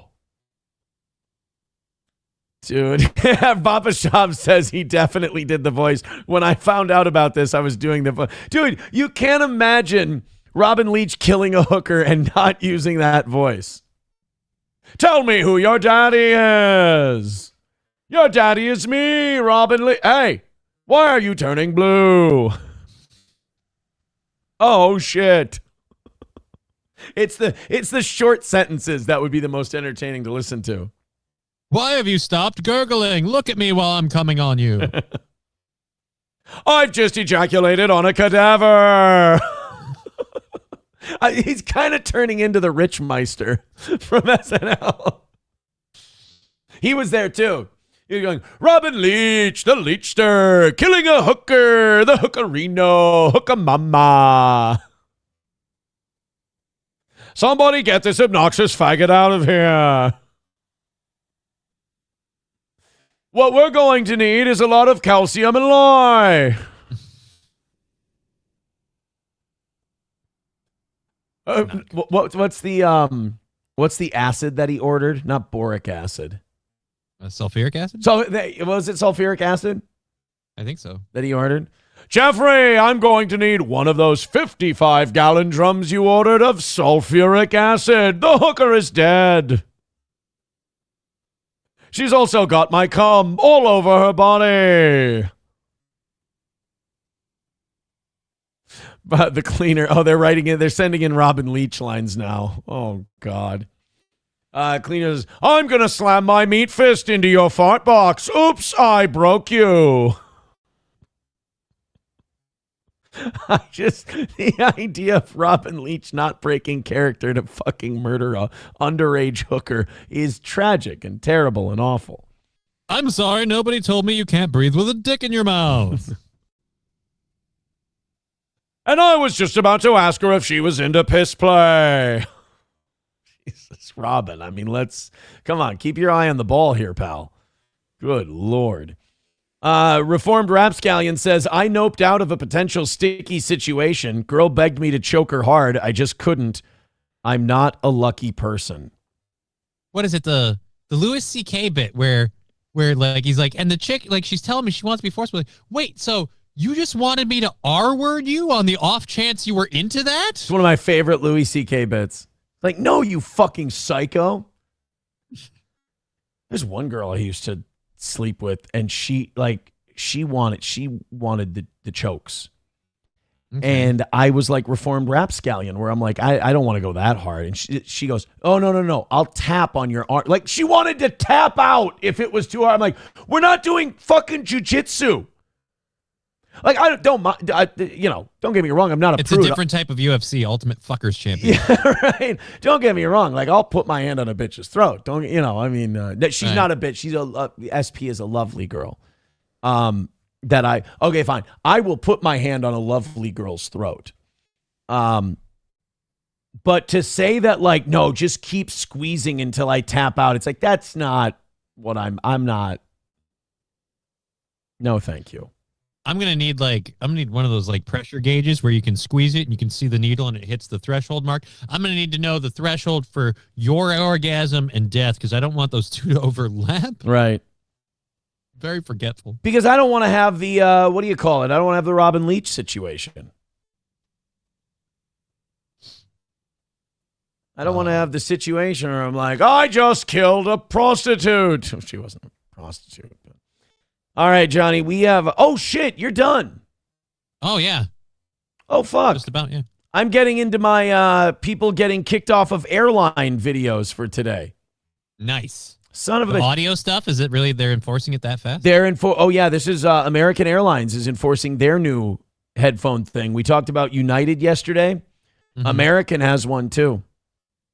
Nice. So I'm all for it. Fucking use goddamn earbuds. Keep your shit to yourself. Yeah, no, I agree. And black people will learn on planes. No, let's.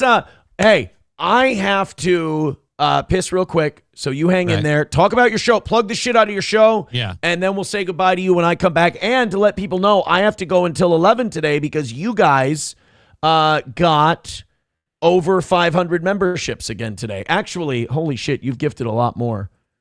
Let me check real quick. You're 90 away from 600. So thank you very, very much. And again, all the generosity. Thank you, Matt, for the 500. Thank you, Average Plumber, for the 100. We're good through today. We're good through tonight. We're good through tomorrow. And we're working on tomorrow night. So beautiful. Unbelievable job, guys. Thank you. I'm going to piss like a monkey. And then I'm going to come back and I'm going to let you go. This is like when the servers won't cut the host at the restaurant because they're like, just hold on, I got to do some stuff. Then I'll come back, I'll cut you. The minute you leave, there's going to be a fucking 10-top. All right, so I will be live at 1 p.m. today Central Standard Time on Just Kidding LLC, on Twitch, YouTube, and Rumble, on all three platforms. It is not me and Digger today. It's just me. We've got news stories and stuff to grab for the Iran stuff. We'll find out what's the latest happenings.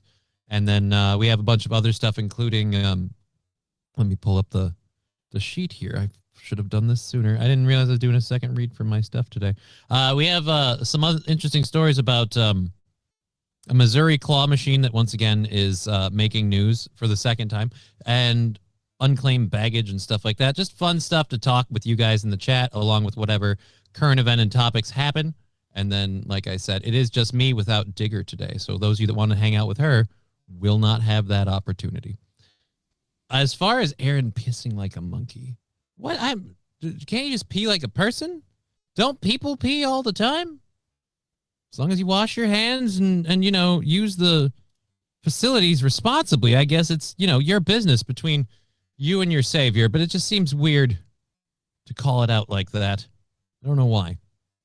Thank you again for all the amazing support we've had. I'm really, really, really grateful that we've been able to have a goal-free show today. It's so much more fun when we don't have to worry about let's do this. We just get to go through the stories and talk about them. I had more fun, and I hope you did too. I will be back tomorrow on this program, and I will be also doing my show tomorrow afternoon at 1 p.m. Central Standard Time. So if you want to hang out with me more, you have tomorrow here and my show today and tomorrow for those opportunities. Aaron going till 11, but he never specified a time frame for that $100 live thing. So might want to find out because if you have until 11, where is that goal at? Because that's got another hour to make, to make bank, and then he's got more shit to do. It'll be a busy afternoon for him. So let me know when he gets back. He will have to let me know about whether or not he's going to be doing a live stream today or not. Bro, I'm a fucking pig. I know, but why not? I'm a pig. I disgust myself. It's not just you, but yeah. You didn't specify a time limit. What's the deal with the... It's going to be a stinky day. All I wanted to say. I've never been more glad that there's literally a huge distance between us, and it's all digital. You should be very happy about that. Saved all by right. that. Did you plug all your stuff? Yes, I did. And I also I was curious. I was wondering if you answered this. What's the time frame on this? Go out to that child learning center. Is there a buzzer that we hit there? We know the goal amount, but they're about $60 or $70 away from that. All right, so it's on the line, but not quite doable. All right. Yeah. So you notice I'm not really pushing it that hard. I did. That's why I felt obligated. There's nothing quite. I mean, it feels crass. You know, we're a show that like we don't encourage contributions after we've hit a certain number. You know, all these other shows they make fun of Steel Toe for like having a rally or a beg segment. Meanwhile, their whole show is begging. We're like more. I got my QR code. Like it's a constant beg fest. There's never enough. Right. Whereas we're like, guys, we're good. Thank you. We hit the point. Let's call it a day. And I don't want to live stream from out there. But I will. I absolutely will. Right. I just want to make you do more work. But it feels weird to say, hey, you know, if you guys give this much, I'll do this. It's like there's been a lot of money coming into the old toe this week, and I don't need to be browbeating people. But I got another 55 minutes to do because this audience has been so generous. Thank you very much for being here, Johnny, and we'll see you tomorrow for another stress-free, goal-free Steel Toe. Awesome. Can't wait. Later. There he goes. Johnny's dead. I killed him. He's no longer here. Welcome to the program. All right, we're going to... King Kong Dong says, what's the goal for your live stream? Yeah, I think we're at $65 right now. Because I said if we cleared out the evening show and then $100 on top of that, and I think we're $30 over that. So it's like $65, $70 for that. $1 from King Kong Dong says, I want you to live stream from the daycare center rally time. Well, I'm going to do the show and cross my fingers for a particular result. All right, I want you guys to play the game. Since Johnny's not here, you play the whodunit game. And the whodunit game goes like this. I'm going to read you the scenario. You tell me what the perp looks like. Now, stop. Wait until I'm going to go into the chat in a second. Wait until I read the scenario. Okay? Don't just immediately go and start guessing. All right? I haven't read the scenario yet. I'm going to do that in a second. Veldrain with $1 says her eyes rolled into the back of her head and she became very pale and now she's Oh, shit. I'm sorry. I did this wrong. You guys got to tell me to do the voice. Her eyes rolled into the back of her head and she became very pale and now she's getting cold. Jeffrey and Ghislaine, what do I do? How do I fix a neck? So much for champagne wishes and caviar dreams. He just can't break character. All right, see, this is what I didn't want in the chat. Quit writing black. I haven't even asked you. I haven't even told you what the story is. And you're saying black and some of you are saying even worse words than that. All right, let me read the headline and then you tell me what we're going to see in the video. Passengers get loud. Stop. I'm not done yet. Passengers get loud and starts threatening. Stop. Passenger gets loud and starts threatening on a Frontier Airlines. Stop. I'm not done yet. Passenger gets loud and starts threatening on a Frontier Airlines flight before crew steps in and has him removed. All right, here we go. I'm going to maximize the window and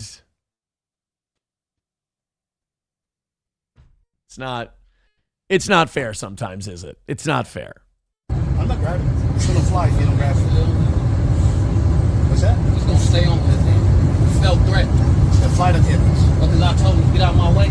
Yeah. So he threatened the flight attendants. They're saying he's like, I didn't threaten the flight attendants. I just told him to get out of my way. It's like that. You don't talk to the flight attendants like that, dude. The fuckers felt threatened about that. I feel threatened right now. I'm trying to get to my seat. I love that this guy's like, I feel threatened right now. Right. When you're talking to him in a way that you're like, fuck is wrong with you? A lot of people might find that threatening.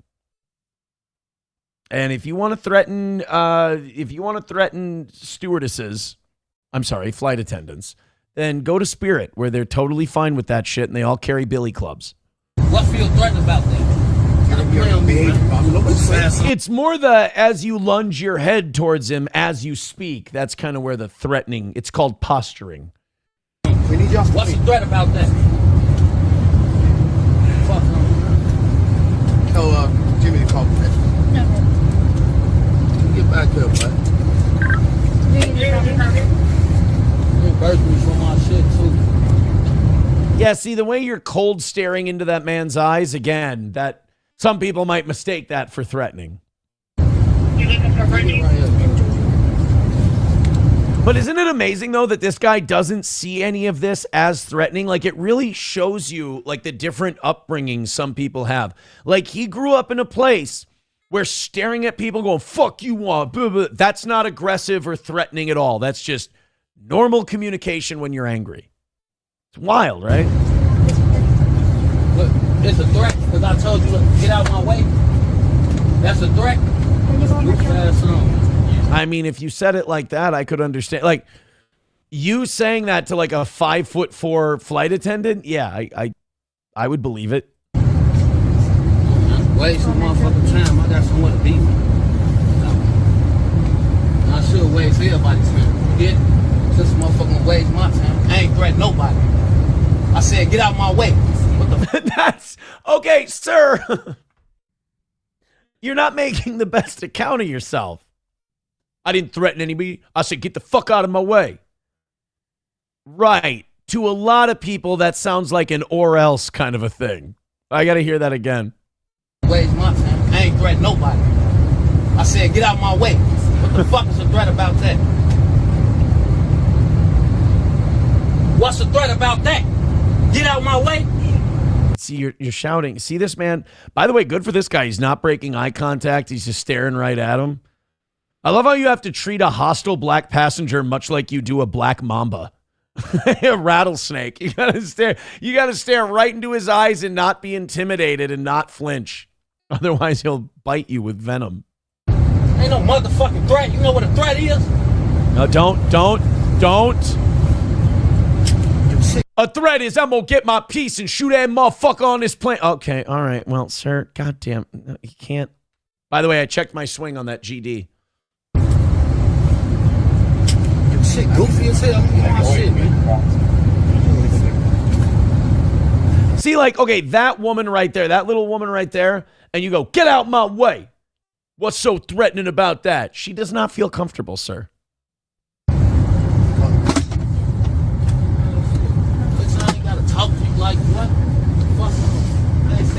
Of course, he's got a backpack. In fairness, I bring a backpack with me on a plane. It goes under the seat. And then my carry-on bag goes overhead. Don't have a radio. That's what I like about vacationing with SP. She's like, we don't need to bring giant suitcases and put them. Let's each take a carry-on suitcase, and then we'll each take a bag that we can put under the seat behind us, and then we're good. We don't need to check bags or shit like that. I love that. I do not miss the days of like, oh, we have to make sure. Is it going to be under 50 pounds? 50 pounds in the fucking suitcase? With the carry-on? Jesus. What are we bringing? Bricks? I guess of Coke? I don't know. I guess who knew at the end there? Who knew? Maybe she was muling. I don't know. What was that? We're just living on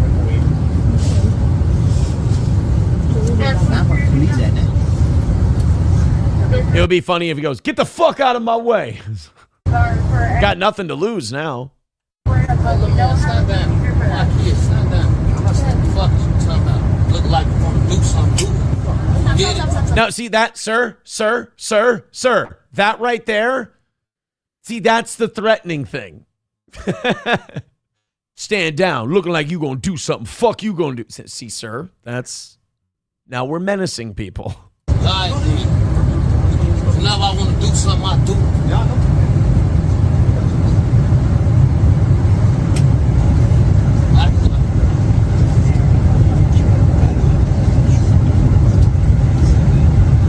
Didn't think you were getting dinner and a show with your Frontier Airlines ticket, did you?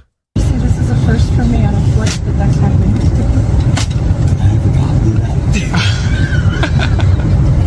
Don't laugh too loud. He'll come back there. He'll smack the shit out of you. He's got nothing to lose now. He'll climb over those seats like a Jerry Springer audience participator. He ain't gone yet, guys. He is not gone yet. King Kong Dong with $1 says, I feel bad. I feel for the guy. He probably got soggy Popeye's chicken and his Newport's taken away. See, now it's racist. I'm going to go ahead and say that that's probably racist. Now, Skousko says he's got weed in his bag, a Glock, and a bottle of 2020. There's no evidence to tell us that he's doing that. Papa Shop says what's hilarious is that the 4-foot-tall Chinese guy could probably kill him. Did you guys get... All right, who's the racist, me or Papa Shop? Because I swear to God, that was a Latino. I can't... Dude, I historically have sometimes had problems telling the difference between an Asian and a Latino. Especially when it gets to like Filipino, you get further out into the Pacific. It's like it's starting to blend together a little bit. But I swear to God, I thought that guy was Mexican. Rusty Grammer says this is why whites fly Delta. I mean, I concur. I fly Delta for that reason. But in terms of regional carriers, don't always sleep on Sun Country because I don't think black people know that Sun Country exists yet in the Midwest. Like Sun Country Airlines, cheap flights. You can get to places like Las Vegas, I think LA, some other. Like you can get pretty much anywhere on Sun Country, and I don't think black people know about Sun Country yet. Bigot on socialist media says banned from flying any airline for 5 years. He'll probably be dead. Oh God, you guys are getting very out of the way racist. Very out of the, you're going out of your way. Marble Arm says we need the old lady from Airplane to come in and start speaking jive to him. I can always tell who my older listeners are by what they reference. Main Vein with $1 says behind in the chat, what the fuck? You groomed your ex-wife out of high school, Aaron? No, I did not. That never happened. Potato Head Case says, tried telling you Delta for years, but no. I love Delta. I've been flying Delta for a long time. Since the pandemic, I've been flying Delta. Rusty Grammer says, Sun Country is also awesome if it's going where you want to go. Yeah, Sun Country's a steal.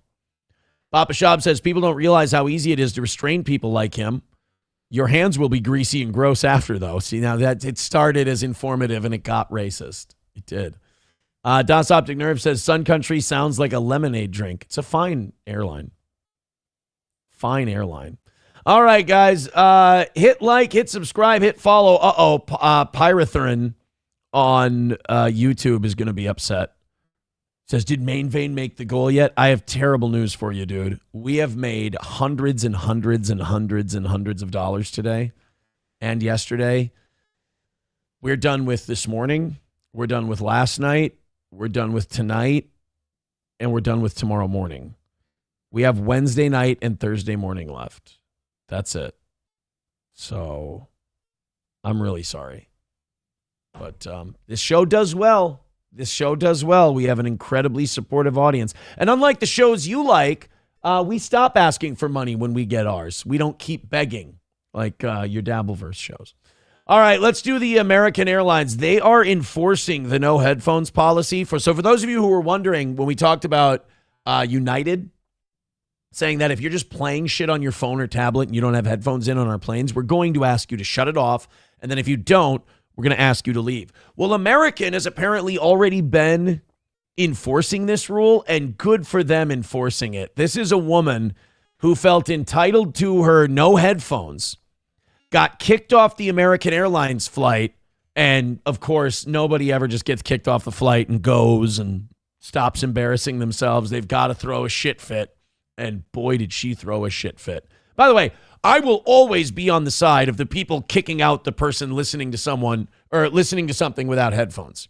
I cannot believe the amount of disregard you can have for other people. Same thing when you go to like restaurants or anywhere or stores and somebody's on their phone and they have it on speaker, as though the rest of us want to listen to their shitty, banal conversation.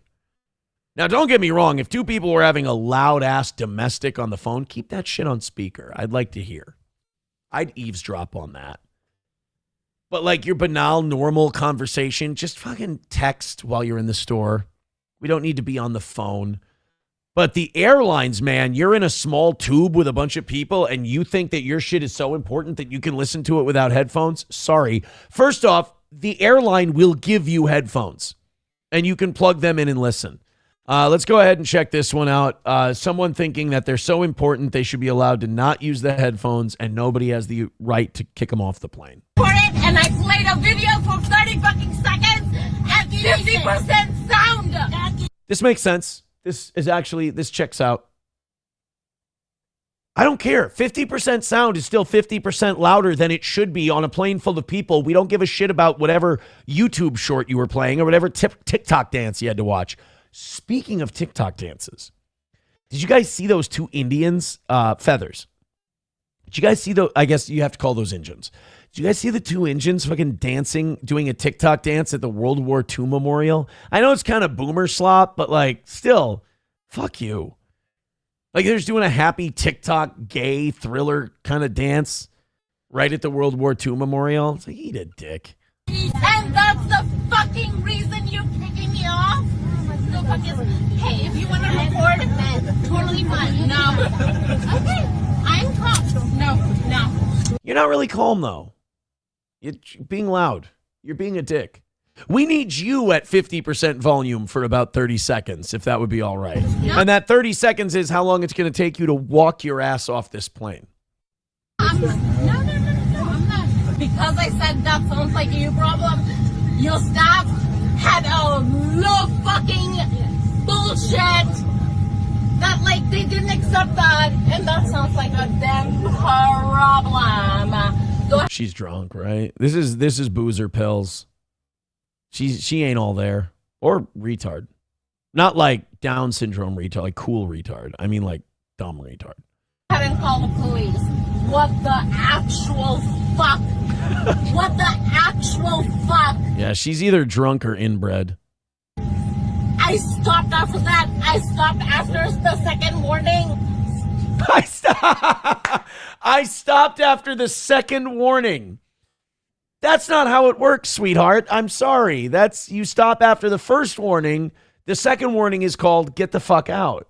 It's okay for me to play a 30 fucking second video. Yes, please record me. Listen, hey, is this not a free speech? It's not a free speech place. I can say that. It's not a free speech place. There's no such thing as a free. No place is a free speech place. Free speech doesn't exist. You do not have the right to free speech anywhere in this country. But once they let you out on bail, it'll be a free spit. You know what? It's not important. It's not important what I was about to say. Or like, are we being assholes to literally everybody? Just you. Just you. Everyone else, it seems they're being very pleasant to. They're leaving them alone positively, absolutely 100%. Not you, though.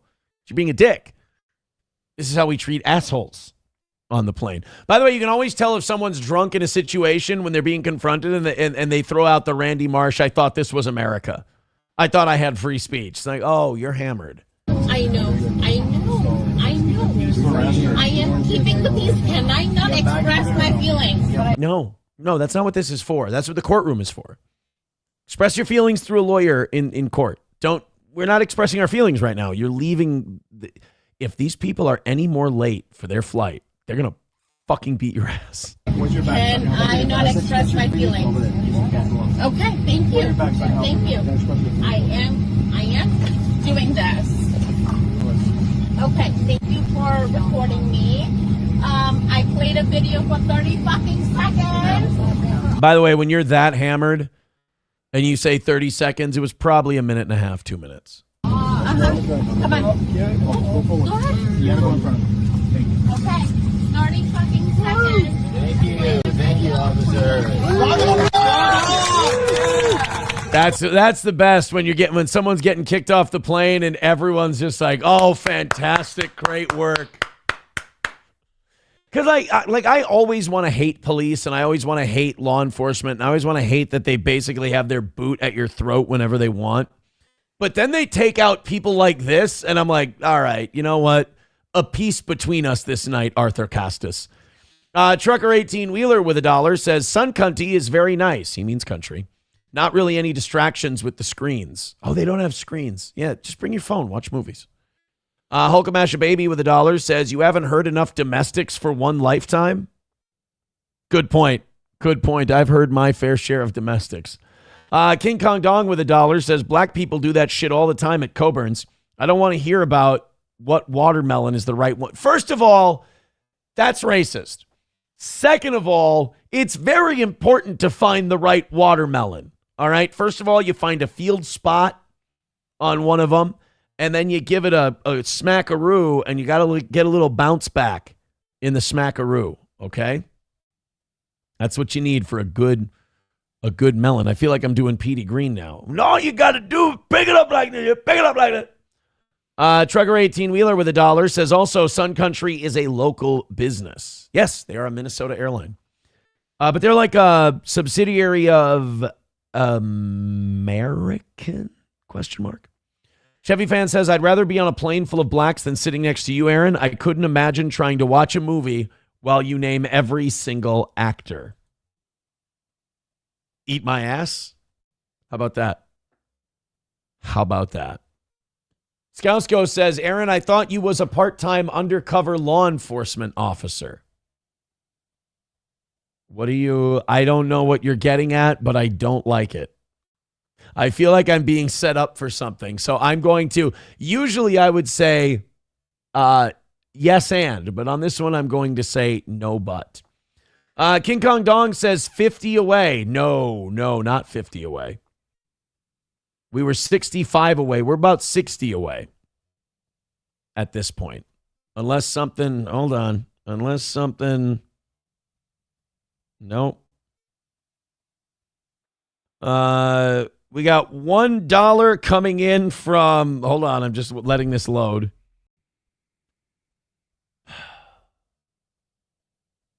What are we doing here? What are we doing? It's $1 from the ghost of Anthony Cumia, but the damn thing won't load. Here we go. Now it's coming. Ghost of Anthony Cumia with $1 says roses are red. Frontier makes the news. A peaceful plane is one without giga. Well, I can't finish that one. Ghost of Anthony Cumia. By the way, Misery Loves Clips, who I really like, apparently did a video where Anthony admitted he fucked that trans lady. I mean, we all knew, but I mean, geez, I mean, it's brave, right? That's brave. Carlos Cameo says Sun Country bought Allegiant, so they'll be the new once-a-year flight out of St. Cloud. St. Cloud has like twice-a-week flights now to Arizona and Florida, I think. St. Cloud Airport's starting to pick up that business. Who owns Sun Country Airlines? Allegiant Air is in the process of acquiring Sun Country in a deal announced January 11th of this year, valuing the airline at $1.5 billion. Before that, they were a publicly traded company with major shares held by investment firm Apollo Global Management. Okay. So they're going to be Allegiant now. Allegiant Airlines is going to acquire Sun Country. Chevy fan says, so Cumia butt fucked a man. I don't know what the logistics of it are, but I guess he was like on a show. Gino was on it, and Gino, I think, called Cumia, and somebody accused Cumia of fucking that Sue Lightning chick who's like a streamer, a trans adult star and streamer, and he went something about like they're better looking than you or something like he didn't deny. He was like, well, they're better looking than. It's like, bro, I mean, that's an amateur move from a multi-decade professional. You deny fucking the trans person. Quick. Hey, real quick. Somebody accused me of fucking a trans person real quick. I'll show you how you handle this. Just real quick. Accuse me of fucking a transgender person.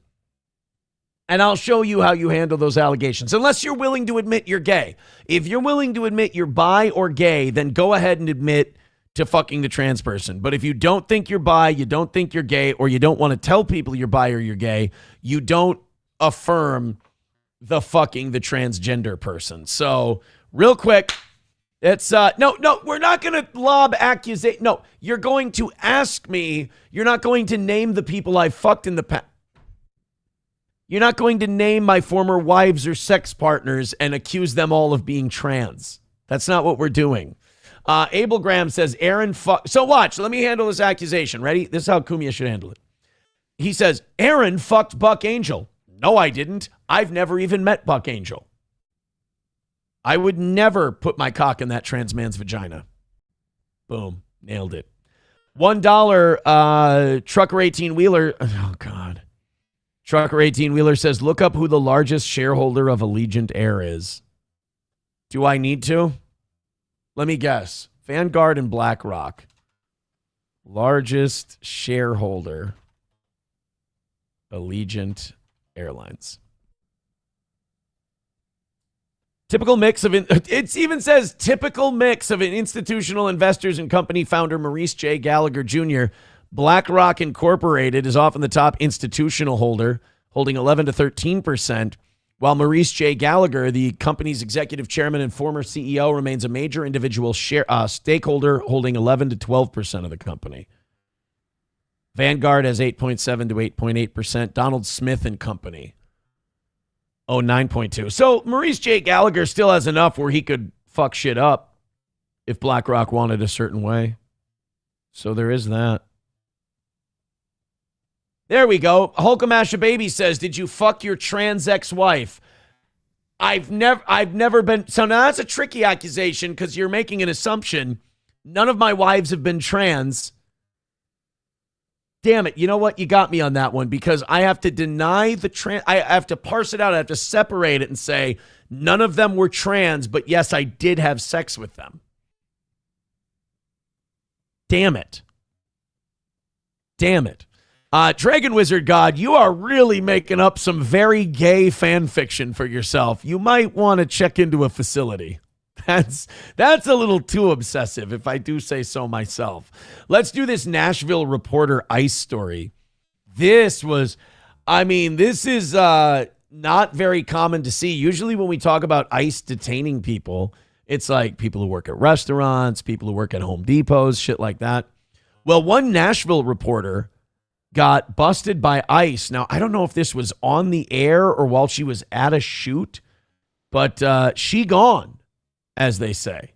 By immigration authorities. In court documents, her attorney claims she was arrested without a warrant. News 2's Kelly Milan spoke with that attorney today and shares more. Hola, ¿qué tal? Regresamos con más información. A Nashville television reporter now in immigration detention. Stephanie Rodriguez, who works for Nashville Noticias and Univision 42, was taken into custody by immigration agents March 4th. All right, that tracks. She was working for Noticias and Univision, and she got arrested. I mean, that's kind of cheating if you're ICE, to be quite frank about it. I mean, that's kind of hiding in plain sight. According to a statement, that almost seems like ICE picked her up and like, we don't even know if she's illegal. Just pick her up and we'll take a look and we might get lucky on this one. I'm just playing the odds. From the outlet, Rodriguez was with her husband outside a gym on Murfreesboro Pike when several cars surrounded their marked news vehicle. The station says several men then exited those cars and demanded Rodriguez be taken into custody. She was later transported to a detention center. Up until now, she hasn't had a case with ICE charging her with anything, any part of DHS charging with anything. She never had a case with the immigration courts. Her attorney. Okay, but here's the deal. Is she legal or is she not? This is what always confuses me about these immigration news stories. Like, isn't there an easy way for us to figure this out? And the way we figure this out is just look up if she's legal or not. Ends the discussion pretty quick one way or the other. Police have now filed an emergency federal petition asking a judge to order her release. The lawsuit claims Rodriguez entered the United States legally, applied for asylum, and has been seeking a green card through her U.S. citizen husband. Her entered the United States in 2021 on a tourist visa.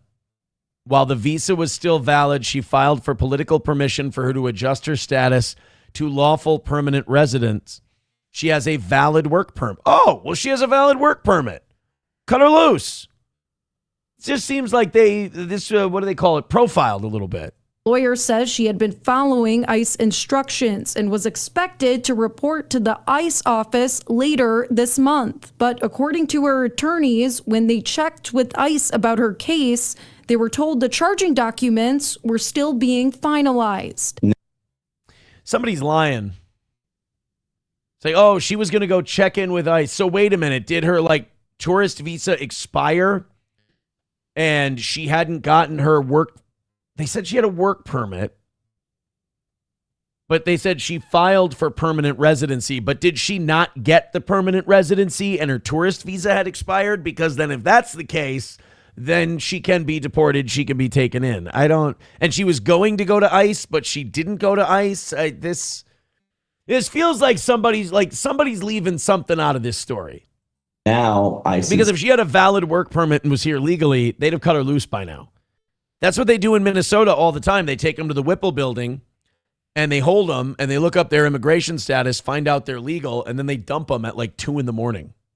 Claimed that her failing to show up last Wednesday was a sign that she is a flight risk. But in this case, there was an ICE officer who 2 days before said, hey, that appointment does not exist. Her attorneys now question why she was detained at all. The lawsuit also claims immigration agents arrested her without a warrant, a move her attorneys argue violates the Fourth Amendment. Now in detention, her attorneys say she will likely miss an important step in her green card process. This does really sound like they profiled her and just picked her up off the street. This sounds... Somebody, whether it's the government or whether it's her, somebody's not telling us something here because they don't want to look bad for the news story. The one meeting she might actually miss is she's supposed to go do her fingerprints for USCIS for her green card application on the 17th of this month. And, can't really get there if you're in detention. In a statement, the Tennessee Immigrant and Refugee Rights Coalition says in part, it's not lost on us that as a reporter, as Stephanie honestly and courageously told real stories about the harms caused by ICE and the people. I wonder if that wasn't part of it. I wonder if she wasn't rabble-rousing a bit and this was personal for ICE. I don't know. They targeted and detained. Rodriguez is expected to have a hearing. I mean, they've done it before. I mean, look at the whole Don Lemon thing. I mean, Don Lemon's a journalist.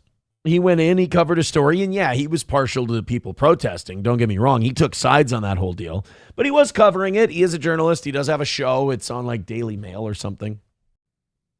And they charged him. He's still dealing with that. March 21st, her attorneys say a bond motion is likely to follow. Until then, she's being held at a detention center in Louisiana. We reached out to Homeland Security for more information, and we haven't heard back. Yeah. Like I said, we're not getting the complete story here. Somebody's holding back something because it makes somebody not look good. That's all. Siegkrut says, anyone know any good live streams at the moment? You dick. Reformed Rapscallion responds with, Dan Bongino is live and lying. That's actually a good slogan, a good slug line catchphrase for his show. Dan Bongino, live and lying. Mild says, never forget that Aaron once said he wanted to fuck the spokesperson for Oregon trans man. First of all, it was a person who was there on behalf of Utah trans man, and there's no confirmation that she was a trans man. That was a lady. She was speaking. I complimented her core. That was it. There was no indication that was a trans man. And if that was a trans man, you know what? Any speaking I do without a lawyer present is not going to help me at all. So I will not be answering any further questions on the topic of Utah trans man until a lawyer is here. Scouse Ghost with $1 says, Aaron, this is a funny picture. Oh, boy. Oh, yeah? Is it a funny picture? Says site can't be reached. Whatever link you sent me, it's a busted link. Oh, you know why? The emoji's in there. That's why. The emoji's in there. All right, hit like, hit subscribe, hit follow. If you want to gift some memberships and stuff, you can, but we're good for today. We have crushed it. Oh, somebody made an edited version of the Ethan Ralph Scarlett Hampton photo. That's been edited. That's not correct. By the way, very nice of Ethan Ralph to say the things he did about me yesterday on his stream. We watched it on the evening show last night.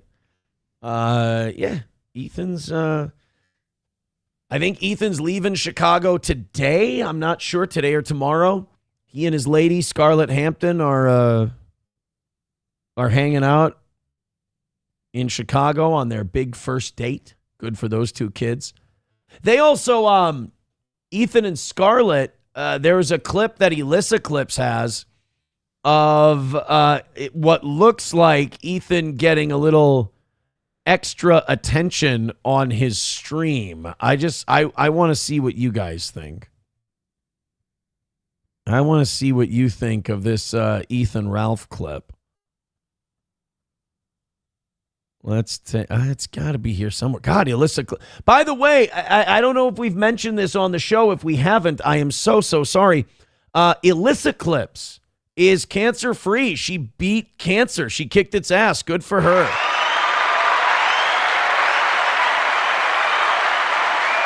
Good for Elissa Clips. She's battled. I think it was pancreatic. If I'm wrong, I'm wrong. But most people do not beat pancreatic cancer. And she did. She had an operation. She had a procedure done. And again, I'm almost positive she's cancer-free. So good for Elissa Clips. But Ethan Ralph was allegedly getting a blowy from his gal Scarlett in this clip. I'm going to give you a warning that if you watch this, you are test. You guys decide what's going on here. Why not? Anonymous sent $10.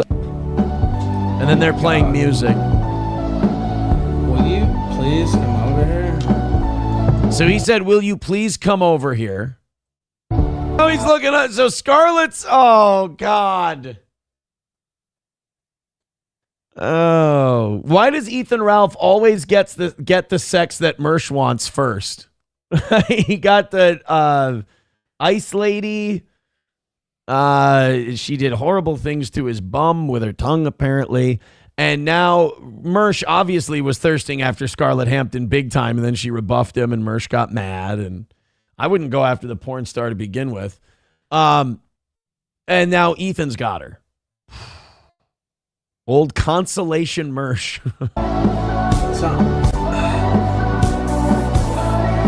I can't watch that. I can't. Stop making eye contact with the camera.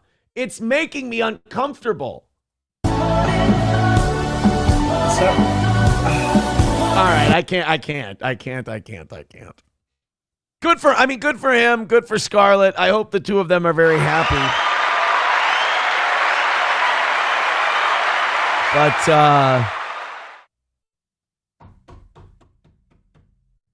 I'm good.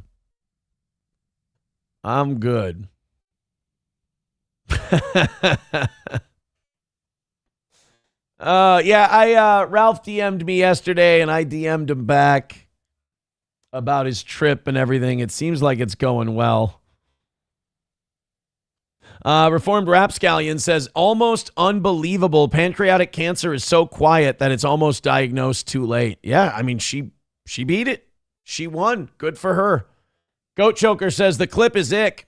Also, yay, Elissa. Yes. Congratulations to her.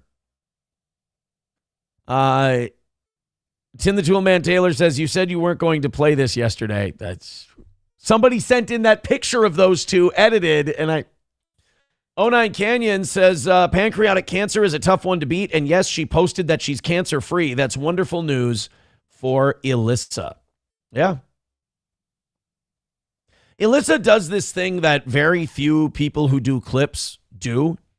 All she does is clip people accurately, shows the story. So, like, Elissa's clipped me a bunch of times. I've never had a problem with it because I say what I say on my show. I can defend it. It's fine. There are some people who get mad at Elissa for clipping them, and it's like, hey, douchebag, don't get mad at Elissa. Like, you did it. She doesn't change people's shit. She doesn't clip it out of context. She plays the whole thing. So, like, if you get mad at an Elissa clip of yourself, you kind of have to look in the mirror if that's possible. They are, like, not Ethan Ralph, Evan Von Skiver, the throat goat, the guy who lost his wife to a skydiving instructor. Evan Von Skiver gets mad at Alyssa Clips for clipping him, and it's like, or clipping me roasting him, and it's like, dude, she didn't present it in a dishonest way.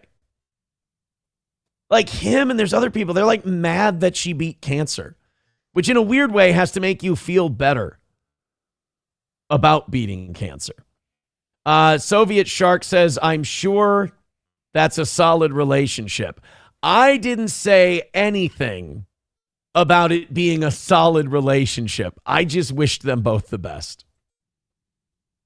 I did not say it was solid. I didn't say it was good. I didn't say it was bad. I just said it existed. That's all. All right, let's get into some more nonsense here on the program. We got about 10, 15 minutes left. You guys did amazing today. As I said, if you're just joining us, no goal today, no goal tonight, no goal tomorrow. Really, we've got Wednesday night and Thursday morning left to go. And thank you guys so much. We did the Ice Agent one. We can open up the 8 o'clock hour stories and do that now. It's I forgot I had this one. The first clip we're gonna play here is a story where I sometimes leave little sometimes short notes for myself, sometimes long notes for myself. On the first story we're going to do, I don't remember what it is. And it's just an x.com link. But I wrote not guilty. So now I'm kind of worried about what's in this story and what kind of mood I was in when I gathered this one for the show. But the caption that I put on this story is not guilty. So now I'm very curious as to who I was calling not guilty. Oh, good. Okay. This is an 18-year-old woman in Memphis who's accused of shooting a man 14 times after a 5-year-old girl said he touched her inappropriately. Yeah, you know what? I stand by it then. Not guilty. Not guilty. Let's go ahead and fire this one up. Police say a preliminary examination of the body found about 14 shots. Now, I went back to the area where... Could have done a couple more. Maybe, you know what? Maybe the magazine only held 14 rounds. Rincon's body was found and spoke to neighbors. Many of them told us they don't fault Torres for what she did if Rincon actually did touch a child. Yeah, good for her. By the way, her mugshot does not really say that she's sorry for anything she did or that she feels bad at all, so good for her. It's a bad bitch right there. She ran out of bullets. Why'd you say that? I would have shot him a couple more times. Attaboy, Donald. Do we gotta have the full version of that, man. Come on, Memphis, Tennessee, you know they talked to some really funny people for this one. Memphis, 18-year-old shoots man 14 times. We've got it. Here we go. Oh, she appeared in court? Yeah, today. Oh, this morning. This morning she appeared in court. Okay. Here we go. This was this weekend this happened. March 6th. That would have been Friday. There's multiple charges tonight, including first-degree murder. She's accused of killing a man who she says touched a 5-year-old relative inappropriately. WRG. If you're a lawyer worth a pinch of monkey shit, you do not accept any plea deal except dropped charges. You take this all the way to trial. Because again, all you need is one. And if you can't find one person in Memphis, Tennessee, that won't go not guilty. I mean, this is what they call juror nullification, where you as a juror have the power to cut people loose. And you go, what'd she do? She shot a guy 14 times for touching her 5-year-old relative? Yeah, she's not guilty. She's fine. She's good. Caitlin Barker is live in East Memphis with the latest on that story. Caitlin? Good afternoon, Stephanie and Greg. I'm here on Willowview Avenue where police found the body here in the road. And while we were here... Did you set it on fire when you found it? That would have been fine. We also saw multiple shell casings and caution tape on this mailbox here behind me. Now, Alison Torres is accused of shooting Noy Rincon 14 times in his van. Now, Torres told police Rincon touched her... Rincon. If you're a baseball fan, you little better with Latino names. Rincon. Growing up, there was a Juan Rincon who pitched for the Minnesota Twins and a Ricardo Rincon who pitched for both the Indians and the A's. Now, Torres told police Rincon touched her 5-year-old relative inappropriately. According to court records, Torres asked to borrow Rincon's phone before confronting him about the incident. That's when she allegedly shot him multiple times in his van, took pictures of the blood, and then took the van to an abandoned house and repainted it. Okay, that's not. We didn't need to do that, especially if you're gonna leave fucking shell casings in the road. You know, I mean, we don't really need to find the van if we have the shell casings. We know there was a gun discharged here quite a few times. Oh, there's a sign of a good poor neighborhood. Just random tires sitting out, and these fences just beat to piss. Spoke to neighbors who wanted to remain anonymous, but they say this crime left them speechless. It's a sad situation. I mean, it's sad that the world has come to this, you know. But I don't know. I just pray for her and just pray for us all. I wish that you know what we should do is make this woman like Bob Lee Swagger. We should just send her around to everybody who's on the Epstein list. She can exercise her expertise that way. Because we all need that. Yeah. Now, Alison Torres was arrested on Thursday and charged with that mugshot. Just says, "Shit, I'm getting away with this," and she should. I'm rooting for her. first-degree murder, tampering with evidence, and unlawful use of a firearm. Okay, those last two, though, they might get her on those two. Unless they're really like, and again, in Memphis, you know, especially in a poorer county, they might empathize with her quite a bit and be on her side. They might just blanket, you know, get a couple of people who will acquit her. But those last two, tampering with evidence, you went and repainted the van. Yeah. Illegal discharge of a firearm. Reckless discharge of a gun. That's what the officers are claiming. Alicia hollered out reckless hell. I hit you where I was aiming. I'm Caitlin Barker reporting live for your news leader, WREG News Channel 3. No, not guilty. You vote to acquit on all charges. She rid the world of another problem. Veldrain with $1 says, Aaron, how much to wear an I Beat Anorexia t-shirt for a show? $25 for the shirt and $125 to wear it on the show. So a total $150. And I'll wear an I Beat Anorexia t-shirt for the show. That's one thing about this show. When you ask me, if it gets to my attention and you ask me whether or not I did something, then ask me or whether or not I would do something and how much, I have to give you an answer. That's one of our rules. Anybody Holmes says, should have thanked her for her service. I agree. LOL, she screwed herself by painting the van. Yeah, that bummed me out. That bummed me out when they said she painted the van. It's like, oh, everybody's on your side. You don't have to do that. Get this girl a cape, some are saying. Yeah, I don't. That neighborhood does look rough, though. I mean, I wouldn't go anywhere near that place unless I had very good reason to. Larry S. says, sounds like auto theft. She got caught, made up a story about molestation. Oh. So you're saying that the 5-year-old accusation is not true, that she's making it up because she wanted to kill this guy. I don't know. 14 shots. That seems a bit personal. 09 Canyon says, back home there was a back road used as a shortcut between towns where I saw a burning car 2 different times, and other times it was abandoned cars. It was a popular dumping spot. Hey, I want to thank you. We had to go overtime because of all the gifted memberships today, and you guys are still at 500, so I appreciate that, all this overtime later. All right, I'm going to end the show today on this one. This is from Reason.com, and after this, we will find a show to raid over on Rumble. But I wanted to play this item here from Reason.com. I like both of these guys. What are their names? Austin and I think it's Austin Healy, and I can't remember the other guy's name. But the MSO, she didn't have a sister.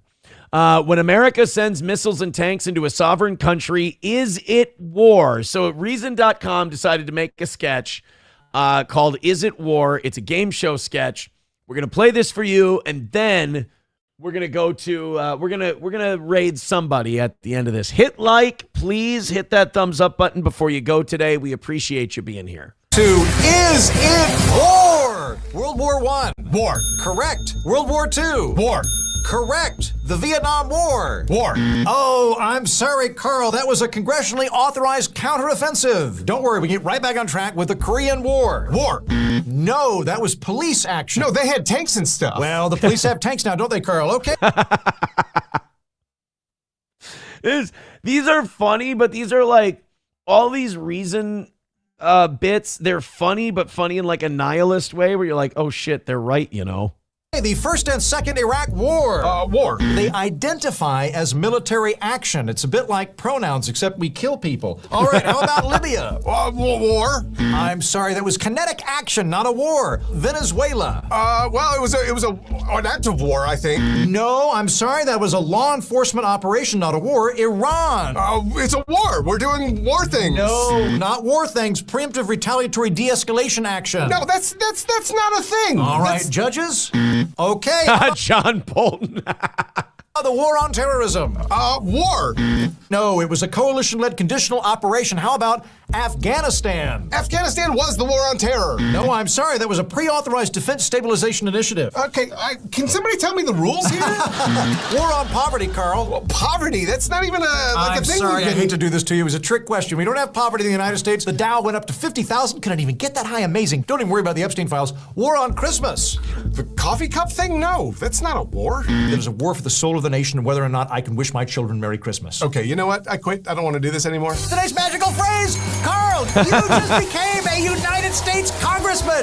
Congratulations, Representative Carl. Merry Christmas. It's March. Well, okay, happy Hanukkah. Oh, I like the subtle jab thrown in there at the end. Reason's never taken a real side on the, that whole part of things. But I think they might have made a statement there. Nice work, guys. Nice work. They are. I love Reason. They do a really good job. They did the libertarian dad jokes bit that I really like. I think we have a little bit of time here. We got 5 minutes. I don't want to cheat you. You guys have been incredible. Libertarian dad jokes. There we go. I've obviously watched that one a lot.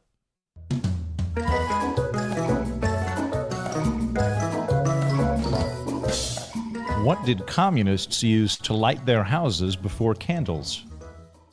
Electricity. I asked my North Korean friend how things were going there. He said, I can't complain. Yeah. Why did the libertarian quit his job at the Italian car factory? Because he hated Fiat. Fiat. How do you know Arlington National Cemetery is popular? I don't know how. Because people are dying to get in there. During all the foreign wars without congressional authorization. It's sad that this was made like 10, 15 years ago and it's still as valid today. Our country's finished. Overseas, and then the body is shipped back home. Yeah, no, I get the mechanics of it. And then the families come and visit the graves, and it's pretty crowded. I am not sure that joke works. Yeah, well, neither does nation building, but people keep trying it. God damn it, we're doing it again! Okay. Knock, knock. Get a warrant. Get a warrant. Okay. Oh, no, wait, I got one. You start, though. Say who's there. No, with a knock-knock joke, you start with knock-knock. Yeah, this is a no-knock, knock joke. Like a no-knock raid, but it's a knock-knock joke. Okay. Who's there? Police, we shot your dog. Whoops. Sorry, wrong house. What's the difference between Trump, Obama, and a claustrophobic Eskimo? I mean, there's lots of differences. Okay, well, for this joke, only the Eskimo doesn't want to get snowed in. Snowed in. Mm-hmm. Yeah. Why did the Afghani bride get cold feet? Why? Because her legs were blown off in an American drone strike.